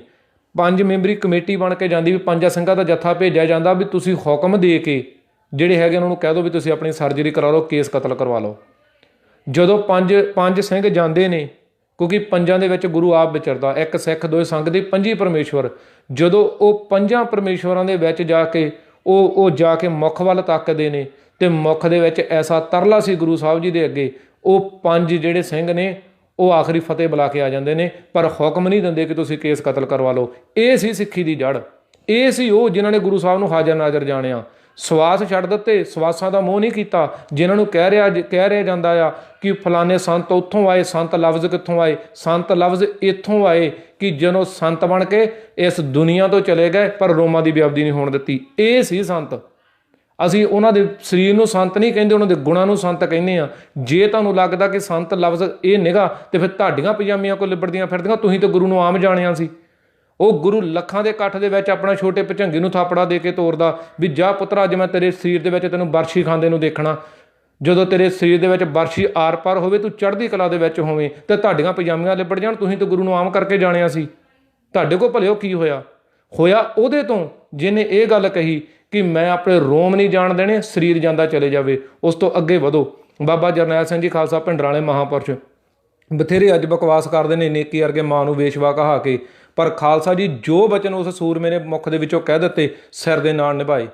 ਅੱਜ ਦੇ ਕਿਸੇ ਜਿਹੜੇ ਟੁਕੜਬੋਚ ਇਹਨਾਂ ਨੂੰ ਸੁਣਨ ਵਾਲੇ ਨੇ, ਇਹਨਾਂ ਨੂੰ ਪੁੱਛੋਗੇ ਉਹ ਲੱਖਾਂ ਇਲਜ਼ਾਮ ਲਾਉਣਗੇ। ਜਿੱਦਾਂ ਹਿੰਦੂ ਕਹੀ ਜਾਂਦੇ ਸਾਡਾ 33 ਕਰੋੜ ਮਾਰਤਾ ਜੀ, ਸਾਡਾ 35,000 ਬੰਦਾ ਮਾਰਤਾ ਬਾਬਾ ਜਰਨੈਲ ਸਿੰਘ ਹੋਣਾ ਨੇ। ਜਦੋਂ ਕਹੀਦੇ ਕੋਈ FR ਕਢਾ ਕੇ ਲਿਆਓ ਵੀ ਤੁਹਾਡੀ ਸਰਕਾਰ ਸੀ, ਮਹਾਂਪੁਰਸ਼ਾਂ ਦੇ ਖਿਲਾਫ FR ਕਿਹੜੀ ਸੀ? ਕਹਿੰਦੇ ਕੋਈ ਵੀ ਨਹੀਂ। ਜਦੋਂ ਪੁੱਛੀਦਾ ਵੀ ਉਹ 35,000 ਪਰਿਵਾਰ ਵਿੱਚੋਂ 3500 ਦੀ ਸਾਨੂੰ ਲਿਸਟ ਦੇ ਦਿਓ, ਉਹ ਕਿਹੜੇ ਬੰਦੇ ਸੀ, ਕਿੱਥੇ ਰਹਿੰਦੇ ਸੀ, ਇਸ ਧਰਤੀ ਦੇ ਸੀਗੇ, ਸਾਨੂੰ ਦਿਓ ਲਿਸਟ। ਕਹਿੰਦੇ ਸਾਡੇ ਕੋਲ ਹੈ ਨਹੀਂ। ਇਸੇ ਤਰੀਕੇ ਨਾਲ ਜਦੋਂ ਨੇਕੀ ਐਲੀਗੇਸ਼ਨ ਲਾਉਂਦਾ, ਫਲਾਨੀ ਬੀਬੀ ਨੂੰ ਆਹ ਕੁੱਟਮਾਰ ਕਰਦੀ ਗਈ, ਫਲਾਣੇ ਭਾਈ ਦੀ ਕੁੱਟਮਾਰ ਕਰਦੀ ਗਈ, ਜਦੋਂ ਪੁੱਛੀਦਾ ਵੀ ਲਿਆ ਭਾਈ ਉਸ ਬੀਬੀ ਦਾ ਅੱਗਾ ਤੱਗਾ ਕੋਈ ਉਸ ਬੰਦੇ ਦਾ ਲਿਆ, ਕਹਿੰਦੇ ਸਾਡੇ ਕੋਲ ਹੈ ਨਹੀਂ। ਉਹ ਨਾ ਮਹਾਂਪੁਰਸ਼ਾਂ ਨੇ ਕੀ ਕਿਹਾ? ਕਹਿੰਦੇ ਜੇ ਜਿਹੜਾ ਸਿਰ ਜਾਵੇ ਤਾਂ ਜਾਵੇ, ਮੇਰਾ ਸਿੱਖੀ ਸਦਕ ਨਾ ਜਾਵੇ। ਧਾਰਨਾ ਪੜ੍ਹੀ, ਸਿਰ ਚਲੇ ਗਿਆ, ਸਦਕ ਨਹੀਂ ਗਿਆ। ਉਸ ਸਮੇਂ ਜਿਹੜੇ ਨਾਲ ਦੇ ਸਿੰਘ ਨੇ ਉਹਨਾਂ ਦਾ ਜੋਸ਼ ਦੇਖੋ। ਭਾਈ ਰਛਪਾਲ ਸਿੰਘ ਜੀ ਹੁਣੀ ਆਪਦੇ ਸਰੀਰ ਦੇ ਵਿੱਚ ਦੀ ਗੋਲੀ ਨਿਕਲਦੀ ਆ, ਗਾਂ ਬੱਚੇ ਦੇ ਲੱਗਦੀ ਆ, ਗਾਂ ਉਹਨਾਂ ਦੀ ਸਿੰਘਣੀ ਦੇ ਲੱਗਦੀ ਆ, ਚੜ੍ਹਦੀ ਕਲਾ ਦੇਖੋ। ਉਹ ਬੀਬੀ 2 ਹਫ਼ਤਿਆਂ ਤੱਕ ਜਿਹੜੀ ਉਹ ਜੇਲ੍ਹ ਦੇ ਵਿੱਚ ਰਹਿੰਦੀ, ਭੁੱਖੀ ਨਿਭਾਣੀ। ਤੇ ਉਦੋਂ ਬਾਅਦ ਦੇ ਵਿੱਚ ਜਦੋਂ ਵੈਦਿਆ ਦੀ ਘਰ ਵਾਲੀ ਪ੍ਰਸ਼ਾਦਾ ਦਿੰਦੀ ਆ ਮਾਤਾ ਪ੍ਰੀਤਮ ਕੌਰ ਨੂੰ, ਤੇ ਉਹ ਪ੍ਰਸ਼ਾਦਾ ਫੜ ਲੈਂਦੀ। ਪਤਾ ਨਹੀਂ ਸੀ ਵੀ ਇਹ ਉਸ ਜਰਨੈਲ ਦੀ ਘਰ ਵਾਲੀ ਆ। ਜਦੋਂ ਕੋਈ ਦੱਸਦਾ ਕਹਿੰਦਾ ਵੀ ਵੈਦਿਆ ਦੀ ਘਰ ਵਾਲੀ ਆ, ਪ੍ਰਸ਼ਾਦਾ ਚੱਕ ਕੇ ਮੂਹਰੇ ਮਾਰਦੀ ਆ, ਕਹਿੰਦੀ ਪੁੱਤਰ ਸ਼ਹੀਦ ਕਰਾ ਲਿਆ, ਜਿਹੜਾ ਸਿਰ ਦਾ ਸੁਹਾਗ ਸੀ ਉਹ ਸ਼ਹੀਦ ਕਰਾ ਲਿਆ, ਤੇ ਇਹ ਤੁਸੀਂ ਮੈਨੂੰ ਇੱਕ ਬੁਰਕੀ ਦੇ ਖਰੀਦਣਾ ਚਾਹੁੰਦੇ ਹੋ। ਇਹ ਸੀ ਉਹ ਜਿਨ੍ਹਾਂ ਨੇ ਗੁਰੂ ਨੂੰ ਹਾਜ਼ਰ ਨਾਜ਼ਰ ਜਾਣਿਆ। ਤੇ ਜਿਹੜੇ ਕਾਲੇ ਅਫਗਾਨ ਵਰਗੇ ਟੁਕੜਬੋਚ ਸਰਕਾਰ ਦੇ ਜਿਹੜੇ ਪੁਲਿਸ ਦੇ ਵਿੱਚੋਂ ਟੌਟ ਜਾ ਕੇ ਇਹ ਲਿਖਤਾਂ ਲਿਖਦੇ ਨੇ, ਇਹ ਘਾੜਤਾਂ ਘੜਦੇ ਨੇ, ਉਹ ਆਪ ਕੀ ਕਰਦੇ ਨੇ 60-65 ਸਾਲ ਦੀ ਉਮਰ ਵਿੱਚ ਬੀਬੀਆਂ ਨੂੰ ਕਾਲ ਕਰਦੇ ਹੋਏ 5000 ਦਾ ਜੁਰਮਾਨਾ ਭਰਦੇ ਨੇ। ਉਹਨਾਂ ਦੇ ਮੁੰਡੇ ਗਾਂ ਕੀ ਕਰਦੇ ਨੇ, ਗੁਰੂ ਘਰ ਦੀ ਪਾਰਕ ਦੇ ਵਿੱਚ ਕੁਕਰਮ ਕਰਦੇ ਹੋਏ ਬੀਬੀ ਨਾਲ ਫੜ ਹੁੰਦੇ ਨੇ। ਉਹਨਾਂ ਦੇ ਜਿਹੜੇ ਢੰਡਰੀਆਂ ਵਾਲਾ ਕੀ ਕਰਦਾ ਫੜ ਹੁੰਦਾ, ਉਹਦੇ ਡੇਰੇ ਦੇ ਵਿੱਚ ਬੀਬੀ ਮਰ ਜਾਂਦੀ ਆ, ਧੀ ਮਰ ਜਾਂਦੀ ਆ, ਪਰਿਵਾਰ ਨੂੰ 7-8 ਲੱਖ ਰੁਪਈਆ ਦੇ ਕੇ ਰਾਜੀਨਾਮਾ ਕਰਦਾ। ਖਾਲਸਾ ਜੀ ਸੋਚਣਾ ਤੁਸੀਂ ਆ ਕਿ ਹੁਣ ਤੁਸੀਂ ਜਿਹੜਾ ਸੀ ਉਹ ਹਾਥੀ ਮੰਨ ਕੇ ਚੱਲਣਾ ਜਾਂ ਇਨਸਾਨ ਮੰਨ ਕੇ ਚੱਲਣਾ। ਕਾਇਨਾਤ ਦੇ ਮਾਲਕ ਨੇ ਸੱਚੇ ਪਾਤਸ਼ਾਹ ਜੀ ਰਹਿਮਤਾਂ ਕਰਨ, ਉੱਥੇ ਹਲਤ ਦੇ ਪਲਤ ਖਾਲਸਾ ਜੀ ਦੋਨੋਂ ਸਵਾਰੀਆਂ ਜਾਂਦੀਆਂ। ਸੋ ਮੈਂ ਇੰਨੀ ਕੁ ਜਿਹੜੀ ਗੱਲ ਦੇ ਨਾਲ ਆਪਣੀ ਤੁਹਾਡੇ ਚਰਨਾਂ ਦੇ ਵਿੱਚ ਤਰਲਾ ਲੈਣਾ ਖਾਲਸਾ ਜੀ ਕਿ ਆਪਾਂ ਆਪਣੇ ਇਤਿਹਾਸਕ ਗ੍ਰੰਥਾਂ ਨੂੰ ਪੜ੍ਹੀਏ। ਅਸੀਂ ਅੱਜ ਲੈ ਆਵਾਂਗੇ ਕਿਤਾਬਾਂ ਲਿਖਣ ਵਾਲੇ ਵਿਦਵਾਨ ਜਿਹੜੇ ਨੇ ਉਹਨਾਂ ਦਾ ਮਿਹਨਤ ਤਾਲਾ ਕਰਕੇ ਲੈ ਆਵਾਂਗੇ। ਤੁਸੀਂ ਅੱਧੇ ਘੰਟੇ 'ਚ ਸੁਣ ਕੇ 2 ਮਿੰਟ ਸੋਚ ਲਓਗੇ ਵੀ ਹਾਂ ਵੀ ਕਾਲਾ ਅਫਗਾਨਾ ਗਲਤ ਸੀ। ਤੇ ਜਿੱਦਣ ਇਹਨਾਂ ਵਿਦਵਾਨਾਂ ਨੇ ਵੀ ਜਿਹੜਾ ਸੀ ਉਹ ਬੈਠੇ ਨਹੀਂ ਰਹਿਣਾ, ਇੱਕ ਦਿਨ ਉਹਨਾਂ ਨੇ ਚੜ੍ਹਾਈ ਕਰਨੀ ਆ, ਫਿਰ ਕੀ ਕਰੋਗੇ? ਫਿਰ ਤੁਹਾਨੂੰ ਇਹਨਾਂ ਨੂੰ ਕਿਤਾਬਾਂ ਨੂੰ ਪੜ੍ਹਨਾ ਪੈਣਾ ਆ। ਸੋ ਕੱਲ੍ਹ ਜੋ ਪੜ੍ਹਨਾ ਅੱਜ ਪੜ੍ਹੋ। ਕੱਲੇ ਕੱਲੇ ਵਿਦਵਾਨ ਨੇ ਇਹਨਾਂ ਦੇ ਮੂੰਹ ਭੰਨੇ ਹੋਏ ਨੇ, ਕਾਲੇ ਅਫਗਾਨੇ ਦਾ ਮੂੰਹ ਮੋੜ ਕੇ ਲੱਤਾਂ ਥੱਲੇ ਦੀ ਕੱਢ ਕੇ ਦੂਸਰੇ ਬੰਨੇ ਲਾਇਆ ਹੋਇਆ, ਪਰ ਤੁਸੀਂ ਪੜ੍ਹਦੇ ਨਹੀਂ ਹੋ। ਸੋ ਆਪਾਂ ਆਪਣੇ ਇਤਿਹਾਸ ਨੂੰ ਪੜ੍ਹੀਏ, ਆਪਾਂ ਆਪਣੇ ਵਿਦਵਾਨਾਂ ਨੂੰ ਪੜ੍ਹੀਏ। ਸੋ ਪ੍ਰੋਗਰਾਮ ਕਰਦੇ ਤਾਂ ਬਹੁਤ ਸਾਰੀਆਂ ਗਲਤੀਆਂ ਭੁੱਲਾਂ ਹੋ ਜਾਂਦੀਆਂ ਨੇ, ਖਿਮਾ ਦੇ ਜਾਚਕਾਂ ਜੀ। ਸੋ ਜੇ ਕਿਸੇ ਵੀ ਗੁਰਸਿੱਖ ਪਿਆਰੇ ਦਾ ਹਿਰਦਾ ਦੁਖੇ ਤਾਂ ਉਹਨਾਂ ਦੇ ਚਰਨਾਂ ਦੇ ਵਿੱਚ ਸਿਰ ਰੱਖ ਕੇ ਖਿਮਾ ਦੇ ਜਾਚਕਾਂ। ਪਰ ਜੇ ਕਿਸੇ ਨਿੰਦਕ ਨੂੰ ਦੁੱਖ ਲੱਗਾ ਆ ਤਾਂ ਮੈਂ ਆਪਣੇ ਭਾਗ ਸਮਝਦਾ ਵੀ ਕਿਤੇ ਤੁਹਾਡਾ ਵੀ ਦਿਲ ਦੁਖਿਆ। ਸੋ ਵਾਹਿਗੁਰੂ ਸੱਚੇ ਪਾਤਸ਼ਾਹ ਰਹਿਮਤਾਂ ਕਰਨ ਜੀ, ਚੜ੍ਹਦੀ ਕਲਾ ਬਖਸ਼ਣ।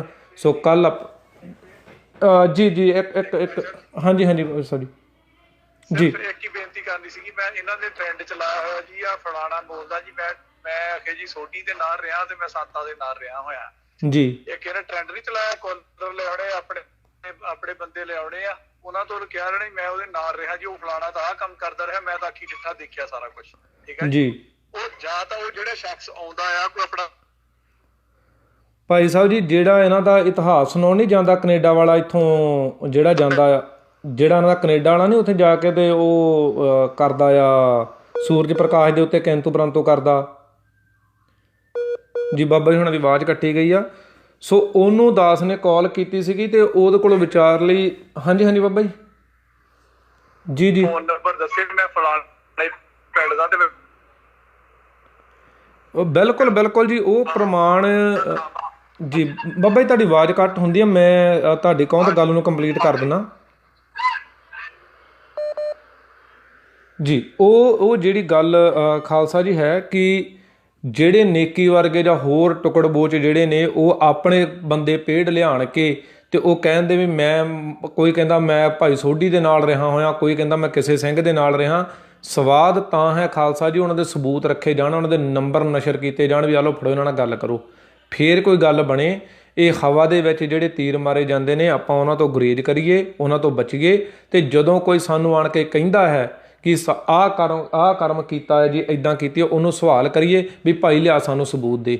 ਸਬੂਤ ਗੁਰਬਾਣੀ ਤੋਂ ਆਪਾਂ ਬਹੁਤ ਮੰਗ ਲਏ, ਹਰਿਮੰਦਰ ਸਾਹਿਬ ਤੋਂ ਬਹੁਤ ਮੰਗ ਲਏ, ਇਹਨਾਂ ਤੋਂ ਵੀ ਮੰਗ ਕੇ ਦੇਖ ਲਓ ਵੀ ਪੱਲੇ ਕੁਛ ਹੈਗਾ। ਸੋ ਇੰਨੀਆਂ ਕੁ ਬੇਨਤੀਆਂ ਜ਼ਰੂਰ ਪ੍ਰਵਾਨ ਕਰਨੀਆਂ ਜੀ।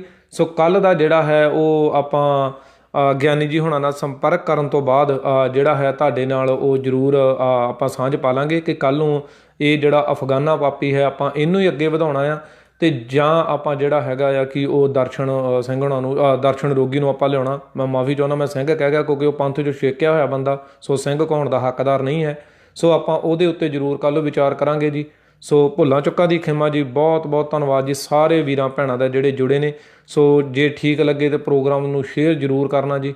ਸੋ ਬਹੁਤ ਤਹਿ ਦਿਲ ਤੋਂ ਧੰਨਵਾਦ ਹੈ ਆਪ ਜੀ ਦਾ। ਵਾਹਿਗੁਰੂ ਸੱਚੇ ਪਾਤਸ਼ਾਹ ਰਹਿਮਤਾਂ ਕਰਨ ਜੀ। ਵਾਹਿਗੁਰੂ ਜੀ ਕਾ ਖਾਲਸਾ, ਵਾਹਿਗੁਰੂ ਜੀ ਕੀ ਫਤਿਹ।